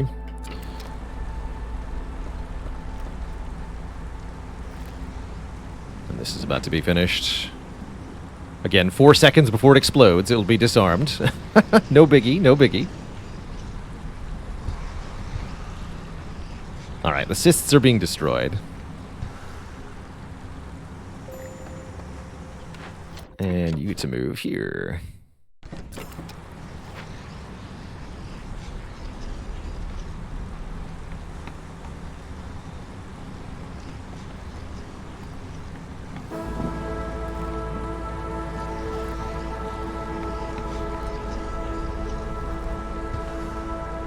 Okay, storm handled, but we're low on fuel now. Dangerously low on fuel.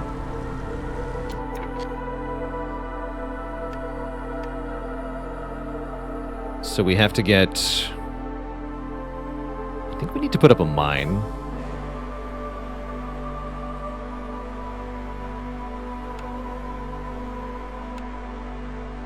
Oh, I need to chop that wood first, huh? Let's see.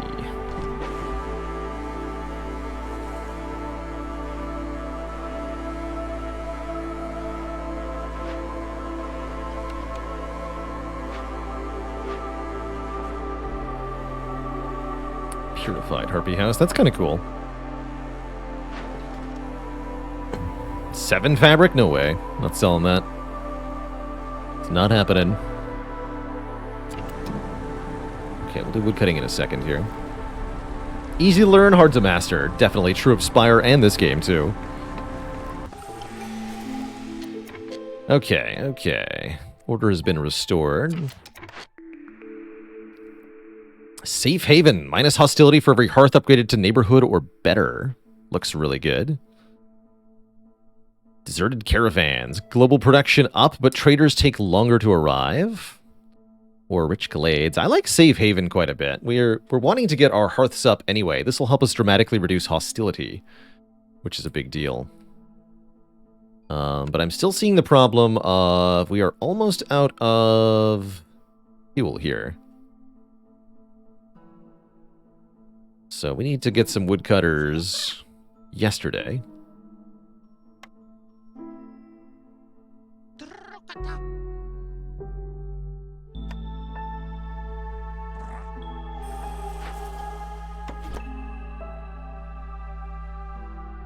And we want to expand in a thisward direction? We do.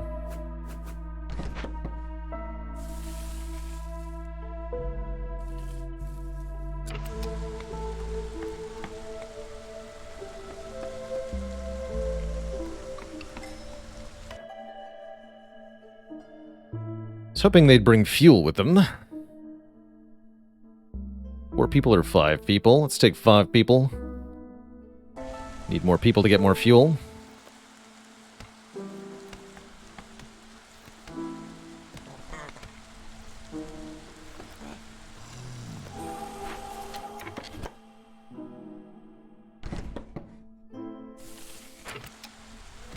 We're also short some houses now, which we'll put over by the second hearth. 3 builders is good. Okay, top priority right now is to get stuff to burn. Exactly. And sell insects at a really good price. Heck yeah.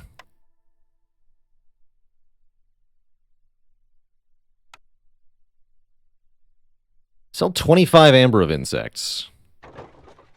Please.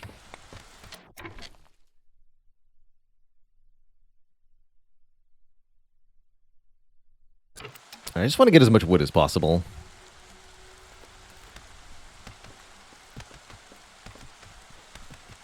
Guess we could prioritize these trees specifically. I don't really care. Let's see. Part of the problem is that we're using wood in a bunch of recipes at the moment. The carpenter's making planks. The smelter's making smelt stuff. Yeah. We want chance for double production on here. Probably the carpenter, huh? Yeah, definitely the carpenter.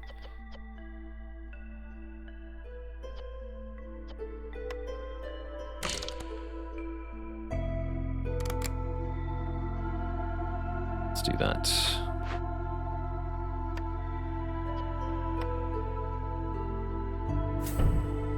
Get an auto collector. Could also do that at the smelter. Food for thought. Okay, there's our warehouse. That's going to help a bit with this tree stuff.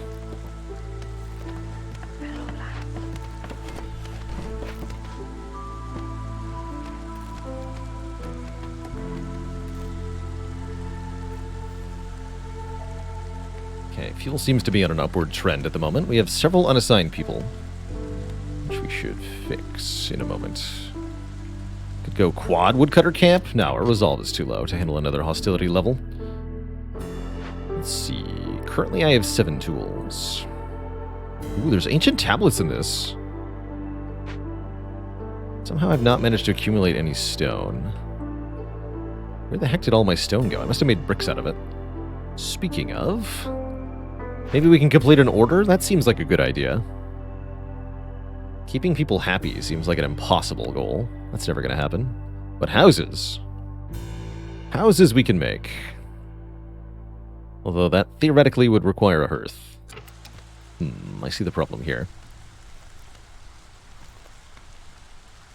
Do I, though? Do I see the problem?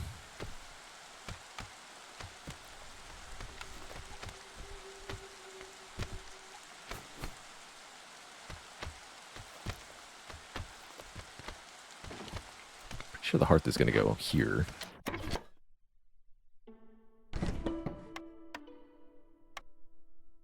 Yeah, hereabouts.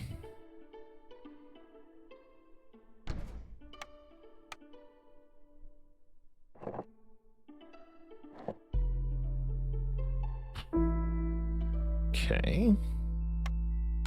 And then the housing. Queue up 3 of those. And presumably 1 big shelter as well. Alright, that'll give people more stuff to work on for a bit.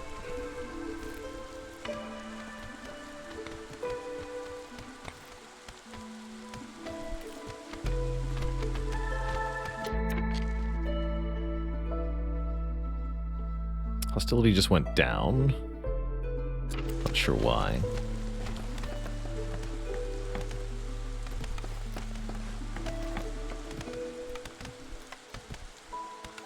Yeah, there it is, mine. Oh, I have to chop that one tree.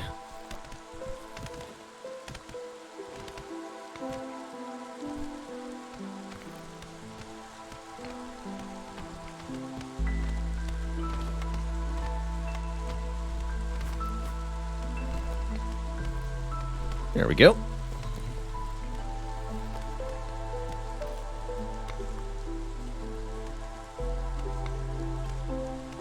It's almost clearance time.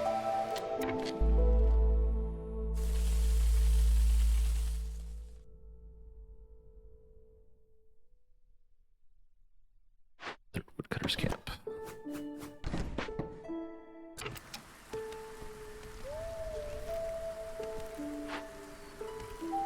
Don't have enough bricks. Nobody's at the crude workstation making bricks. We have no better way to make bricks, is my understanding. That's right. Alright, make some bricks. So that everybody else can make some stuff. The carpenter is carpenting, as far as I can tell. Although they're carpenting on the wrong things. You. Make some stuff here.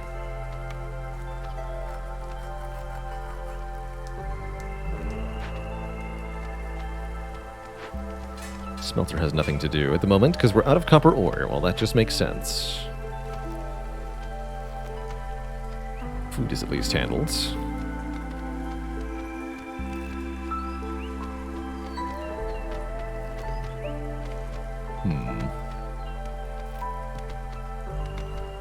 Yeah, new world map update is on Thursday. We're going to be checking out this game again on Saturday to see that update.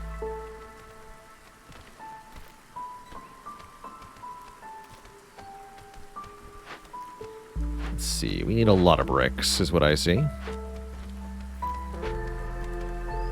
Concerning. Do you have bricks? Why does no one have bricks? Dang it. I don't even have any money for you, Bliss. What happened here?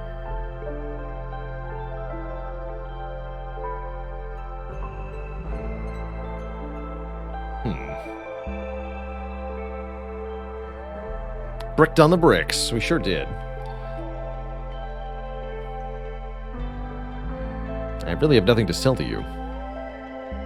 Unless I want to part with more parts. Well, I really can't get much in exchange for them either, so... Seems unlikely. Smell you later, nerd. I can't even sell my stone. Although this will level up Smoldering City. Alright, do it. Oh, we're going to get 25 amber in a minute 19 after Bliss leaves. 5 seconds after he leaves, of course. Typical. That's funny, actually. We can choose a new order. Complete 4 trade routes worth 9 amber. And deliver 12 packs of provisions. That's easy enough. Let's pick the order that seems easy to do.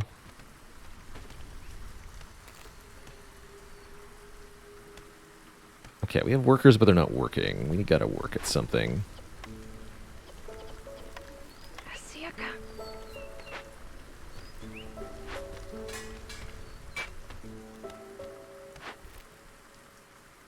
Bricks for the mine. Okay, we got a problem here. And the stonecutters' camp just ran out. Ugh. Oh no.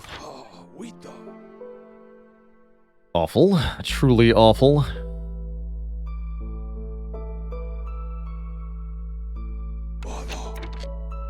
Although we can open this abandoned cache, right? That's 20 Ember. And it's something for you to do.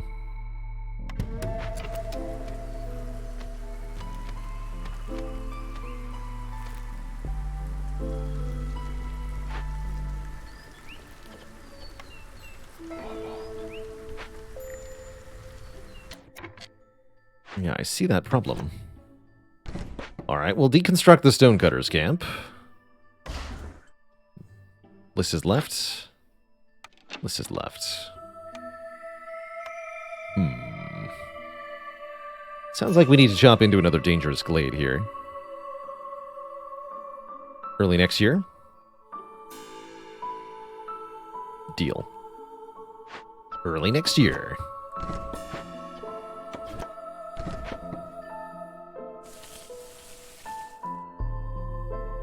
What am I going to do during the storm, then?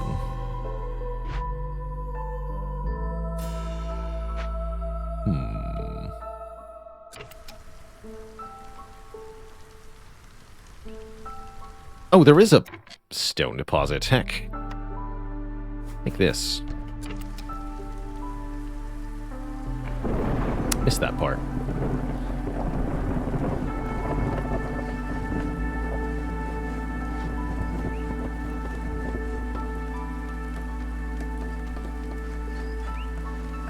Yeah, we need that housing to go up because they could actually die during the storm.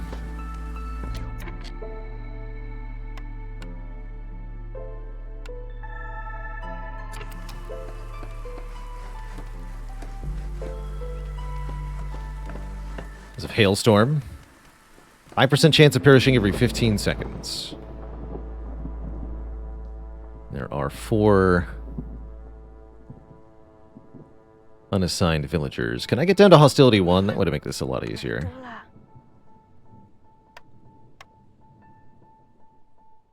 Yeah, we could just do that. Okay. Now, no one has a chance of dying. Except we're going to have relatively little fuel income during the storm here. That's the only problem, so to speak. Surely that's not a big issue, smiley face.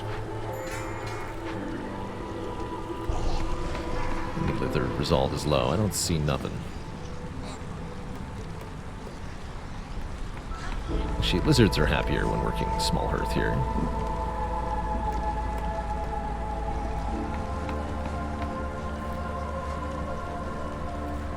And there's the housing. Can I trade route? 2 tools. I'll do that. This is a trade route worth 9. Could make it worth 20. 25 if I sell 10 tools. I think I just want it worth the 10 here. We've got level 2 standing with Saram now. This is well on the way to even more standing. The better our standing with each of the places we can make trade routes, the more income we'll get overall from the trade routes with them.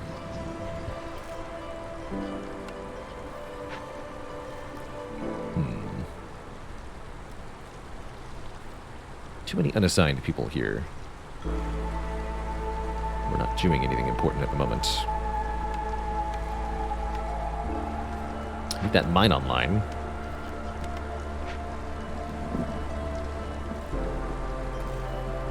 Oh, I see. Here we go.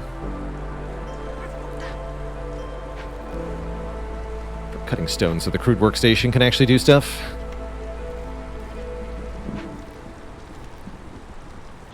Oops. And if you have any bricks to deliver... They're being delivered. Okay, cool. New cornerstone. More newcomers.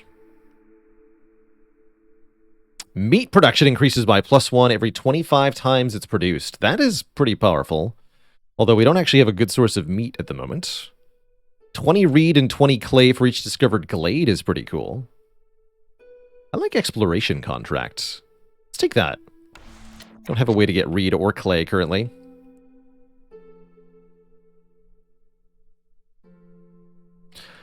And what we should do is now cut into this. Possibly both of these.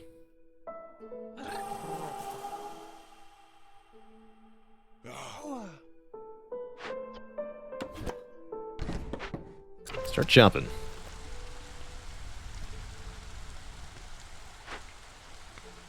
Still working on that, apparently. 3, 2, 1, or 3 and 1. This is more people. Right now I just want more people. We need to get some decorations up over here.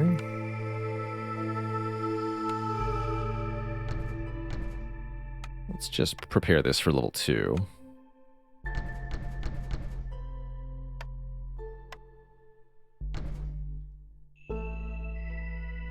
Cool.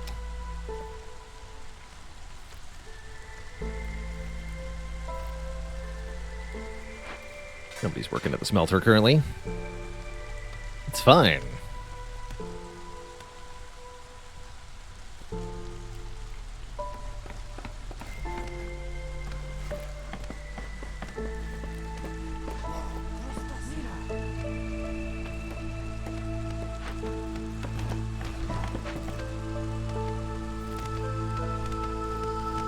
There's the mine.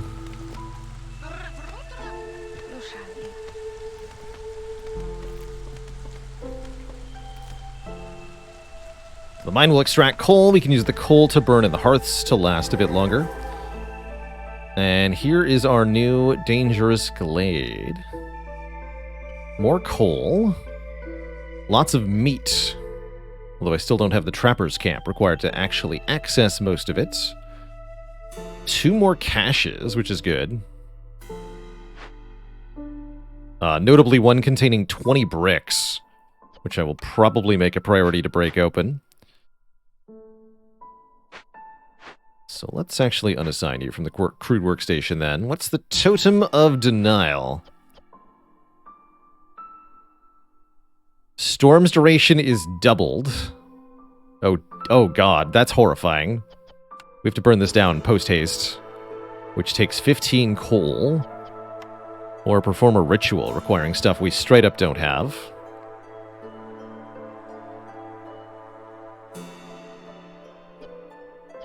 So, probably burn this down. Fortunately, we are already extracting coal at the mine here.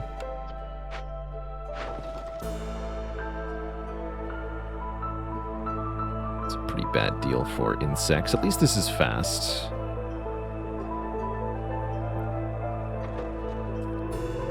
Let's do that real quick. Increase the number of trade routes. Yeah, it takes a lot of time, too. Which is a little concerning. Trader will be here in a while. Actually, they won't be here until basically the storm arrives. So we just need to get the coal ASAP.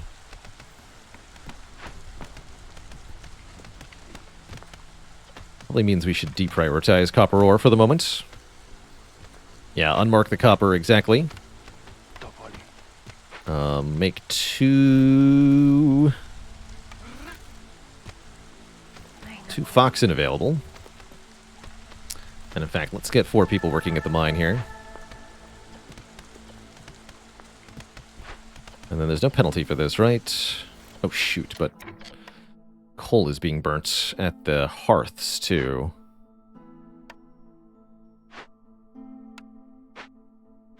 This one was never allowed to burn coal? Interesting. I think we also have, yeah, 9 coal in here for some reason.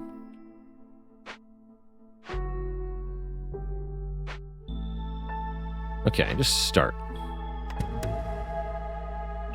Wouldn't mind the sea marrow, the incense and all that. That'll help us with some other tasks. Oh, the settings are shared. Got it. Well, that makes sense.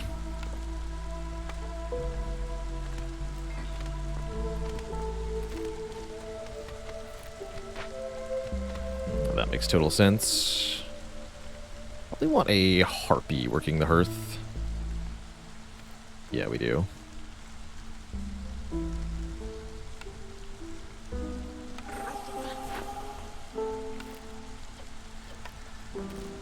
Nothing to really do here anyway.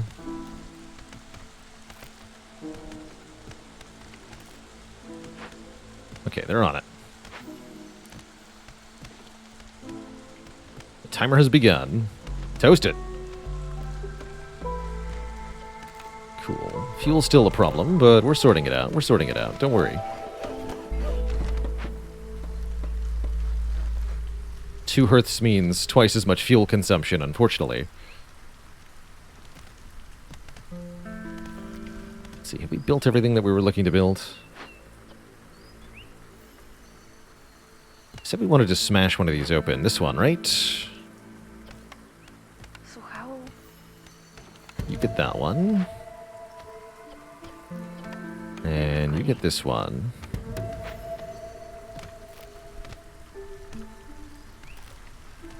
I see that our impatience is growing quite large here, so we're going to need to start getting points soon.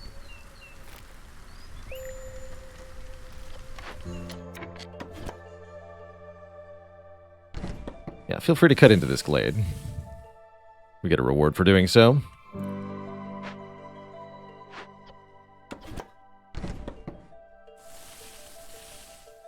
And you can cut over here. Good talk.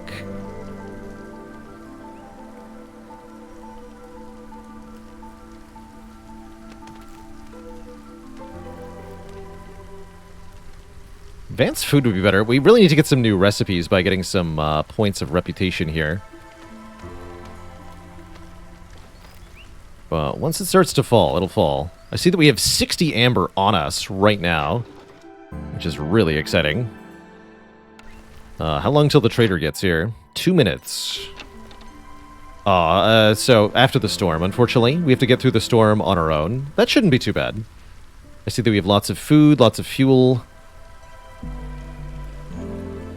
Comparatively few problems.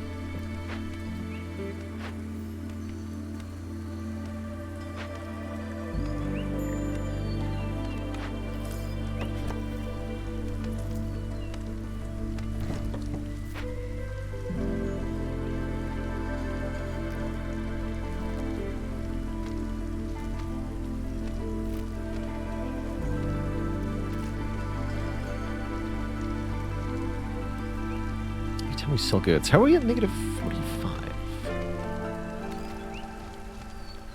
Does this count goods I sell from trade routes, too? Because I've not sold this much to the trader. Underhand Pluto says yes. So you're telling me I get credit when we obtain the amber in the first place via the trade route, and then credit again when we spend that amber at the trader. That's ridiculous that you're getting double dips on that.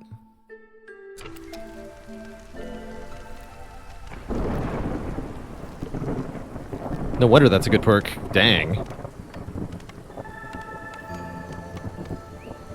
Okay, hostility 2 seems to be the reasonable limit here. Don't think I can go down to hostility 1, but that means minus 12 resolve on everybody. We are getting the plus 2.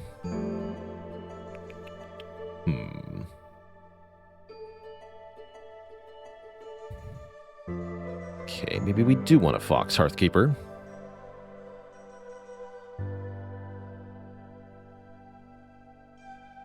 Or a Lizard. Lizards give a minus more global resolve. Seems vaguely okay.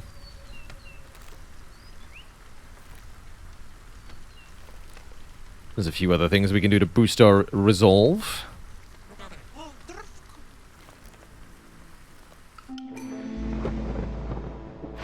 Now I get a new order? Interesting. Have foxes and give them porridge, or make an absolute boatload of building materials and pack of crops. Although we get some sweet stuff. 24 tools and 4 wildfire essence. Okay. If you're going to give me 24 tools, I'll take that. Wow, that's a good trade route. Shame we can't do it. We can sell tools again.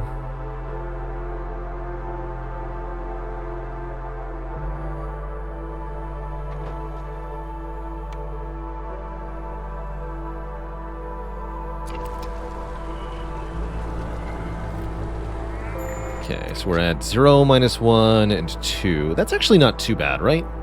It should take a very long time for Resolve to fall all the way from 10 to -1. Should take a very long time indeed.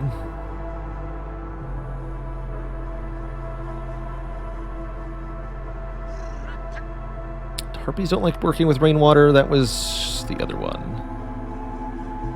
No, they like working with cloth. Okay, so they're happy the leather worker. So yeah, that's 0 resolve now. Okay. Certain villagers are happier at certain jobs.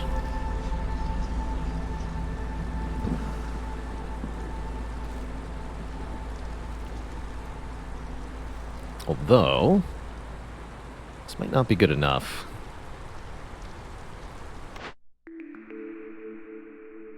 Did I really gain the point of reputation during the storm? Oh boy. That was bad. Skewers and jerky! Oh, thank goodness. These are the things we need. Butcher! It's time. Skewers and jerky, heck yeah. Only I could get slightly more happiness.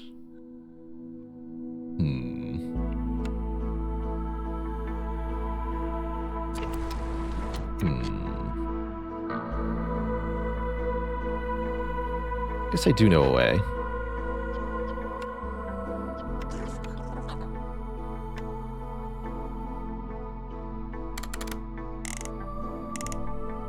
There we go. Even engine 1 is enough. Cool.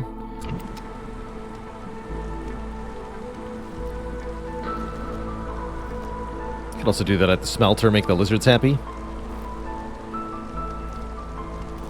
Min-maxing your happiness through worker bonuses can be quite something.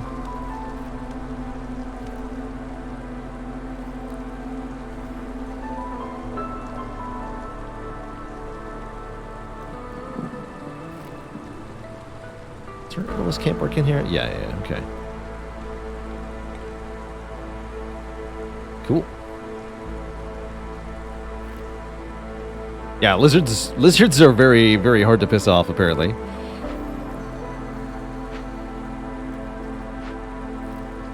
You get those bricks. And Zorg is instantly here.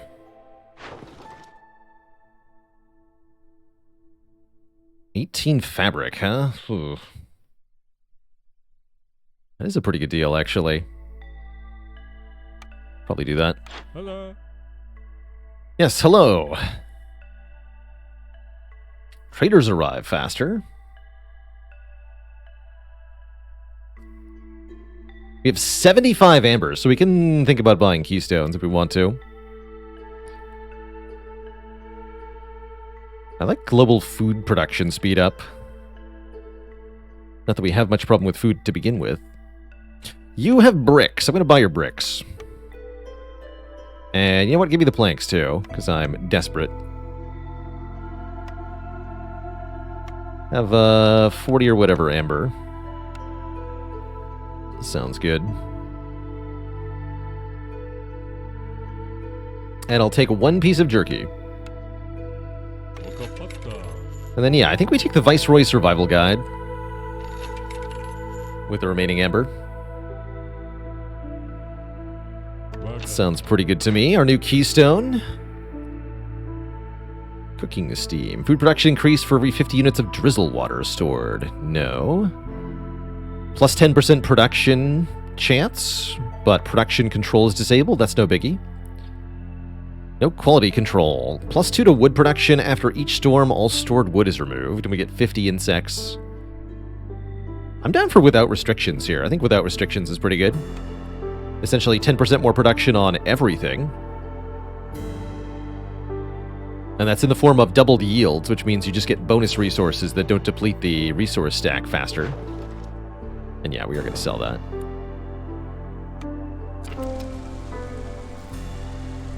Okay, the leather worker is working leather. They're going to work all the leather they can. There's not much of it, though. We're going to chop into a new glade now. Guess we're going to chop into... not the forbidden one. Don't do that. This one looks good, though.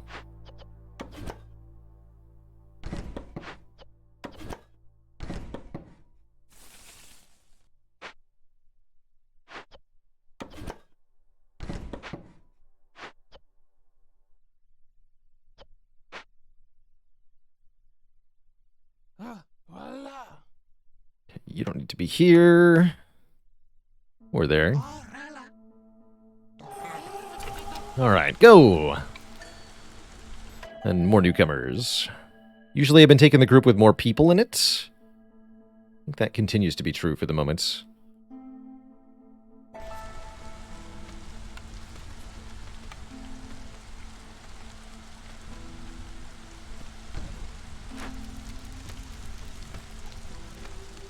And you just need 4 aesthetics decorations. Have some fungus.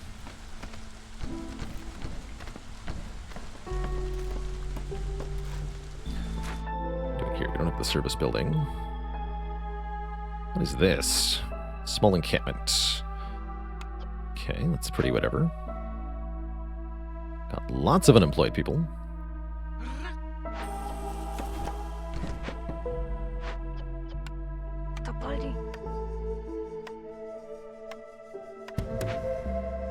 Send those guys to the Citadel. And this is coming up online. Perfect. The Butcher! Meat production. I think lizards are pretty good at meat production. We have any available lizards? Yes. Excellent. Begin the butchery. Set a limit of 50 on skewers and jerky. These 2 food types will cover every single need that our villagers have, although I see that we're going to need eggs to actually successfully make any skewers. Fortunately, we do have access to eggs, although not the trappers' camps. I have 200 mushrooms, evidently.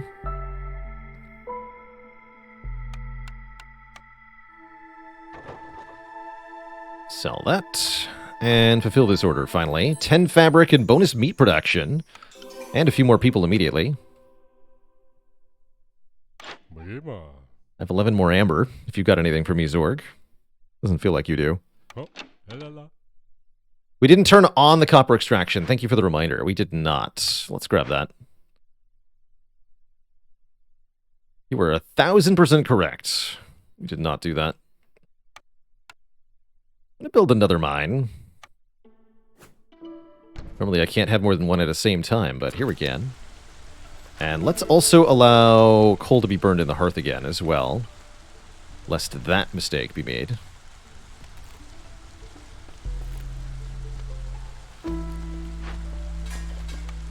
Let's get 1 harpy working in the smelter. Actually, lizards are happier there. Not my problem right now. Well, actually, yes it is.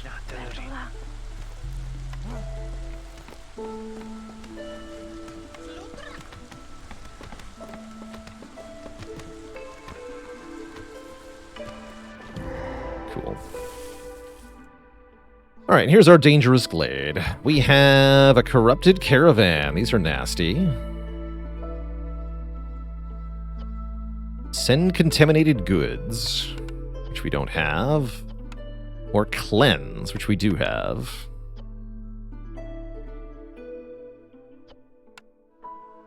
We can cleanse this.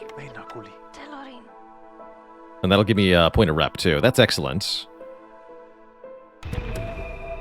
It's going to spawn more blight rot cysts, which means we need more workers at the blight post, although the blight post workers are already hard at work here. That's good news. Well, we want to make sure this happens before the storm, or we won't get the impatience reduction, which is pretty important, actually. Also a cookhouse, which we can salvage or turn into a cookhouse, which can make skewers, biscuits, and pigment.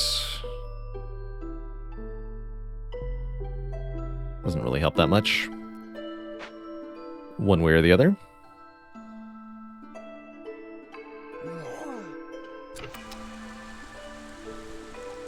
What does it cost to upgrade this mine? 20 planks or 20 bricks?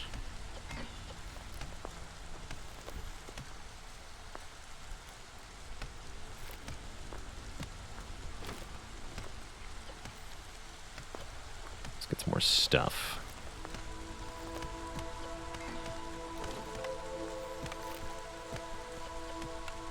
the same either way, right? This one gets 120 more coal. This one's built on 4 mineral veins. I think it's worth it. Let's upgrade with Pit Pony. Yeah, high level of corruption. That makes sense. So this is getting burned in 444. Yeah, that's a bit of an issue. I could maybe burn Sea Marrow to speed it up. We have 40 of that, right? No, we only have 15.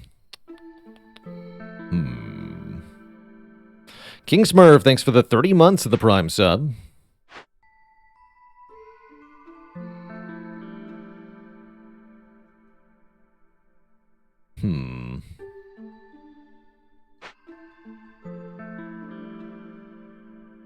Guess we can wait.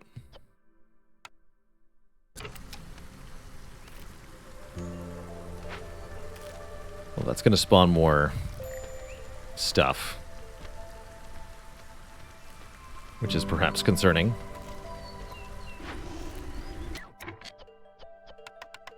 So you're limited to 20, because I foresee bad things happening here.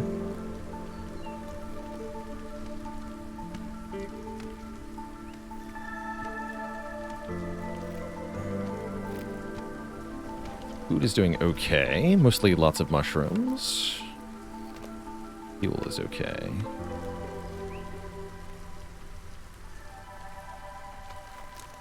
Anything else we need to worry about? I'm not convinced of it at the moment.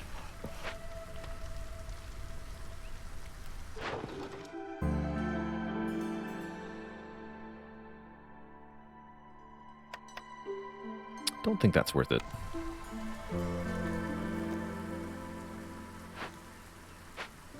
We're still bringing roots. Where's that other cache we just opened? Or just found? It's over here, right? 6-pack of trade goods, 40 eggs. Probably not worth it. Okay, now you're making copper. Lots of both there, okay. Fuel is definitely on the rise, that's good. Hey, and we finished profitable trade here. Let's get bonus to plank production and 30 sea marrow. Oh, we did we did have enough sea marrow. That's funny. That's really funny. Okay, Weaver can make better fabric. Granary can do pack of crops and fabric. Lumber mill is even better planks. We need pack of crops for some of our orders here. So I'm thinking about granary here.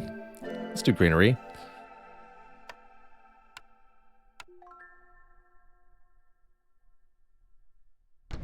Put it right there.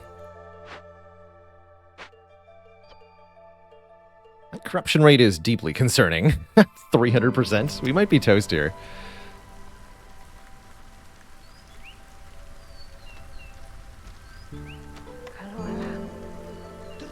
And it's gonna keep spawning. I think we're gonna get to benefit from cannibalism, is what I'm thinking here.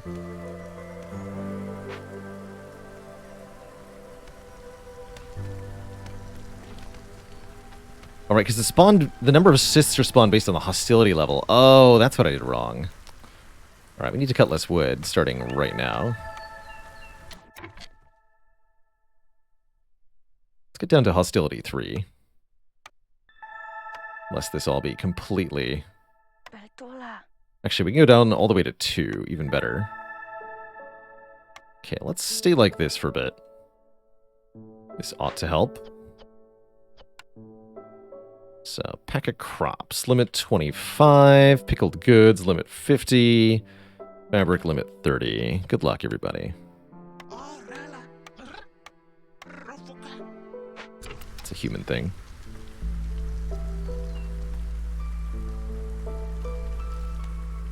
Add a second fox to finish the caravan faster. The problem is we're going to gain a point of impatience, effectively, if I do that.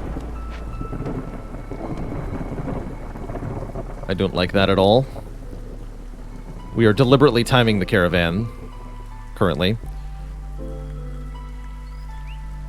Oh, the harpies are happy. For now.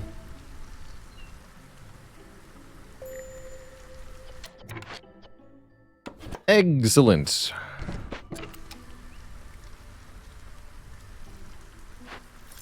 Let's cut these trees. Okay, so the storm ends in 2 minutes. This ends in 2 minutes and 3 seconds. That's perfect. The big problem here is no contact. Gaining reputation during the storm will not lower impatience, and that's a big no-no for us. Apparently I have a ton of clay. Neat. Sell it to Ellum.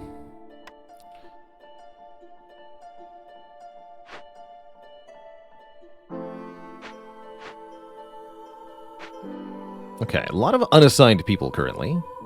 Guess we could put some on the mine. Let's see what the hostility looks like here. Shouldn't be bad.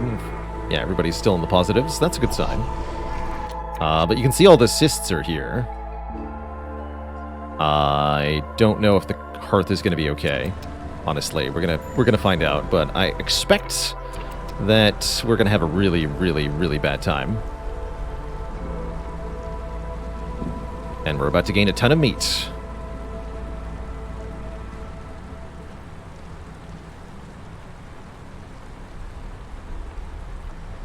Why do I see nobody fighting fire here?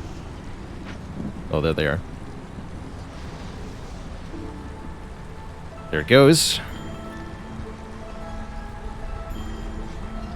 3 deaths.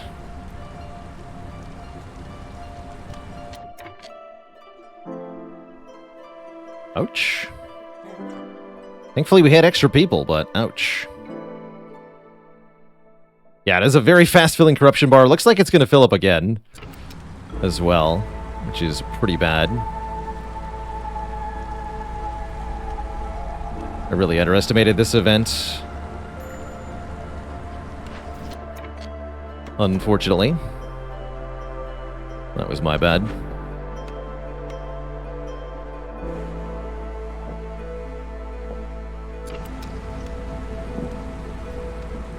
And the second burst of death.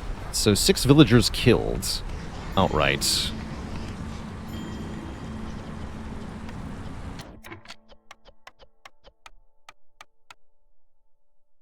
Lost one of our blight fighters too. Well, that was not good. Let's just say that.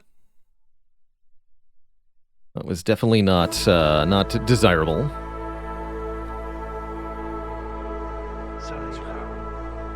Not even a little bit. Goodn't, indeed. Yeah, big goodn't.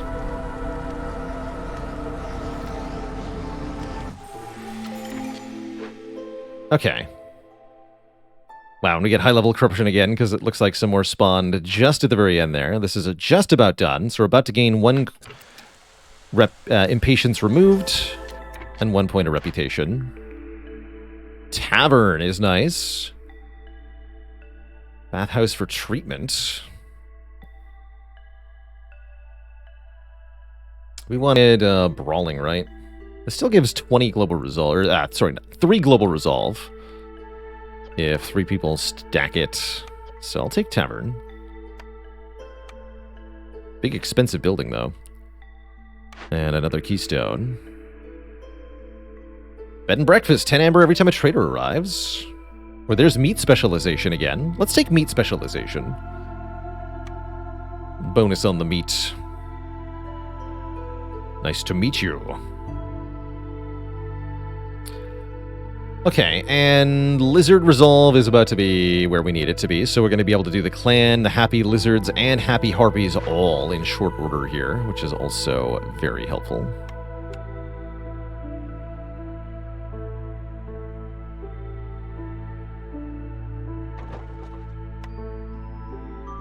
Does meat specialization stack with cannibalism? I don't believe gaining meat from cannibalism counts as producing meat, so I don't think so. As it has not been produced.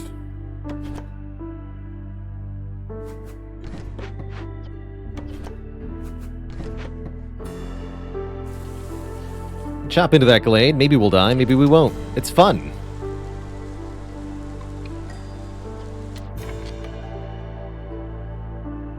take some coats. Although 8 people to replace our lost villagers is not too bad either. Alright, I'll take 8 people.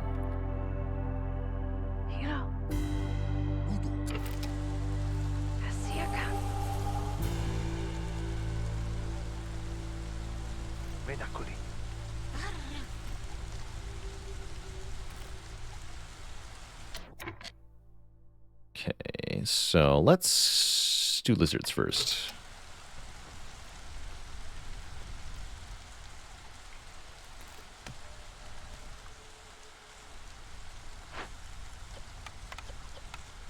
We have what it takes to cleanse this now, although this would do horrific things to our global resolve. Now would be the time to cleanse it if we were ever going to. I don't think I really care that much.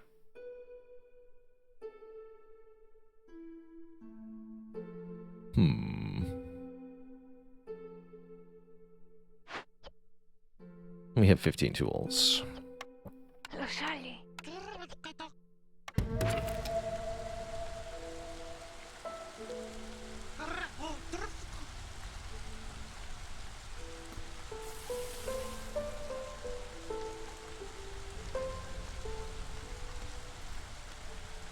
I might need another blight post to avoid disaster again. Let's try to get another blight post. See, we don't have any bricks, though. What do we have here? Harmony's Spirit Altar.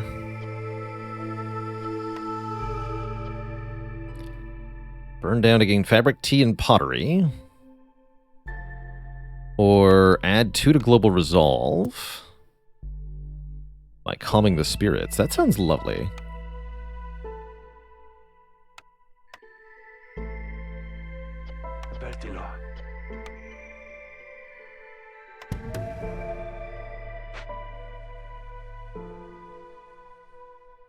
Don't have the thing for that. Okay. Seems fine.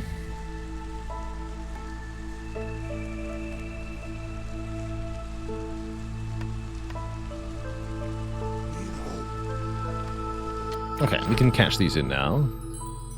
2 lizards immediately. 2 more lizards every time we get lizards, or other people. Deliver both.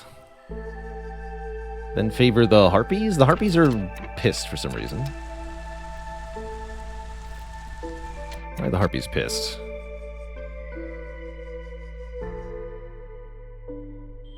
They're pissed because they're not happy. Well, that would just make sense.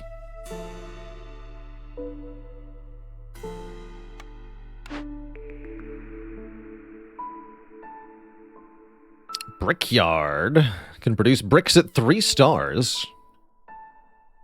Something we're currently lacking the ability to do effectively. Will I build a Forsaken Altar? Probably not until we lose a run again. Will I make another Forsaken Altar? Forsaken Altar seems real strong. Also costs your meta progression resources, which I really don't want to spend. I have 92 stone. Okay, sure, take the Brickyard.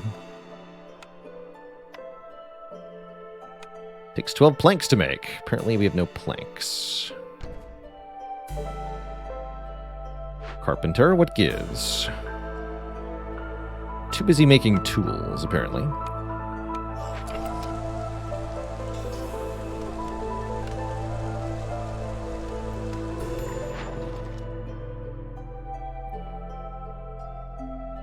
Got lots of meat.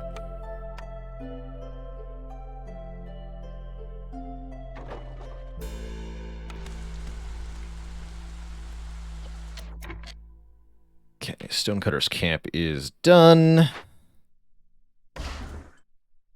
We would like more bricks.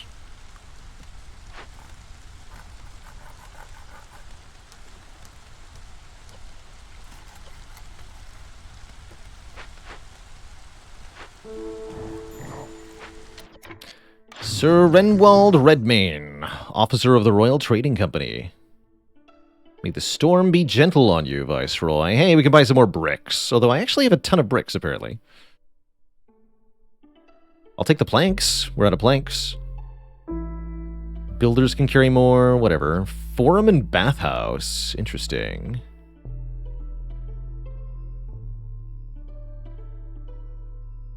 Bathhouse is pretty good. Global production 25% faster is nice, and leave slower, also pretty good. Expensive blueprints, but worth it. I also want, like I said, your planks. Give me all of your planks. So yeah, let's buy the bathhouse. And then sell all of the remaining amber.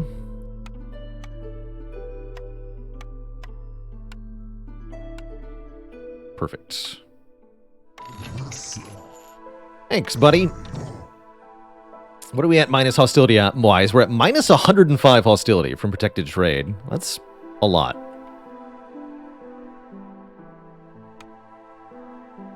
So now we can make a bathhouse. I'm going to make the tavern first, which is going to go over here. Don't expect the tavern to do much other than provide minus 3 global resolve bonus.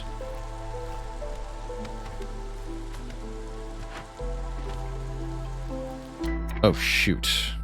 I needed amber for that. Oh, dear. Crap. I need 15 amber back. Excuse me. Damn it.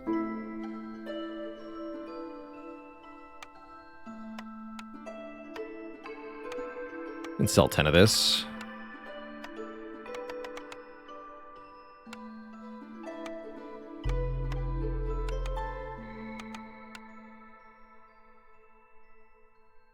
Yeah.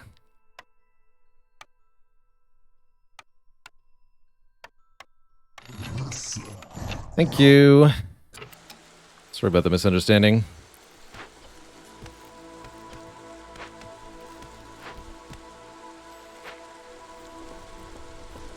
Glad I caught that before you left, at least. Although, probably our trade routes would have made it fine. Don't stress it. Okay, second blight post. Again, set the limit to 20. Gonna need you all very ready for the next storm. Although I don't need you all right now. Just soon.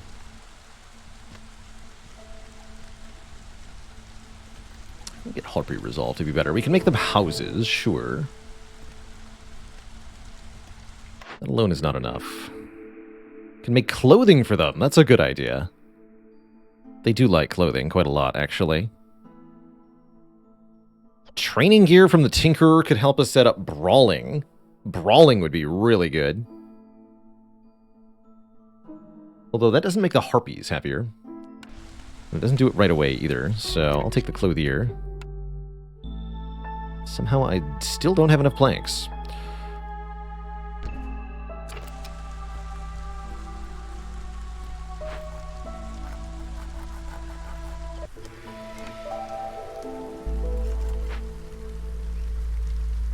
They're working very hard on making tools. Good for them.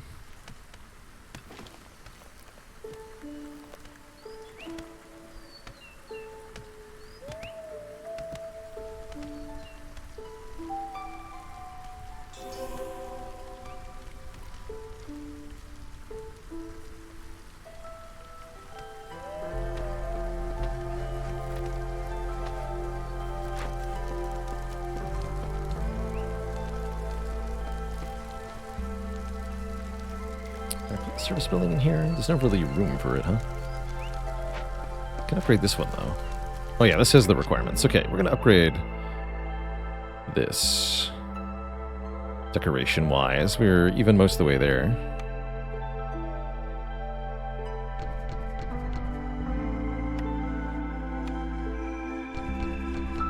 Cool, that'll get this to level 3. That's pretty important. We're also now gaining reputation over time because our villagers are nice and happy. Okay, Spirits are being calmed.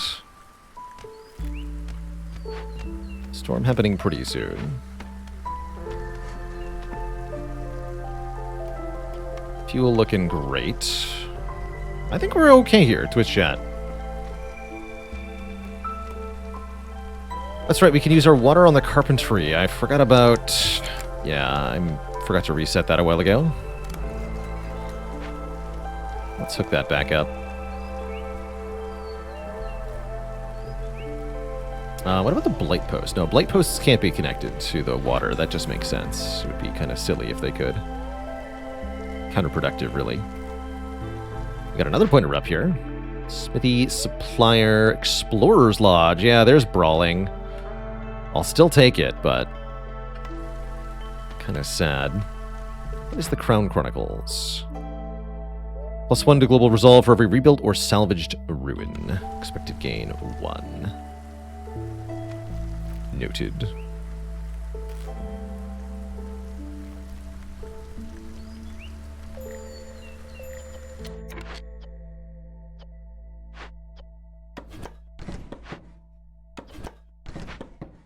They're all going to be unassigned very shortly anyway.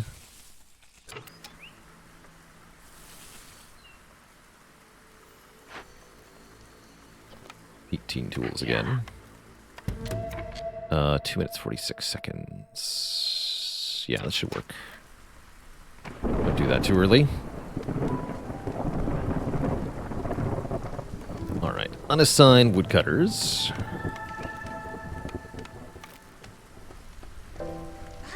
Make them blight workers. Send them to work in the mines, too.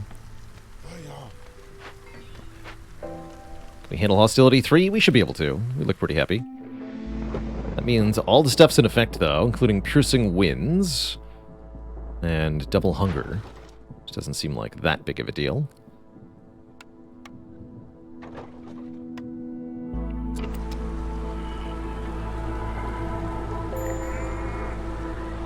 No, not quite.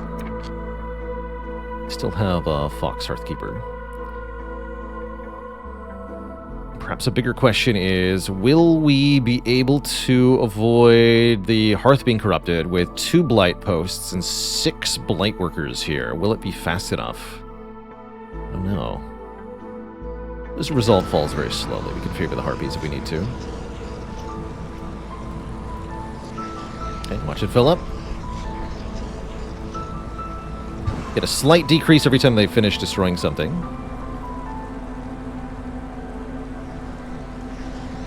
Okay, I think we're going to be okay. Some of them are taking breaks, though. Really wish they wouldn't do that.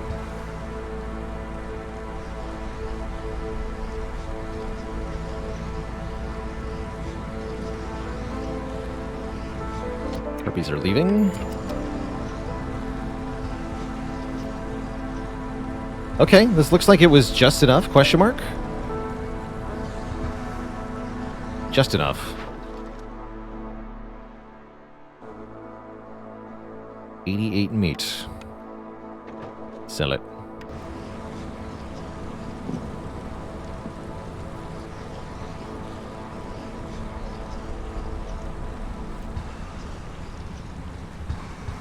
Okay, well that really highlighted the power of double blight post. What do you mean the fire is going out?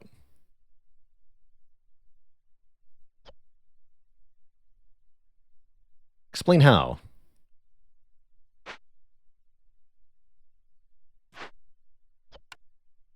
We have lots of fuel?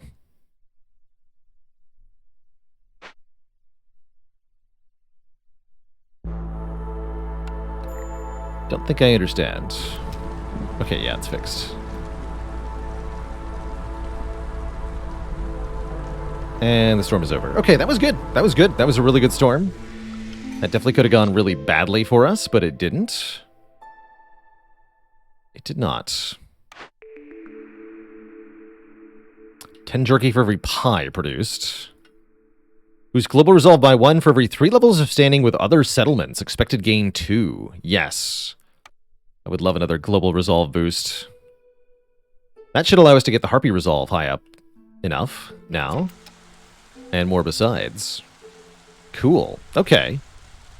Life is good. Life is very good. Herbalist Camp needs to move. Slash be destroyed. I don't see any more herb-type stuff. So, ruin it. Where did it go? Here it is. Destroy it. And make some other things. No, don't move that. Don't have a forager's camp.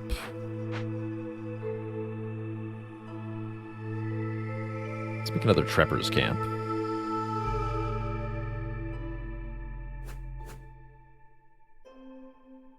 There we go.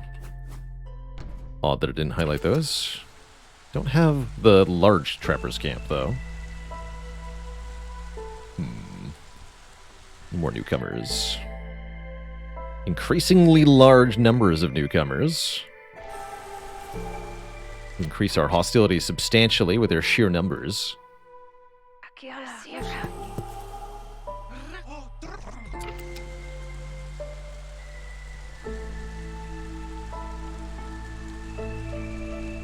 Let's see, did that clothier finish? Granary has nothing to do. You must have made 25 pack of crops? Yes. Brickyard. Set bricks at limit 50. Pottery at limit 50. Crystallized dew. We have all these things? We do. Limit 30. There's the clothier.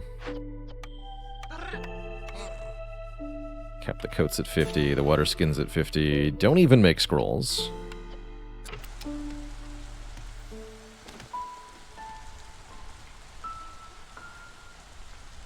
Hook up this. Needs clearance water.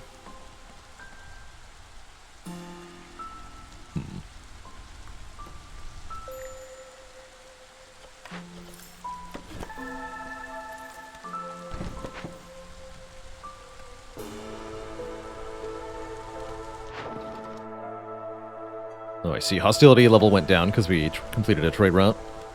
It's kind of cute.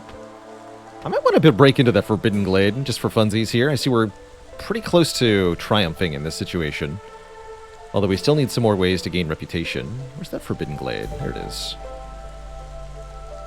How much time do we have? Quite a bit.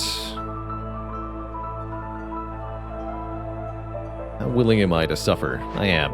I am. Make it so. Cut into the Forbidden Glade. Just do it.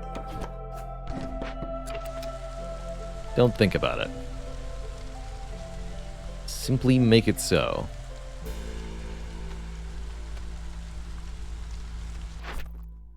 Let's see, what are the rewards for doing some of the stuff here? Harpy Resolve gives us fabric and pigment.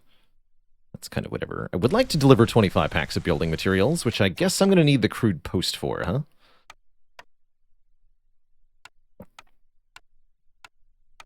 It's an industry, right? Makeshift post. That's right. I don't think I have pack of building materials through any other means here. Getting up the bathhouse is probably a good idea. Yes. Guess we'll put that here. Alright, there's our super duper glade. The drainage mole. He is big. Kills villagers and destroys everything in a 20 field radius. So he will wipe out this corner of the map in 13 minutes if we do not use a bunch of stones to hit him in the face. Or feed him. All woodcutters and gatherers get minus 22 to resolve while feeding him. You don't have the food to feed. Thrill of Exploration and 5 ancient tablets. Or a rep for chasing away. So this would take 5 minutes and 29 seconds. Would take longer than that. Okay, so I think we chase him away after the storm? That doesn't seem valuable. How much? I have no sea marrow. Okay. Yeah, we could set up another level 3 hearth, but I don't think I care about it enough.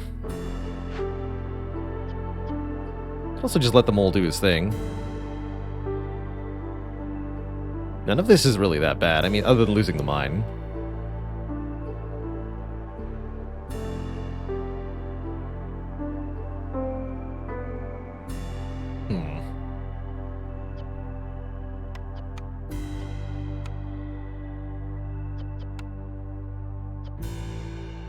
Kind of like the idea of feeding it.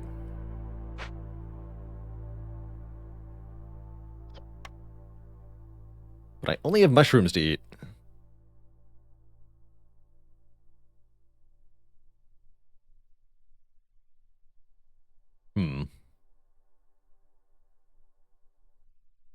Seems like a slight problem.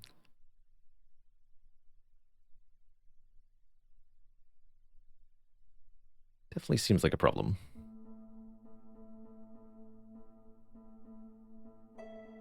Bummer. But there's a giant resource node here, right? What's the giant resource node? This whale. Dead Leviathan. We need a trapper's camp. But it's an unlimited food source, more or less. So that's kind of nice. The mole will destroy it if we don't deal with the mole, though. Heck.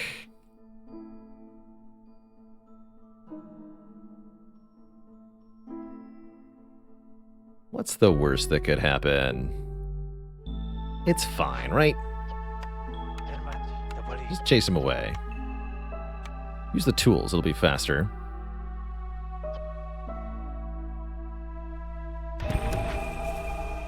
Good luck, everyone.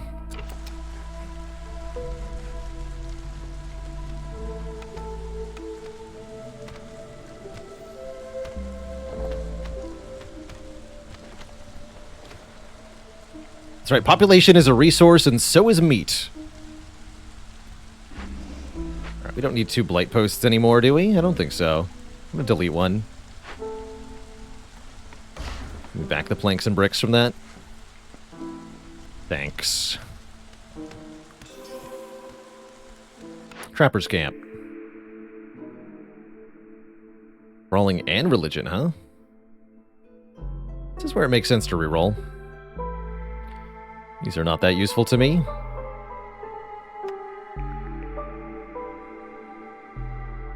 Forager's camp. I'm okay with a forager's camp. We do have things to make with it. Here.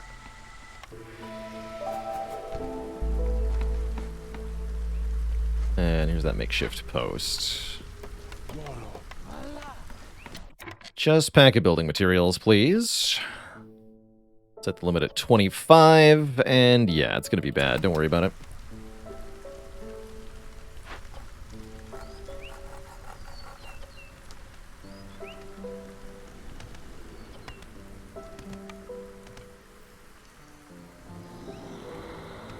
Oh boy, yeah, this is not good timing. Hey, buddy. Minus 15% to storm duration sounds good. Blood price contract for 44 amber is probably also worth it, because I bet we're gonna lose a few. With the way this is headed.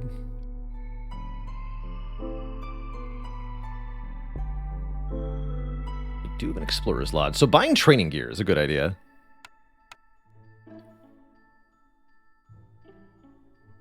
Let's go with that. I'm gonna take the minus storm duration.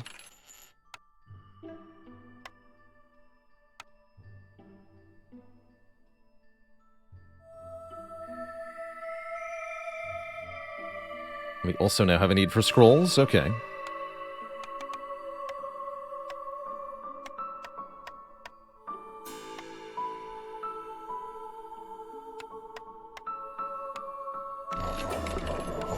Hostility reduced further.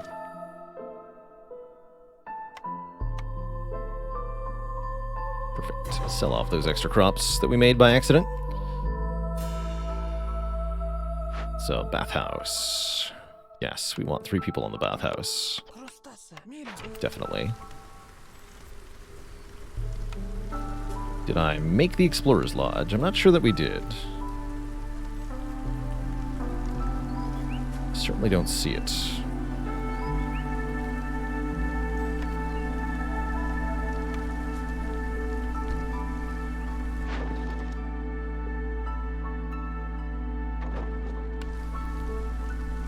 Jay Guy, thanks for the 3 full years of the Prime sub. Holy moly. Thank you, thank you. Food is slowly decreasing.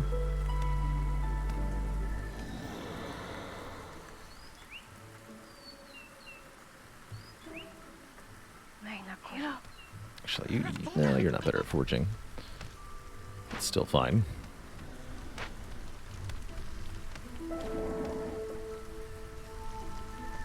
Oh, I needed 30 pack of crops. I'm a fool. Well, we'll go back up to 30, I assume.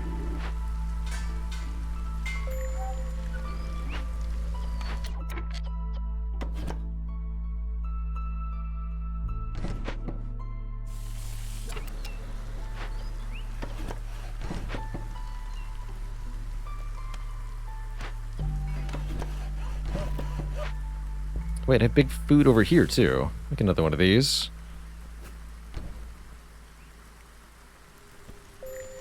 Not enough shelters. You're right. We are way short on housing.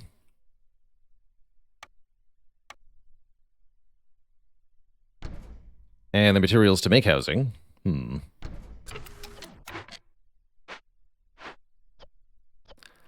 this mine is out of ore. It's not the one we upgraded, though.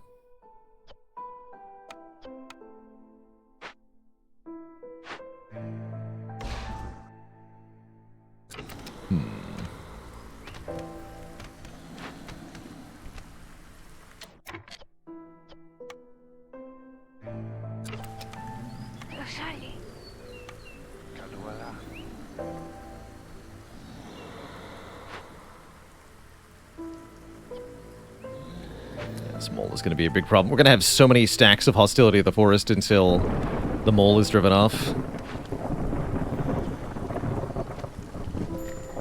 It's okay if we lose some people.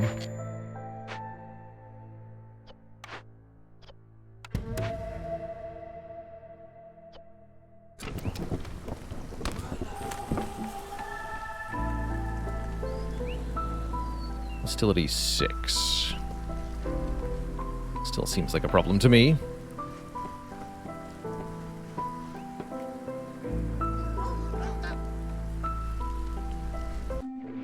Okay, storm has begun. You finish in 1 minute 38 seconds. Storm is that long, so yeah, we're in trouble here. This is gonna suck. Use the C thing in the main hearth. Oh, you mean, the thing I have 0 of? Sure, I'll just sack all that.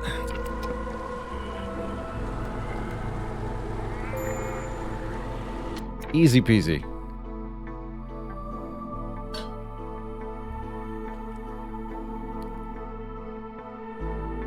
I could min-max resolve, but it's really not going to make much of a difference here.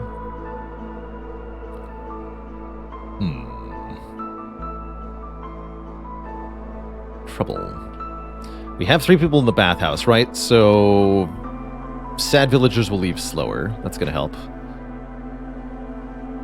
Explorer's Lodge is ready. That helps. Vaguely. +1. Easy. Guess we should either salvage or rebuild this then.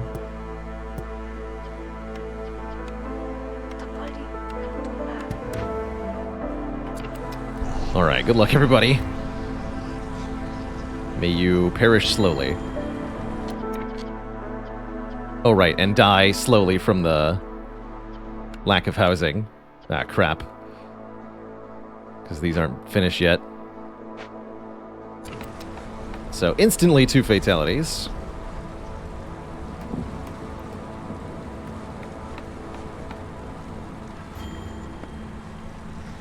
Three fatalities.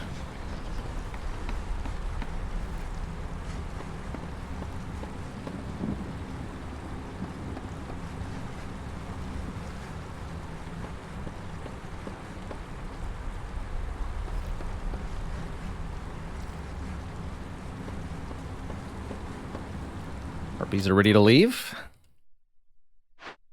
We are at 30 seconds left. Actually, it's 33 seconds until a harpy leaves. Let's favor the harpies for a second. Just undo that momentarily.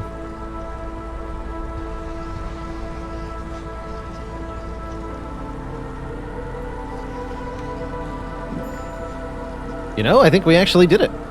That wasn't too bad. The drainage mole has been banished. And now everybody is ludicrously happy. Pro tip. Give me 8 ancient glade tablets. Sure. Sounds like a nice bonus to just suddenly get.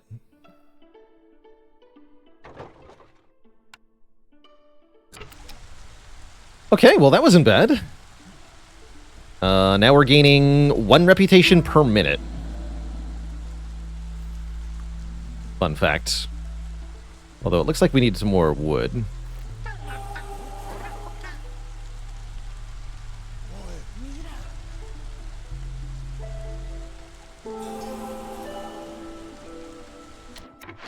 Let's see, and this needs an upgrade.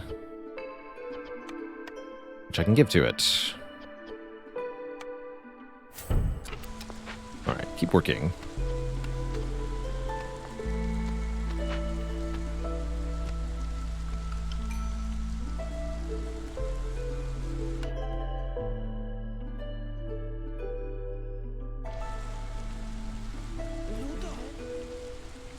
Keep everybody happy. Harpy resolve, finally done. That took forever.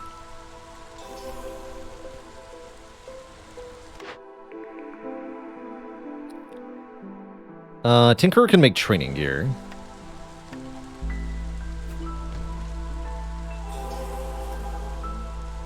But realistically, we're going to win very soon.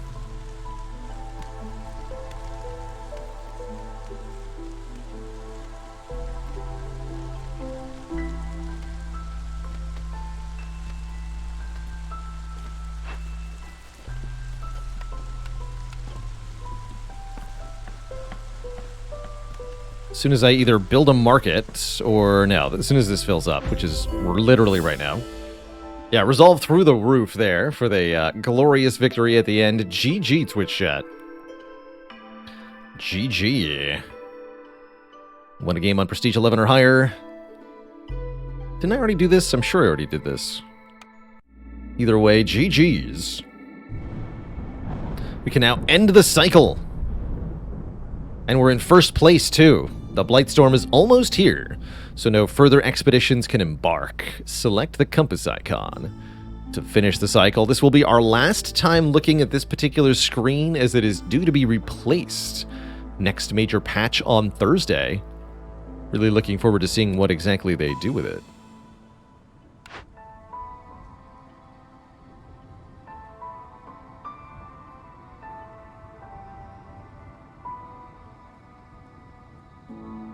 So our influence rewards give us 127 additional food. Cool. So it's total area controlled, farthest expedition score. And sum of all completed modifiers. Neat. It's the sum of each individual town score as well. Curious. End the cycle.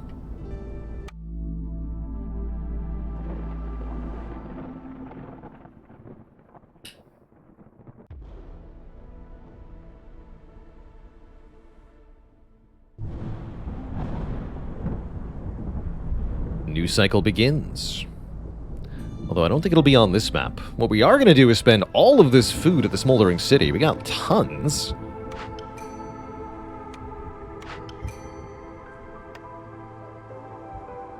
Beautiful.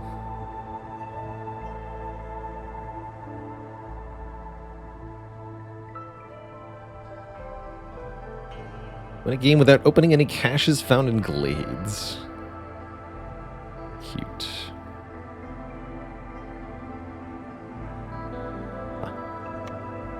Let's see, what upgrades can we afford? Looks like we can probably get 3 upgrades. That's pretty exciting. +1 Cornerstone reroll charge, looking very nice. Oh yeah, I wanted to get more Citadel resources upon finishing settlements. That's going to be nice. 1 additional caravan to choose from when embarking. +5 to the storage capacity of all buildings. That's not actually necessarily a good thing sometimes. Can start with small farm. Another 20% goods up. 50 coats when you get harpies. That's also pretty good.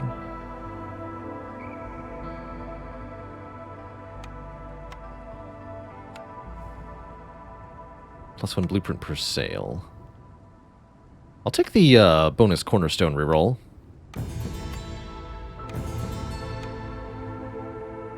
And fuel and resources last longer in the hearth now too. That's pretty nice. That's pretty nice. Still lots of unlocks to go. More range on farms. Wine delivery line. Or tea delivery line. Wow, you can start with just automatic. Interesting. Training gear delivery line. We should work down this.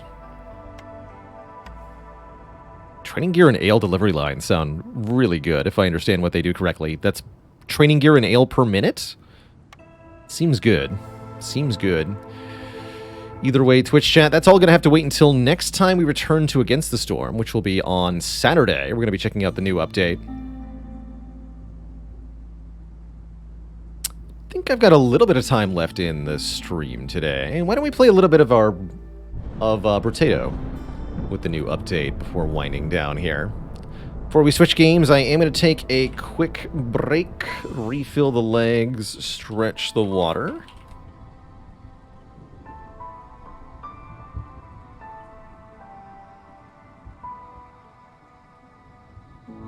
But I'm also going to leave you all on the main screen of Brotato. Excuse me, not Game Vote.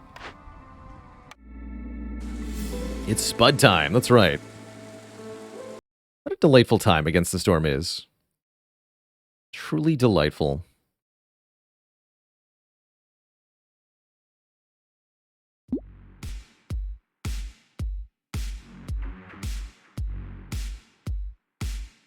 Alright, welcome one and all to Taters.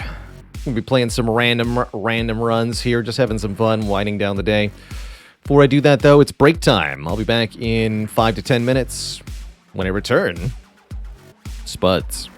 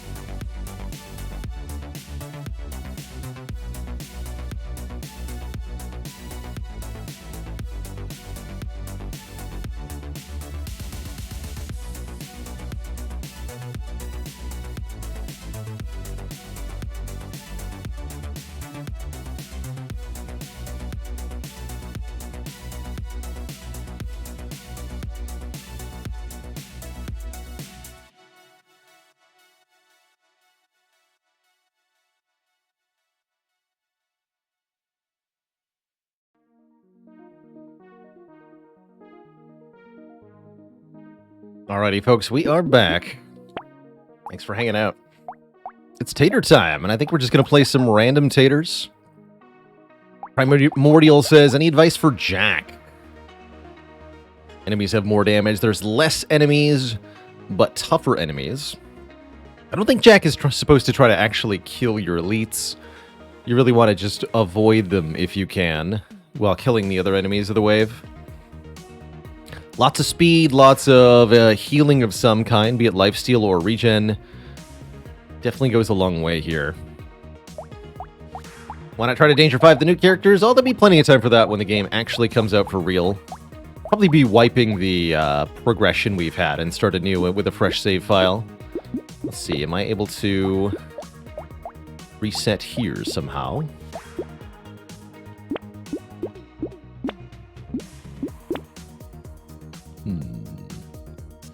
What does optimize end of waves mean? Whoops, that's not quite what I meant to do. Full release for Brotato is June 23rd, just this Friday. Glass cannon, except for some speed. Well, maybe that works too. All right, who's our random character? The Glutton. Plus explosion damage while picking up a consumable at max health. Consumables explode. And our random weapon? A lance, one of my favorite weapons on any character. Lances get bonus damage with your speed and have pretty good base damage to begin with. Perhaps better yet, they give you bonus speed, which is just peachy.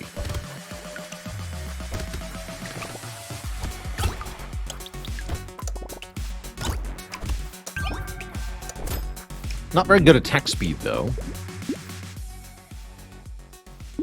Let's grab a little bit of range. If I've got melee weapons, I like them to go a bit further. I guess I'll take a beanie if I'm doing lances. This character has more expensive items and less XP, so you're expected to use the explosive damage bonus.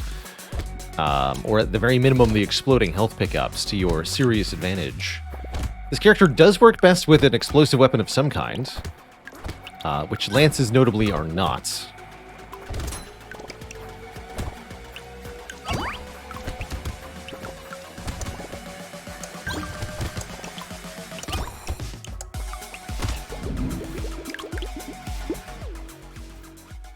I'll take a B. Anything that gives harvesting is good by me, usually. And we're going to grab some more move speed. And another lance. 2 more lances, in fact.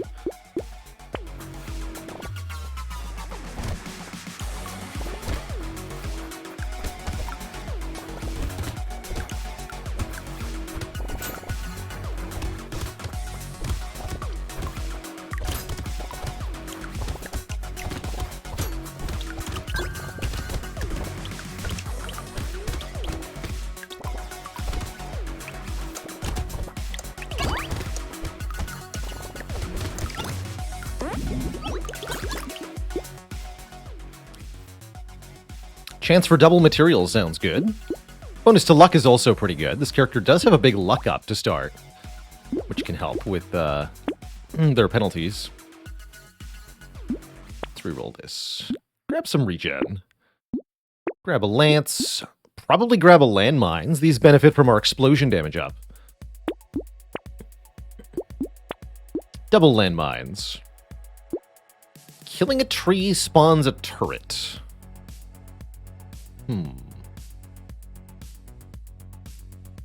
I'm kind of into it. Let's lock the Pocket Factory. I don't necessarily think that's a really good idea to spend that much money on it, but I want it.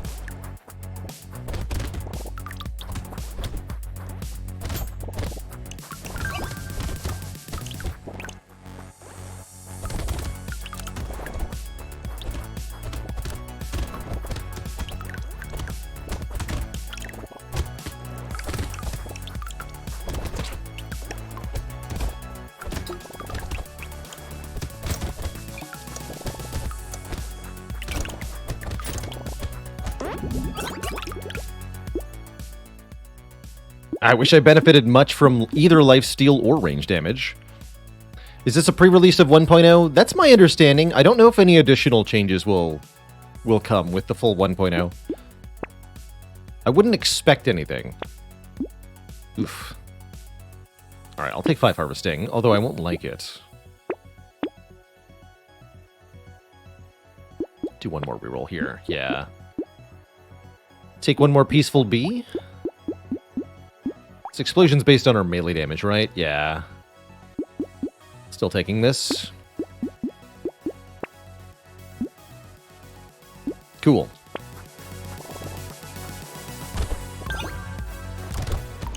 But yes, you can get this current patch of the game by opting into the beta on Steam, which is public.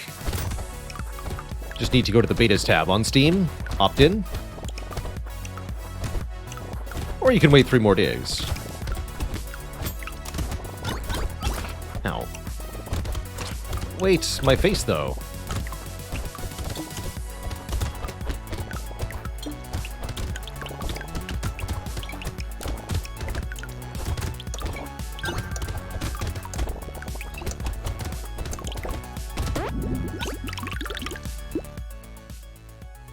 Even more regen. Sure, let's double it to 6. And yeah, I'm going to grab more harvesting because I'm a sucker.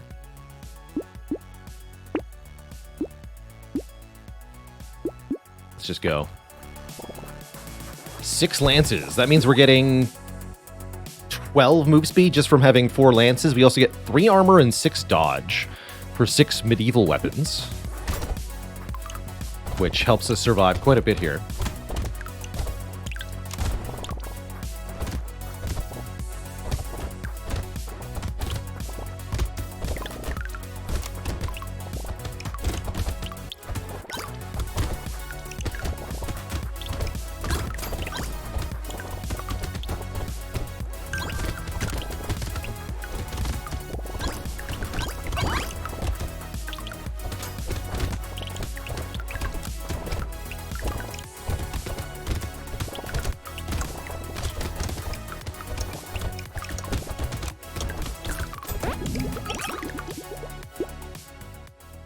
Okay, we should probably take this Blood Leech and trade some of this harvesting we've invested in for good healing stats. And we should also get some max health right now, if we can. There's 6 max health. Perfect. I'd love some more range to make these lances go a bit further. And how do we feel about Baby Elephant? Pretty good, actually. As we have a lot of luck stat already. Does 13 damage. That's good enough for me. Let's pick it up and reroll. Okay, these do scale better. I was wondering. Good.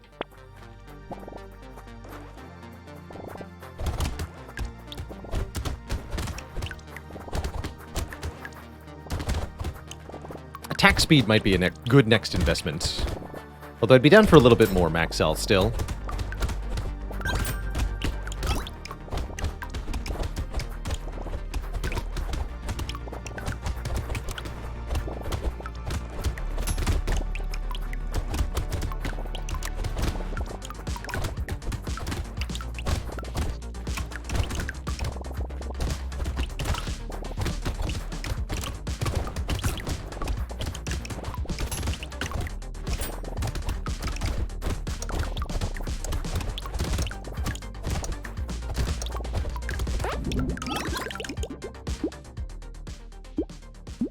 Keep getting offered these purple perks that I don't really want. That's kind of sad.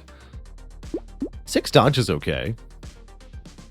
Let's just take the dodge. And definitely take a luck up here. Also wouldn't mind getting a bit of percent damage with this injection. Don't exactly have max health to give up. Let's not. Here we go. Max health and melee... melee damage and experience gain, excuse me, is excellent. Muscly Dude is also pretty good. Terrified Onion's pretty good, because we scale our damage with speed. And the Gentle Alien gives us more enemies. These are all pretty good. Let's go with the Black Belt first. But I think I am going to buy all of these.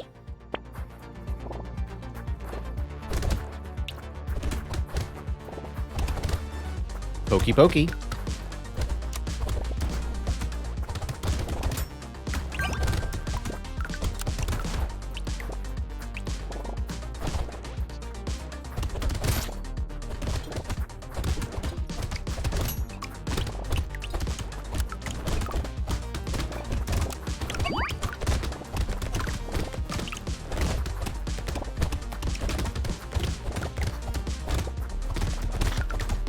Ah! I was hoping we would die faster than that. We're okay, though. Glad we didn't buy the minus max health. Ooh.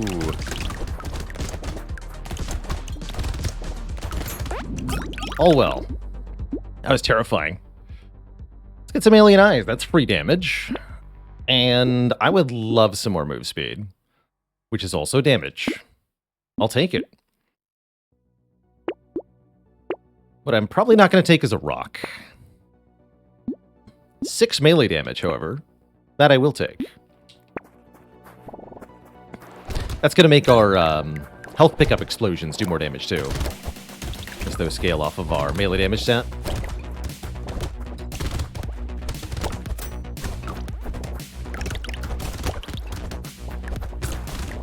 Yo, Peyote Boa. Hello.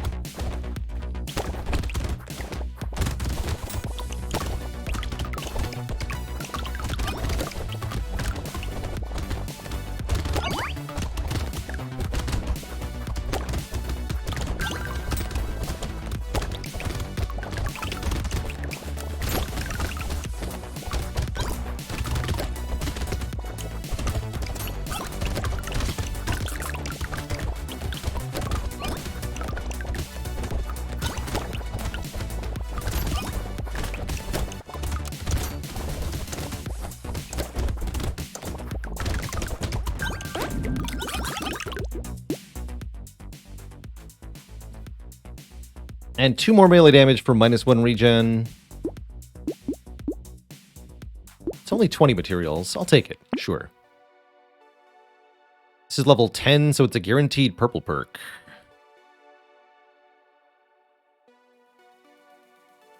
What would I want most? Pretty hard to say no to armor. Take the armor. 12% damage. Sure. I really do want attack speed, but I'm also really looking at regen as a very good stat at the moment. I'll take the 4 HP regen. 3 purple perks feels very good.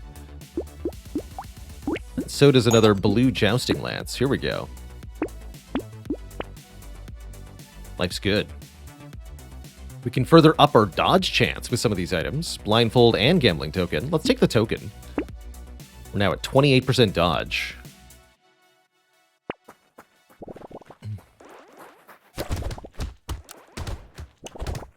No, I haven't looked up any Next Fest demos. Not too interested in demos, generally.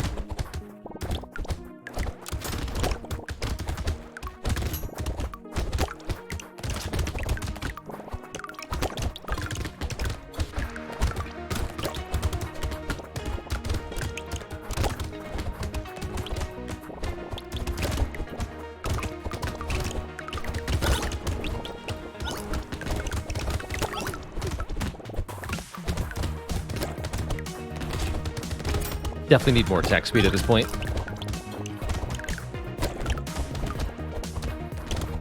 Or an explosive weapon. That would also work really well.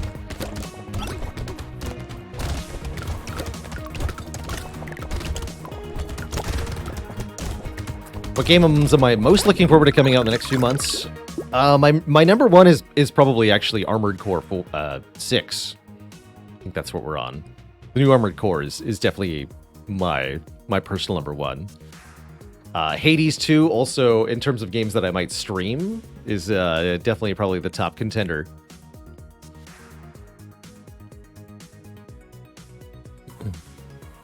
Increasing range reduces attack speed for melee weapons. Slightly, yes, Alex Helmar, because of the animation time required to send the weapon further away. It's pretty minimal, though. I wouldn't worry about the attack speed reduction when taking range of melee weapons.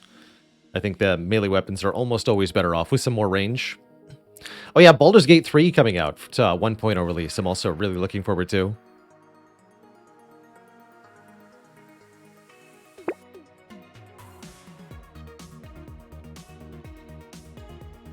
I have been playing some D4. Not a lot of it. I'm okay with it. I've been moderately enjoying D4. That's how I'll describe it, I suppose. That is a pretty good tomato. We don't have very much max health. We have a lot of regen, so starting the wave at half health is not bad at all. Especially with this elite wave, I think it'll help us survivability quite a lot. I don't expect to kill the elite, although it could happen.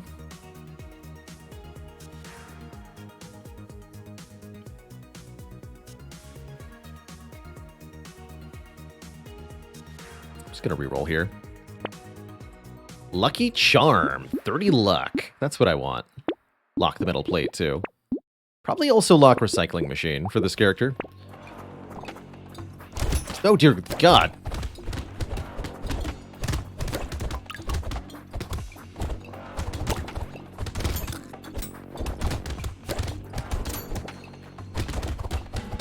That was terrifying. Good thing we're fast. It's really not that bad when you're fast.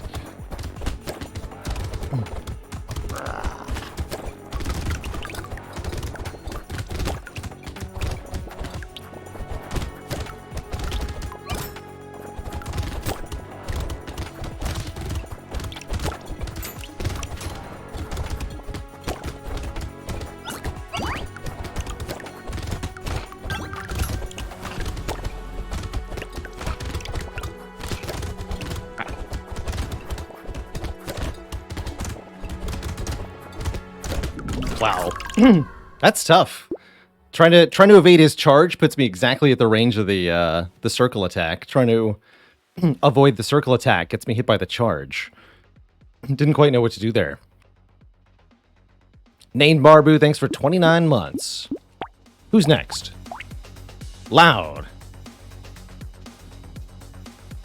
Loud faces more enemies, but gets more damage, and loses harvesting every wave to counteract the huge bonus resource you get from more enemies. Again, playing with a random starting weapon. Ghost Axe, I was hoping.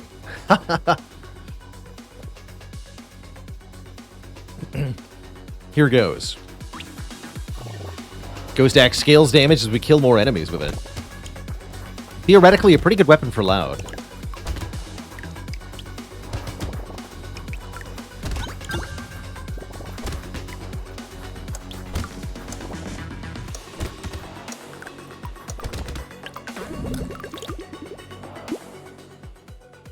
Although we might more realistically want...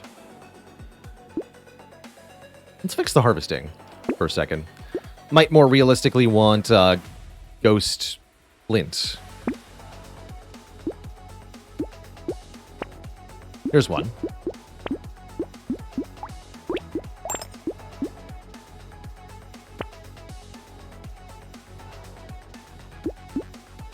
A weird Ghost Flint.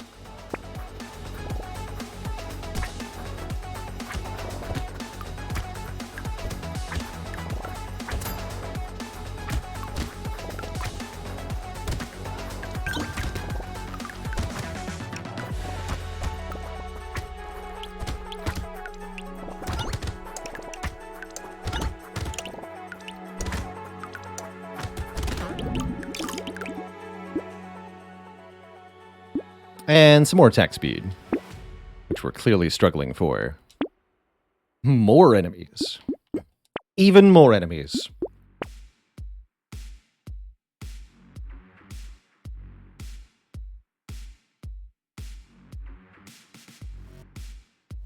What goes Scepter?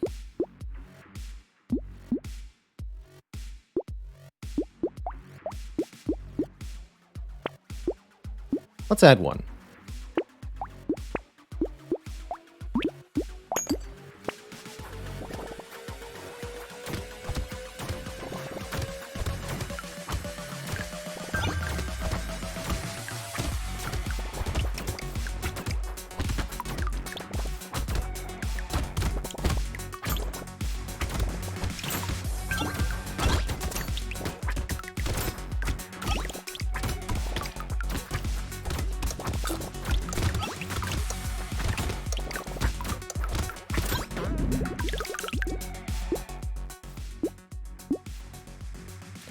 Crit chance.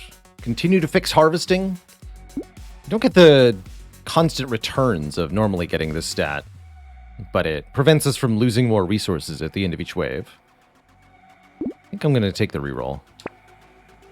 And we're going to take 5 luck. Let's grab a little luck. A little luck and a little range. A little luck and a little range. Definitely going to want some range here. Oops. Here we go. Early Ugly Tooth is pretty good too. Let's grab that. Is a good Ghost Scepter build as dumb as you think it is? There's a slight problem with that, which is that you said good Ghost Scepter build, and I have to inform you, regretfully, that that does not exist. The weapon's base damage is just too low to really cut it on its own. There's really no way to get the Ghost Scepter to kill enough enemies to actually give you the max health scaling you really want to see it give you. Barring something extreme. Maybe Renegade could do it. Maybe.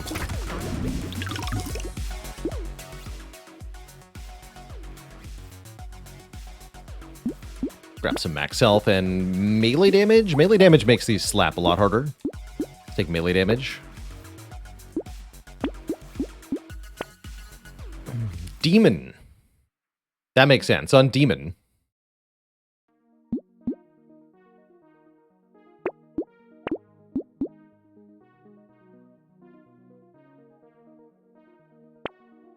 Ooh, early Rip and Tear. Okay. I mean, Rip and Tear on this character, although, won't it get kills that the ghost weapons won't kill? I don't think I care. I think it's amazing. All right, good talk. Butterfly also amazing on any build that's not doing elemental.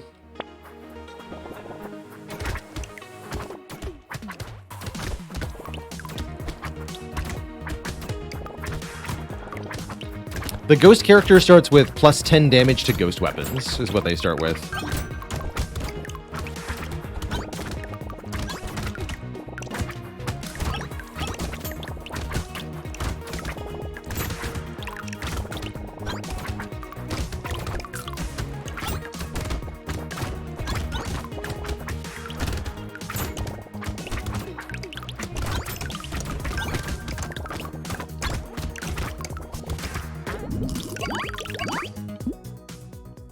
Do the ghost weapons clash with each other? I wouldn't say so. Or range. Alright, sure. I'll undo 10 minus harvesting. That sounds good. And then I'll redo 10 minus harvesting. Don't think I want too many ghost axes. We're mostly looking to increase our attack speed here. Let's keep rerolling. Improve the scepter.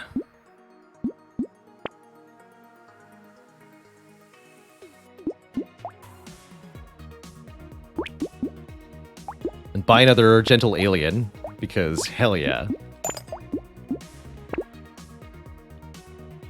Does minus harvesting do anything? Yes, you lose materials and experience points at the end of the wave.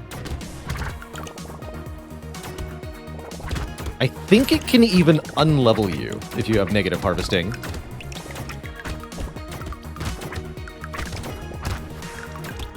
I'd have to test that, though.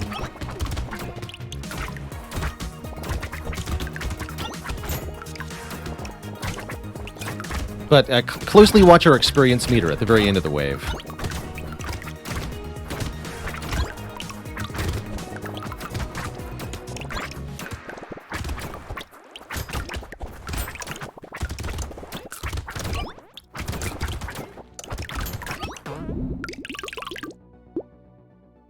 And do you see that we lost materials there, too? We're playing loud. More enemies, more damage, but minus harvesting. And more range. And even more range. Trust me, you want a lot of range. For what we're doing here. Power Fist. I think I want that. point with ghost weapons is not necessarily to go only ghost weapons and try to scale your ghost weapons up, but at some point, trade up to a better weapon with better stats and use all the bonuses you've accumulated.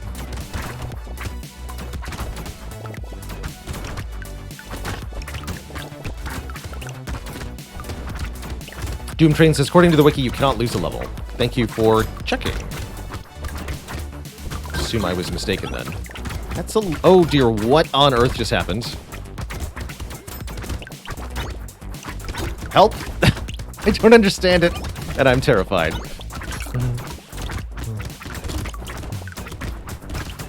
Each egg hatched into 2 or 3 of them? Why? Something about the plus enemies? I don't know, I'm running for my life now. No! I must live! Yes! Okay, let's get some armor, please. That was great.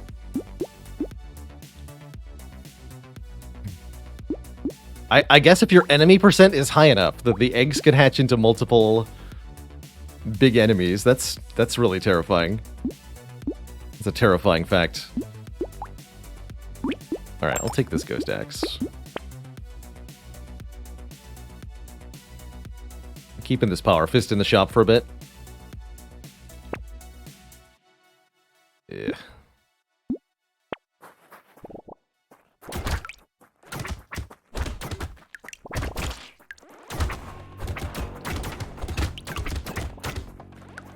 I don't have good healing, do I? Do have a lot of max HP, though.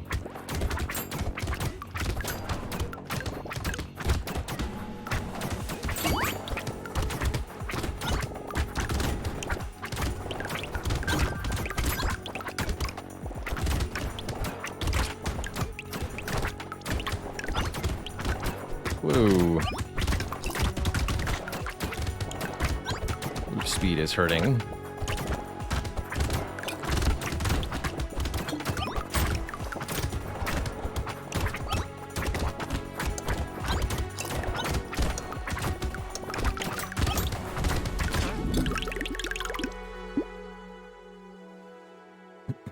Let's take a damage up.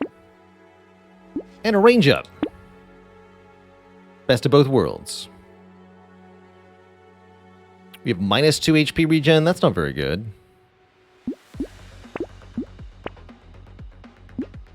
Mastery is very good. Who even cares about the Ghost Scepter anyway?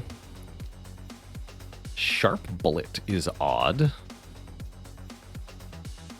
It's better than nothing, certainly. Meh.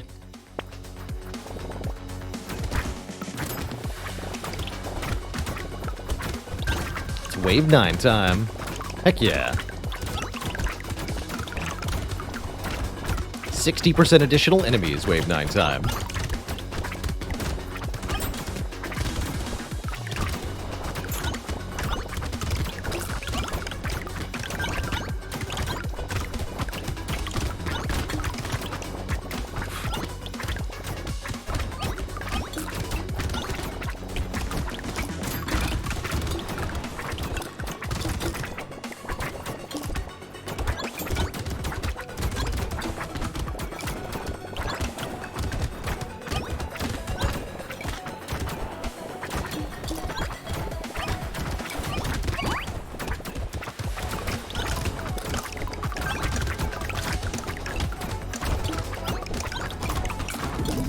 $955 materials. Holy crap. I'll take a bag. We need some move speed, though. There's some. And I'm going to grab some more luck. I like the luck stat. More move speed. Now we can buy this power fist, by the way. Although it looks like I'll have to discard one of the basic weapons. Let's lose this ghost axe for it. Good choice. Yes to whetstone, yes to alien worm. Probably not to medical turret.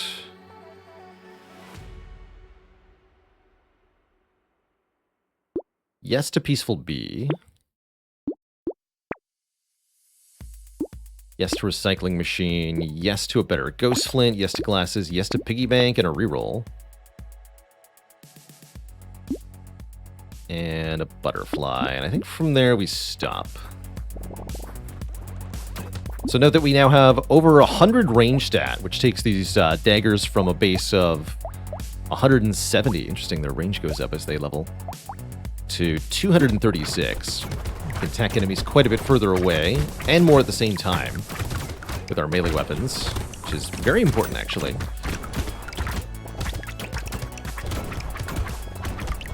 Perhaps a better question is, what is our attack speed stat at?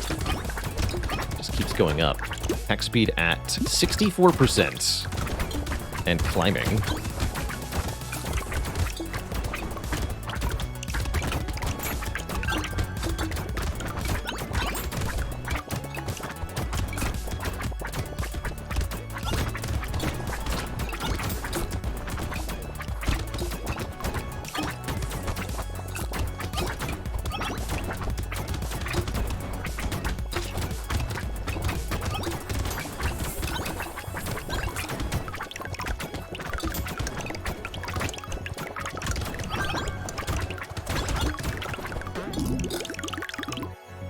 Vicious. Let's get even more range.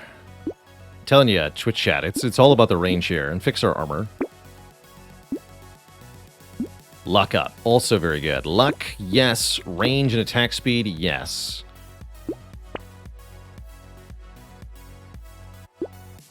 More luck and more range, yes. Probably combine the ghost flints here and pick up the basic tier 1. Alright, piggy bank, what do you got? This does 57 base damage, 1% attack speed for every 12 enemies killed by it.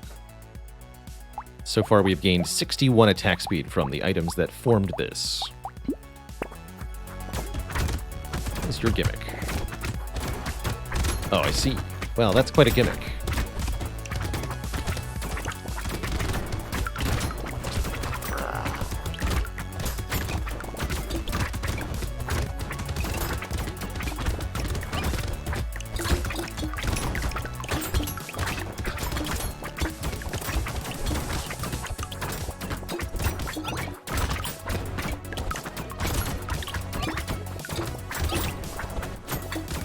Stupid mummy enemies that are getting me here. More than the elite is.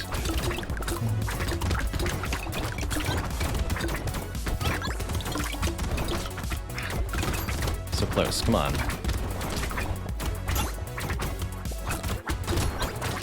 No! Yes! Whew! Ghost Scepter definitely kept me alive there. Trees are excellent. 50 range and 15 crit, say the Night Goggles. I'm telling you, it's all about the range stat. I'll take it. Also going to keep upping our whetstone here. Upping our lifesteal, rather. And our luck. Alright, piggy bank. Got a horde wave coming up soon. I'm excited for that. Look how far those daggers go.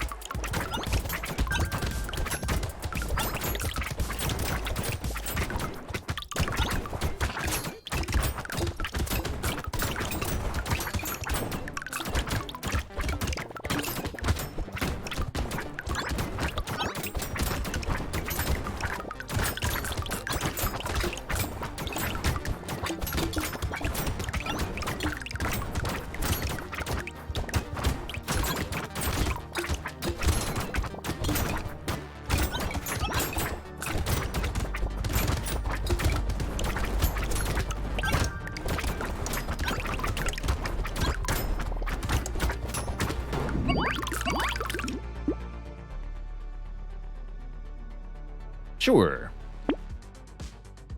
No. And let's get some more luck. And range. 1 attack speed for every current living enemy. Alright. Seems like we're pretty low on armor, which maybe makes me want to take Warrior Helmet, although the speed down is terrifying. -2 armor is also terrifying. I'll buy this. Another Night Goggles? Okay. It's only 199 bucks for this thing? That's crazy. Back to 0 armor. We have 343 range. Does negative armor mean enemy attacks do more damage? Yes. Yes, it does. That's a hell of a jousting lance, dang. Might upgrade to that thing. Swap out this white ghost flint, let's do it.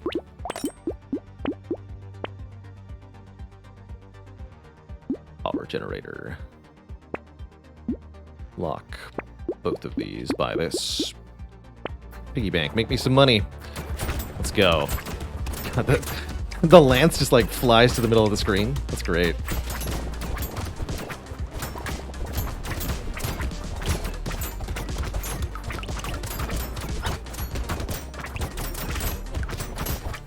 So this right here is why you range on melee weapons, if you can.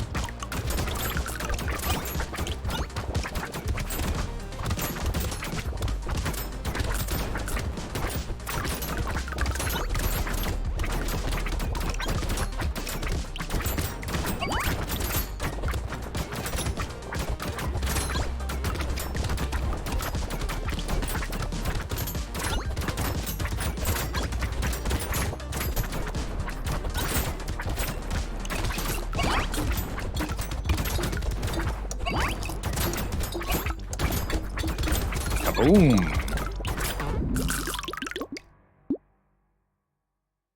Add more damage. And more minus armor. Sure. 10% more enemies. I'll do it. What's the worst that could happen, Twitch chat? Surely nothing bad could possibly occur. I'm gonna lose this Ghost Scepter. We don't need that no more.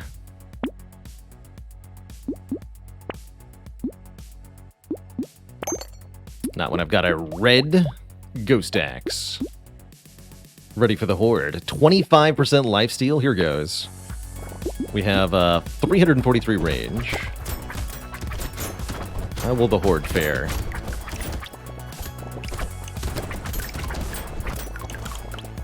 They appear to be evaporating.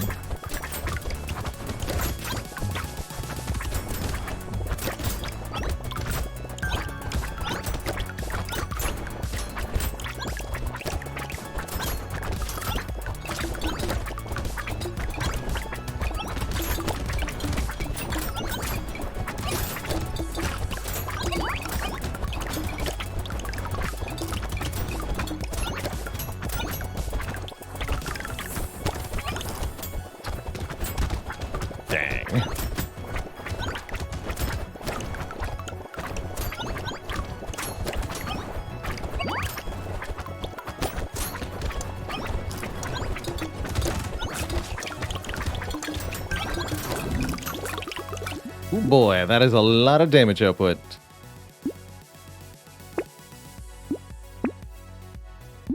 Take some more max health, and you know what? Some armor sounds great.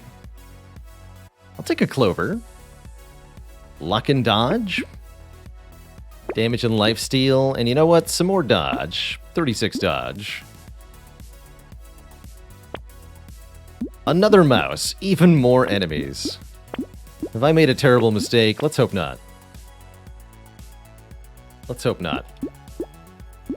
According to the stats, we're at 80% more enemies. How much work is Rip and Tear doing? According to Rip and Tear, it has done 32,000 damage, which seems to be quite a lot. But we don't have reference for the other weapons at the moment. Each explosion from Rip and Tear is 36. I don't think it's actually doing that much. It seems like most enemies are getting killed by the 100 damage attacks.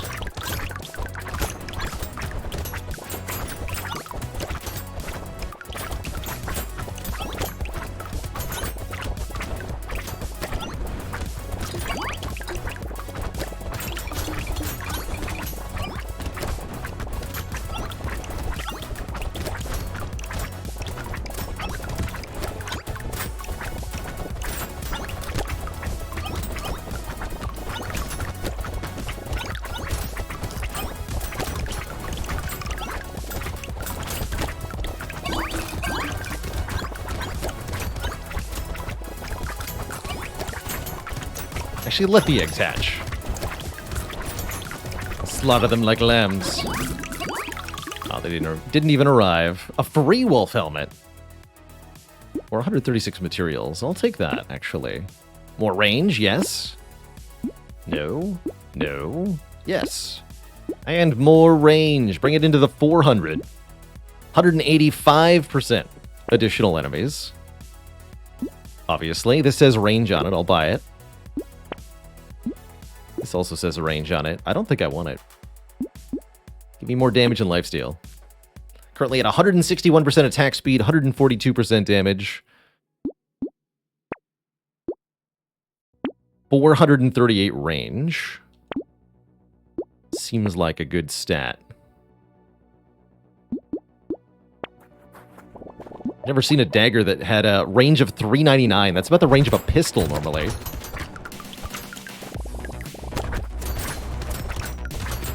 That's wild.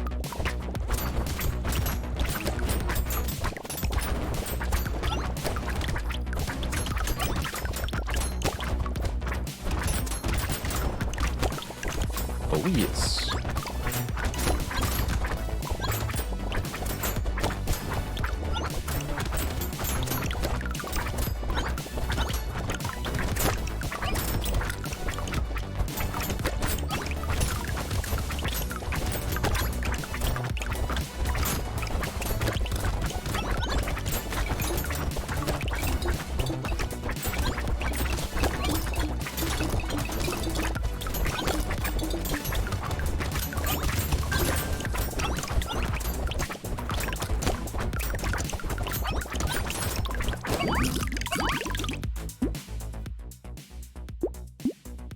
Give me some max HP and some XP gain.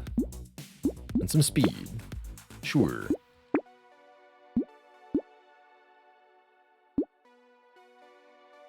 And I'm just going to reroll here. Retro's Hoodie. 2 attack speed for every 1 dodge you have. Oh no, look at the horrible range penalty. Welcome. We are now even more absurdly overpowered. Those poor bosses, man. I feel bad for them already.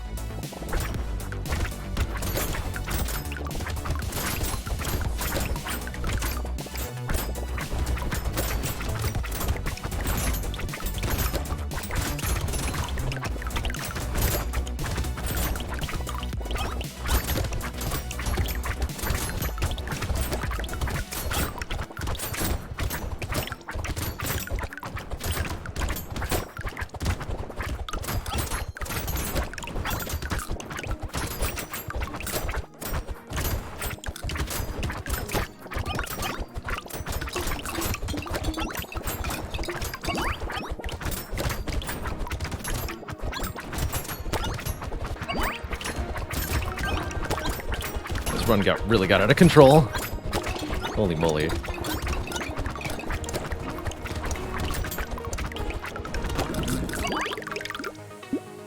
Dang. Sure, I'll take 25 more luck. We're at over 100 luck.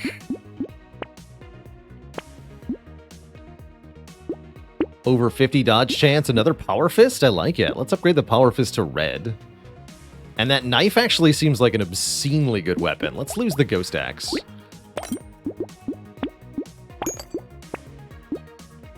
Oh, heck yeah. Red Lance, too. Here we go. 186 damage Lance, 210 damage Power Fist, with a cooldown of 0.29. And this knife crits for 72 times 3.5. Basically every time it attacks. Let's grab Riposte.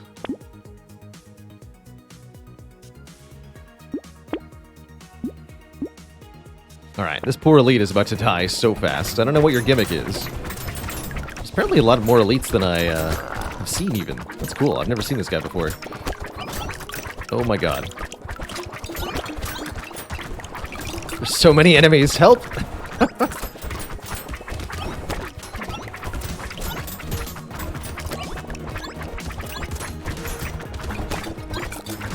Seem to have killed the boss.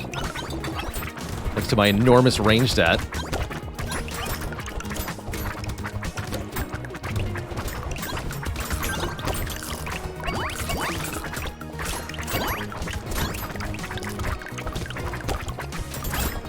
Yeah, bring him on.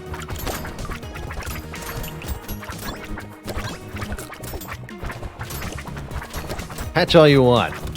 Just get destroyed, fools.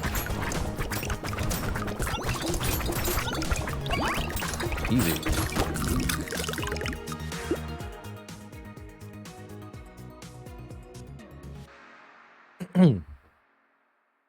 What does luck do? Luck gives you... Let's see, what is the words of the game for luck?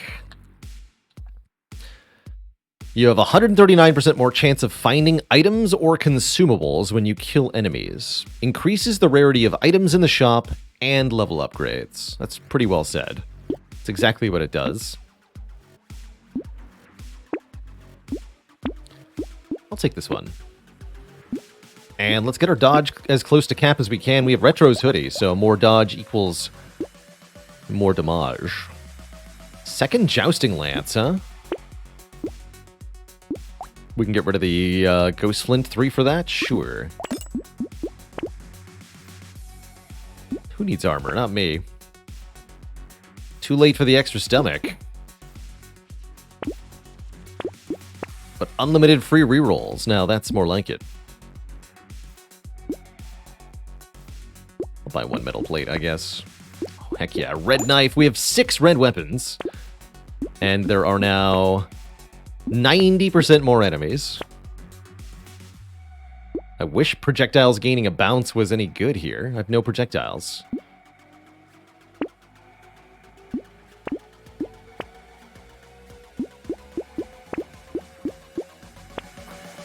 We're gonna do endless? No.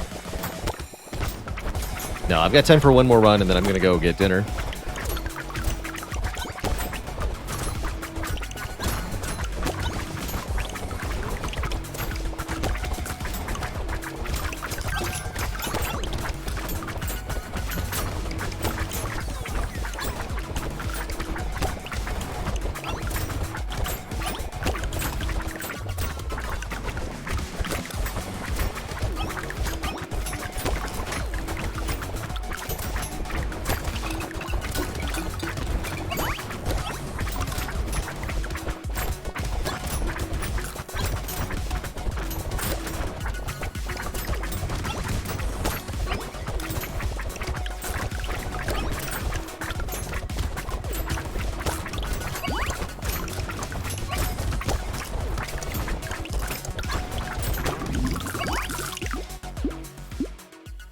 Nope.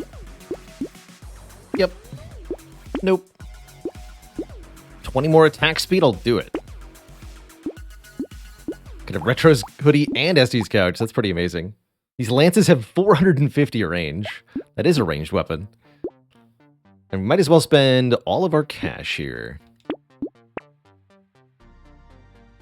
Another Ghost Flint 4. Take a coffee, I guess. Alien eyes seem vaguely helpful. Second riposte, sure.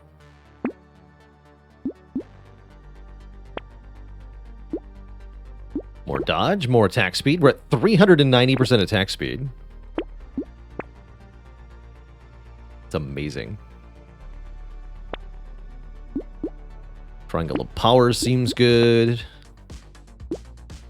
This is still more attack speed, even though we've capped on dodge.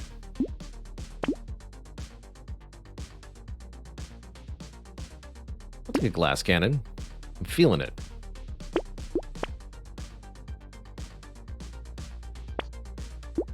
Clover.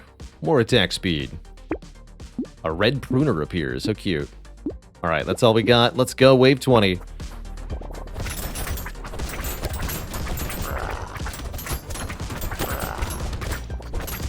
Try not to get hit here. Rip-a-roni, those bosses. Dang. Absolutely destroyed. Look at those ridiculous stats. 260% damage, 453% attack speed.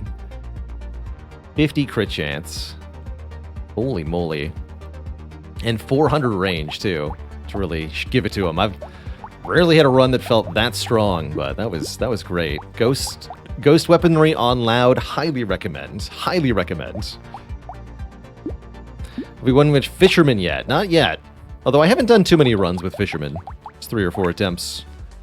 Looks like our last run is scheduled to be a Hunter run, which is going to randomly start with a Shuriken, and I actually really like that. So this character has more range and more crit chance, but can't get harvesting and gets less max HP. I like it. Really good character to build crit on. Although Shurikens can struggle in the early game, as can crossbows.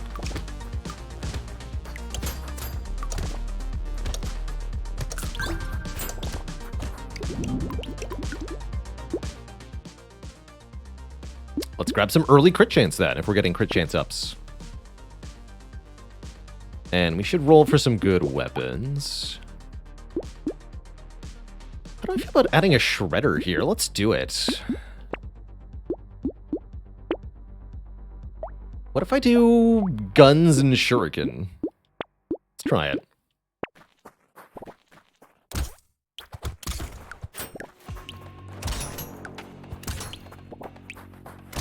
Of course, those do scale off different stats. I'd maybe rather go knives and shuriken.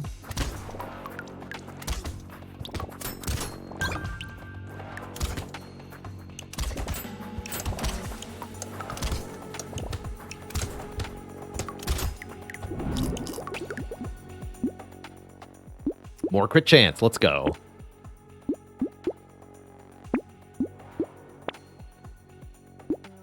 Don't take harvesting. Don't fall for it. Don't you do it. Harvesting is no good on this character. Doesn't work.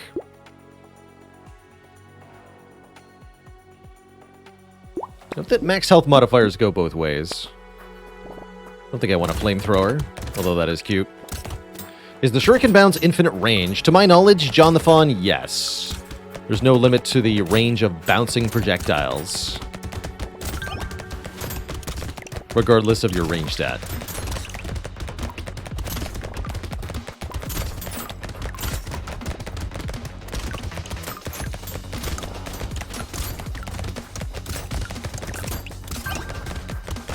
Ow. Okay, 2 ranged damage. It's not a lot. We don't necessarily want a lot of the ranged damage stat, especially if shurikens are putting in the work for us. Lock the duck, though. Lock the duck.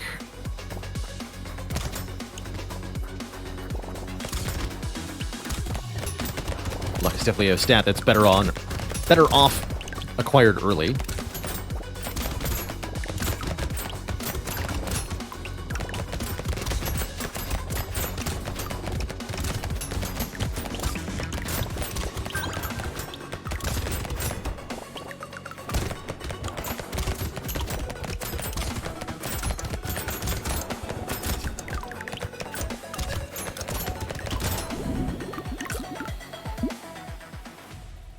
Two more range damage. I'll do it. I will do it.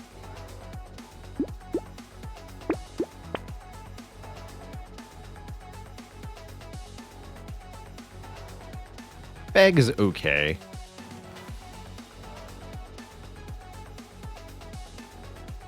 Yeah, I'll buy one. Cool.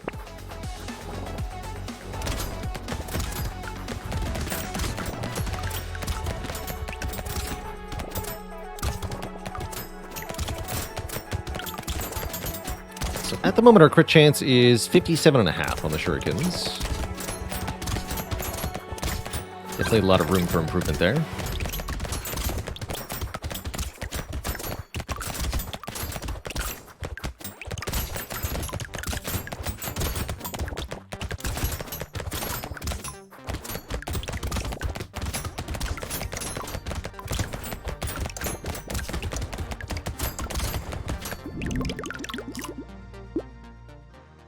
%5 crit. Here we go.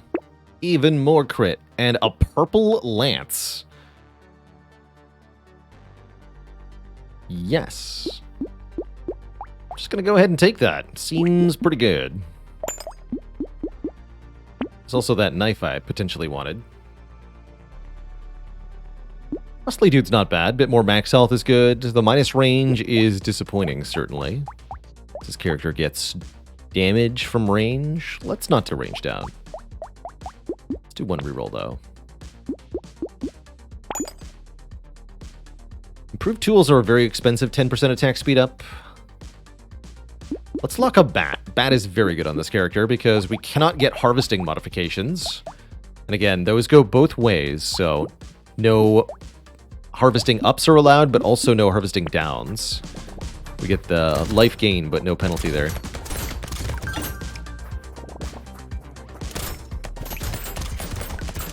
Trying to figure out whatever items your character is not penalized by is definitely one of the routes to success in Brotato.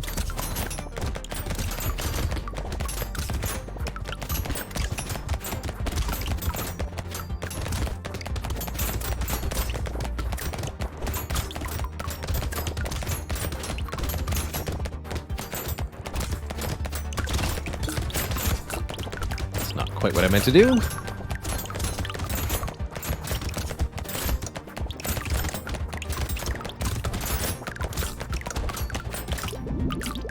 Good.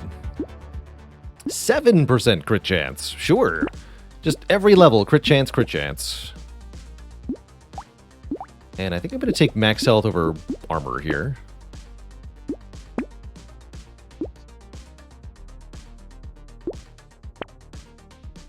Sad Tomato looks pretty good. Start waves at half health. This character has low health to begin with, so the regen will definitely make up for that. Wings, speed and range with a penalty that doesn't even apply. Perfect. I'll take a plant too. Trade some of that lifesteal away for even more regen. Pretty cheap. I was against the storms. Was awesome. Had a very lovely sesh. Got some good keystone unlocks. And I'm looking forward to the new patch on Thursday. Blippity blap.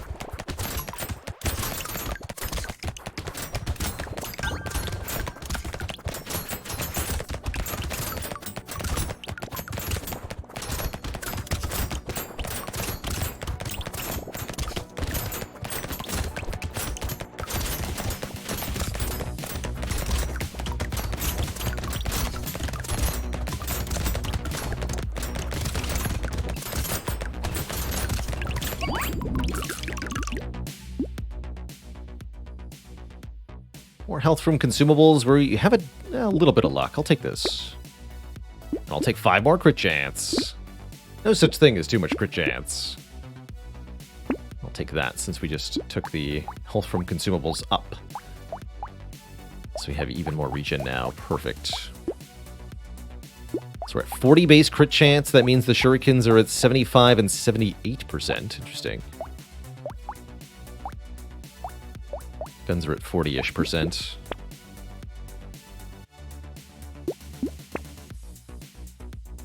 Yeah, I would like a better SMG, actually. How'd you know? Might have also wanted piggy bank, but I just did a piggy bank run. Let's not do another one.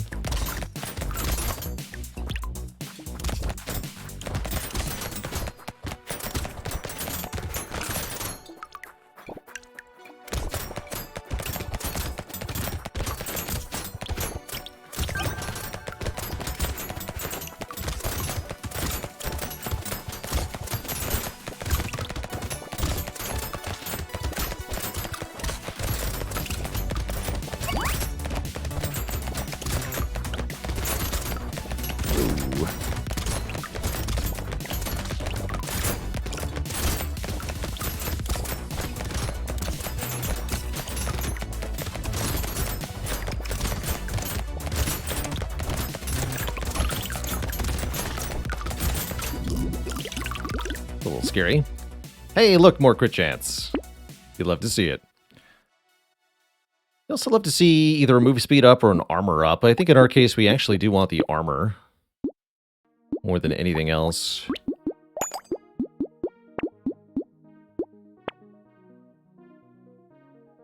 Take a weird ghost. Does this game have deep lore? I don't think so. I don't think so. Wait, you can get 2 weird ghosts in the same wave? That feels like cheating. I like it.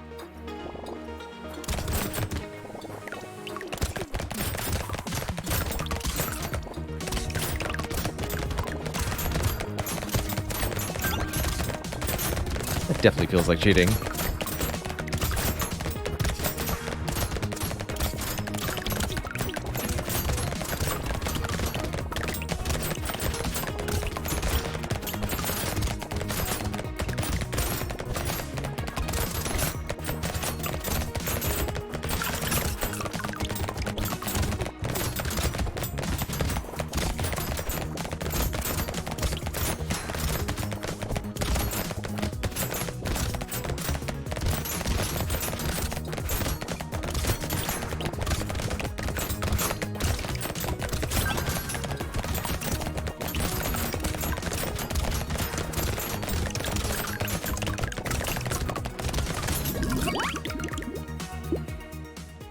I'll take an armor.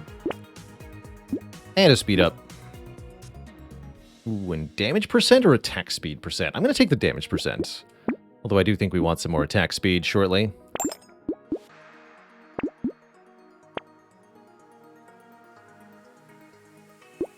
Max health for minus dodge. Projectiles pierce through an additional target. I don't think you want sharp bullet with shurikens. Because it gives your shurikens a big damage penalty on the bounces. What does negative dodge do? There's no penalty for having dodge below 0%. Just take it.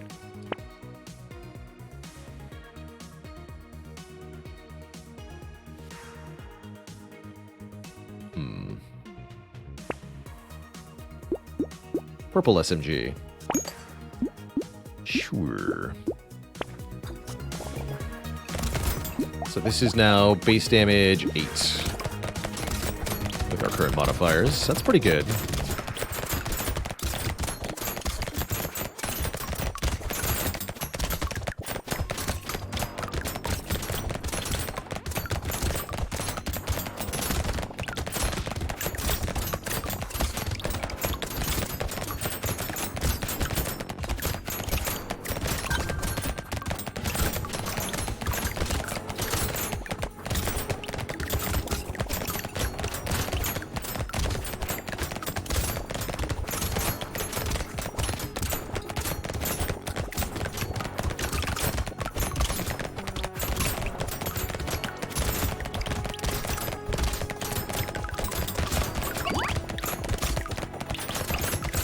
Whew.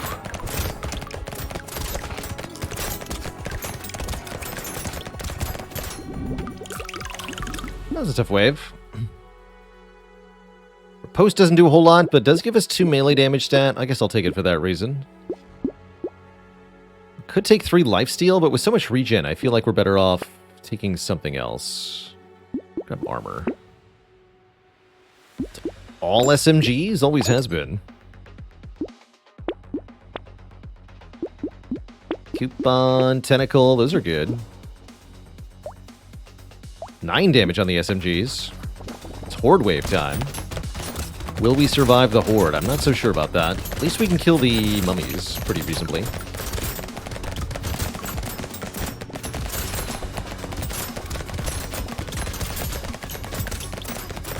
Slash evade them.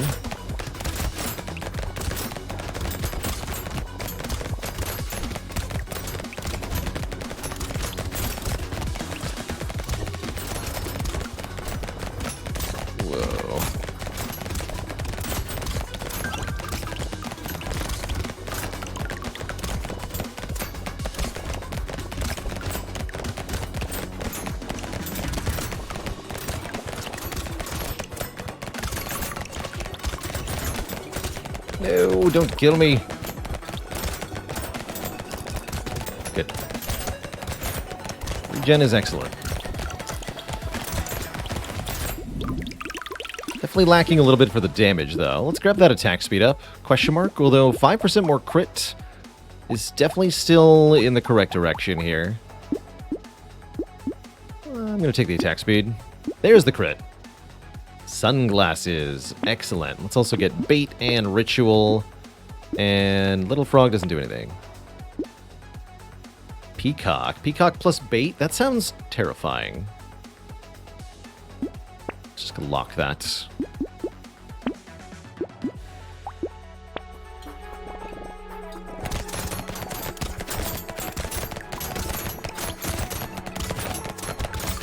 Yeah, that wasn't too bad.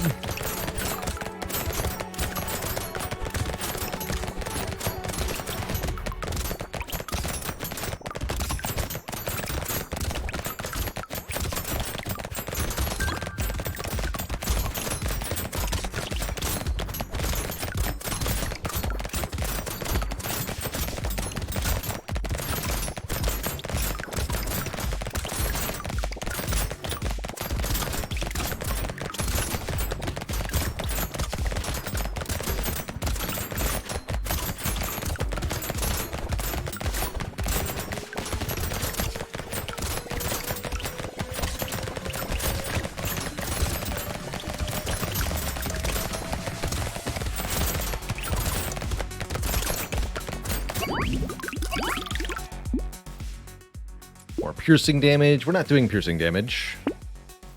Or burning. Those are both unfortunate items. Taking range would give us more damage. Taking max health would make it easier to stay alive. I'm going to take another max health up. Yeah, I'm going to grab this peacock. Flaming brass knuckles don't seem that bad. Interesting. They should seem bad. Spear. Now there's a weapon that does good damage. Sure. Let's combine these SMGs, make one that does 16 damage, and pick up a spear.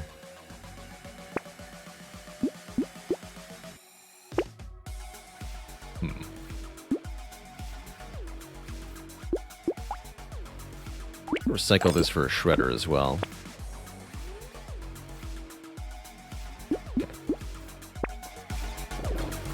Yeah, now we have Peacock plus bait for this way, but having just tried it, not too afraid here. Yeah, we're good. We're good.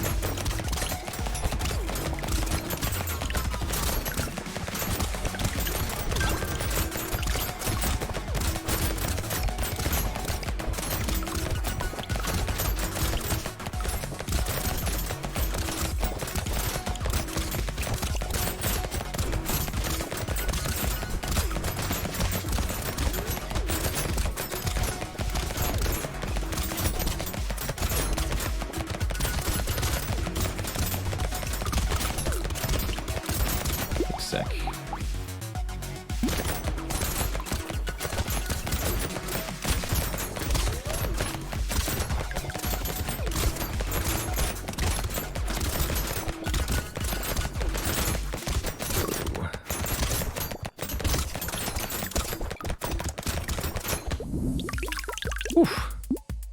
Tough crowd.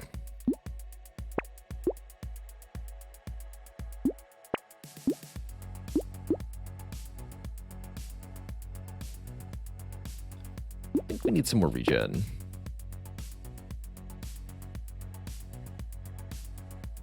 Cacti Club's kind of fun here.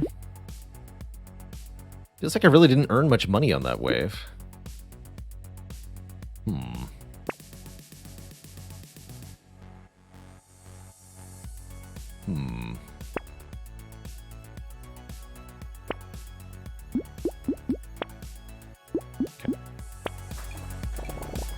Ominous. Oh, I see, because we didn't pick up most of it. Well, that makes sense. I was hiding in the corner the whole time.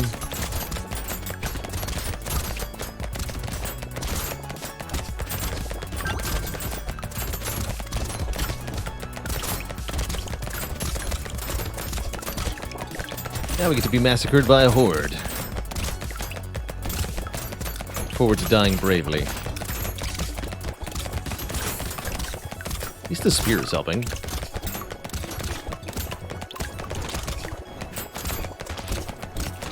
Stop hitting those projectiles. Thank you. Alright, all well, all well.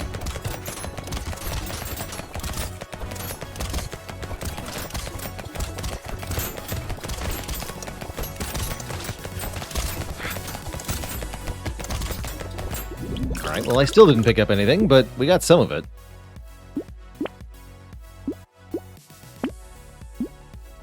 I suppose. Someone knows how to play knifey spoony. Sure, I'll take a knife.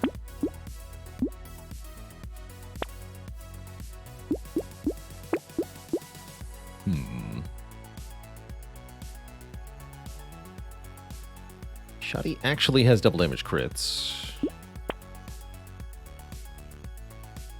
not the worst grinds, Magical Leaf. Take the beanie.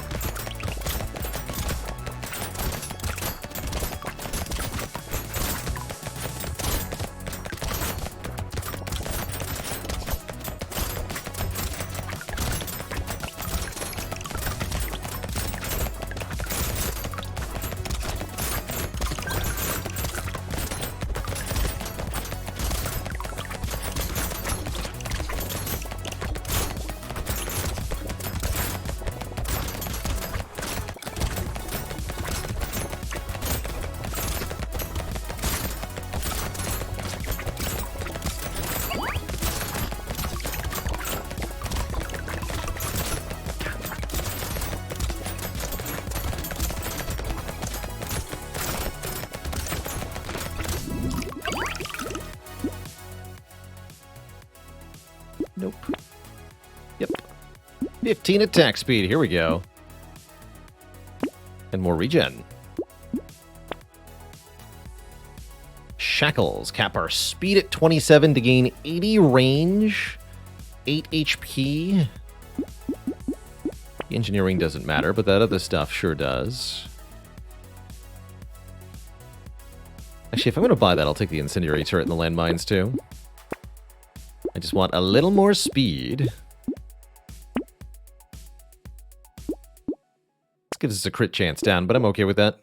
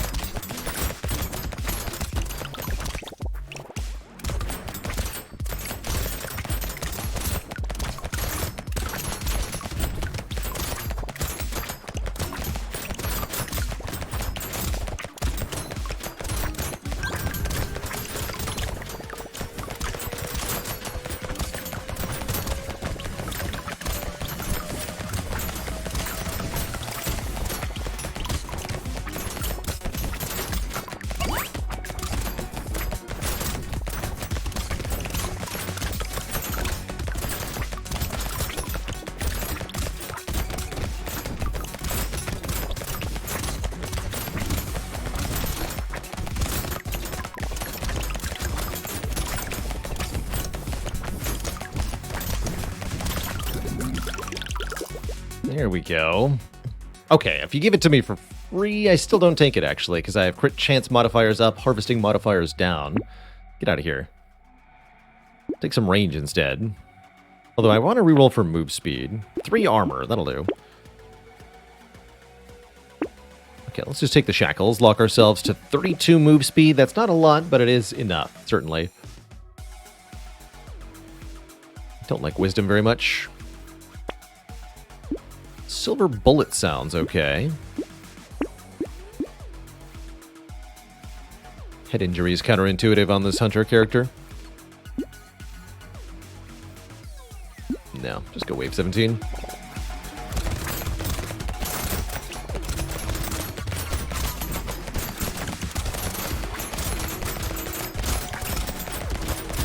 Get critified.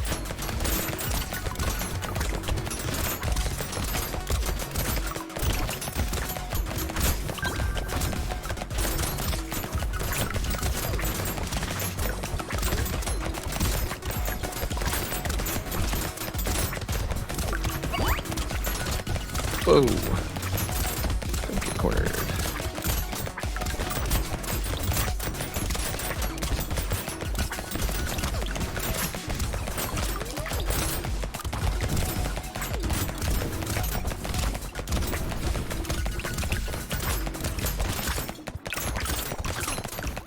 It's usually not a good idea to stick to the exact edge of the screen. You have nowhere to really go from there. You want to be close-ish to the edge, but not on it. Speed! No!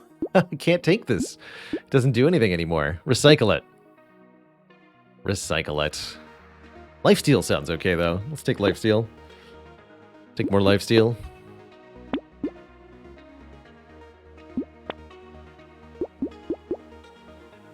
Schmoop is okay as well. Just stuff to stay alive with, please. Thanks.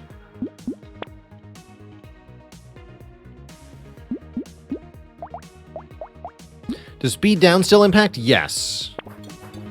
Yes, it's just that we cannot exceed 32 speed. We can gain speed stat in excess of that, and then lose speed stat as well, and it won't be counted. I think I might die here. This is terrifying. There is too many red chargers happening. Help! Oh dear. This is nightmare territory. Yeah, there we go. Yeah, that was nightmare territory. That was too many enemies with too much health for a character with only 57 HP. GG, Twitch chat. Unfortunately, that is all the time I have for us today, so this is where you and I must part ways, Twitch chat, but it's been a delight playing some Spire, some Against the Storm, and some Brotato today. Tomorrow's stream is going to be a late start. We'll be starting around 4 p.m. Eastern Time, so 4 hours later than usual, so that I can get some in-person stuff done tomorrow. But when we are live tomorrow, it'll be in the evening with some Spire. Looking forward to that. Later this week, also looking forward to checking out Monster Train, the 1.0 release of Brotato, and then the new patch for Against the Storm. That's the majority of our content this week that I'm planning.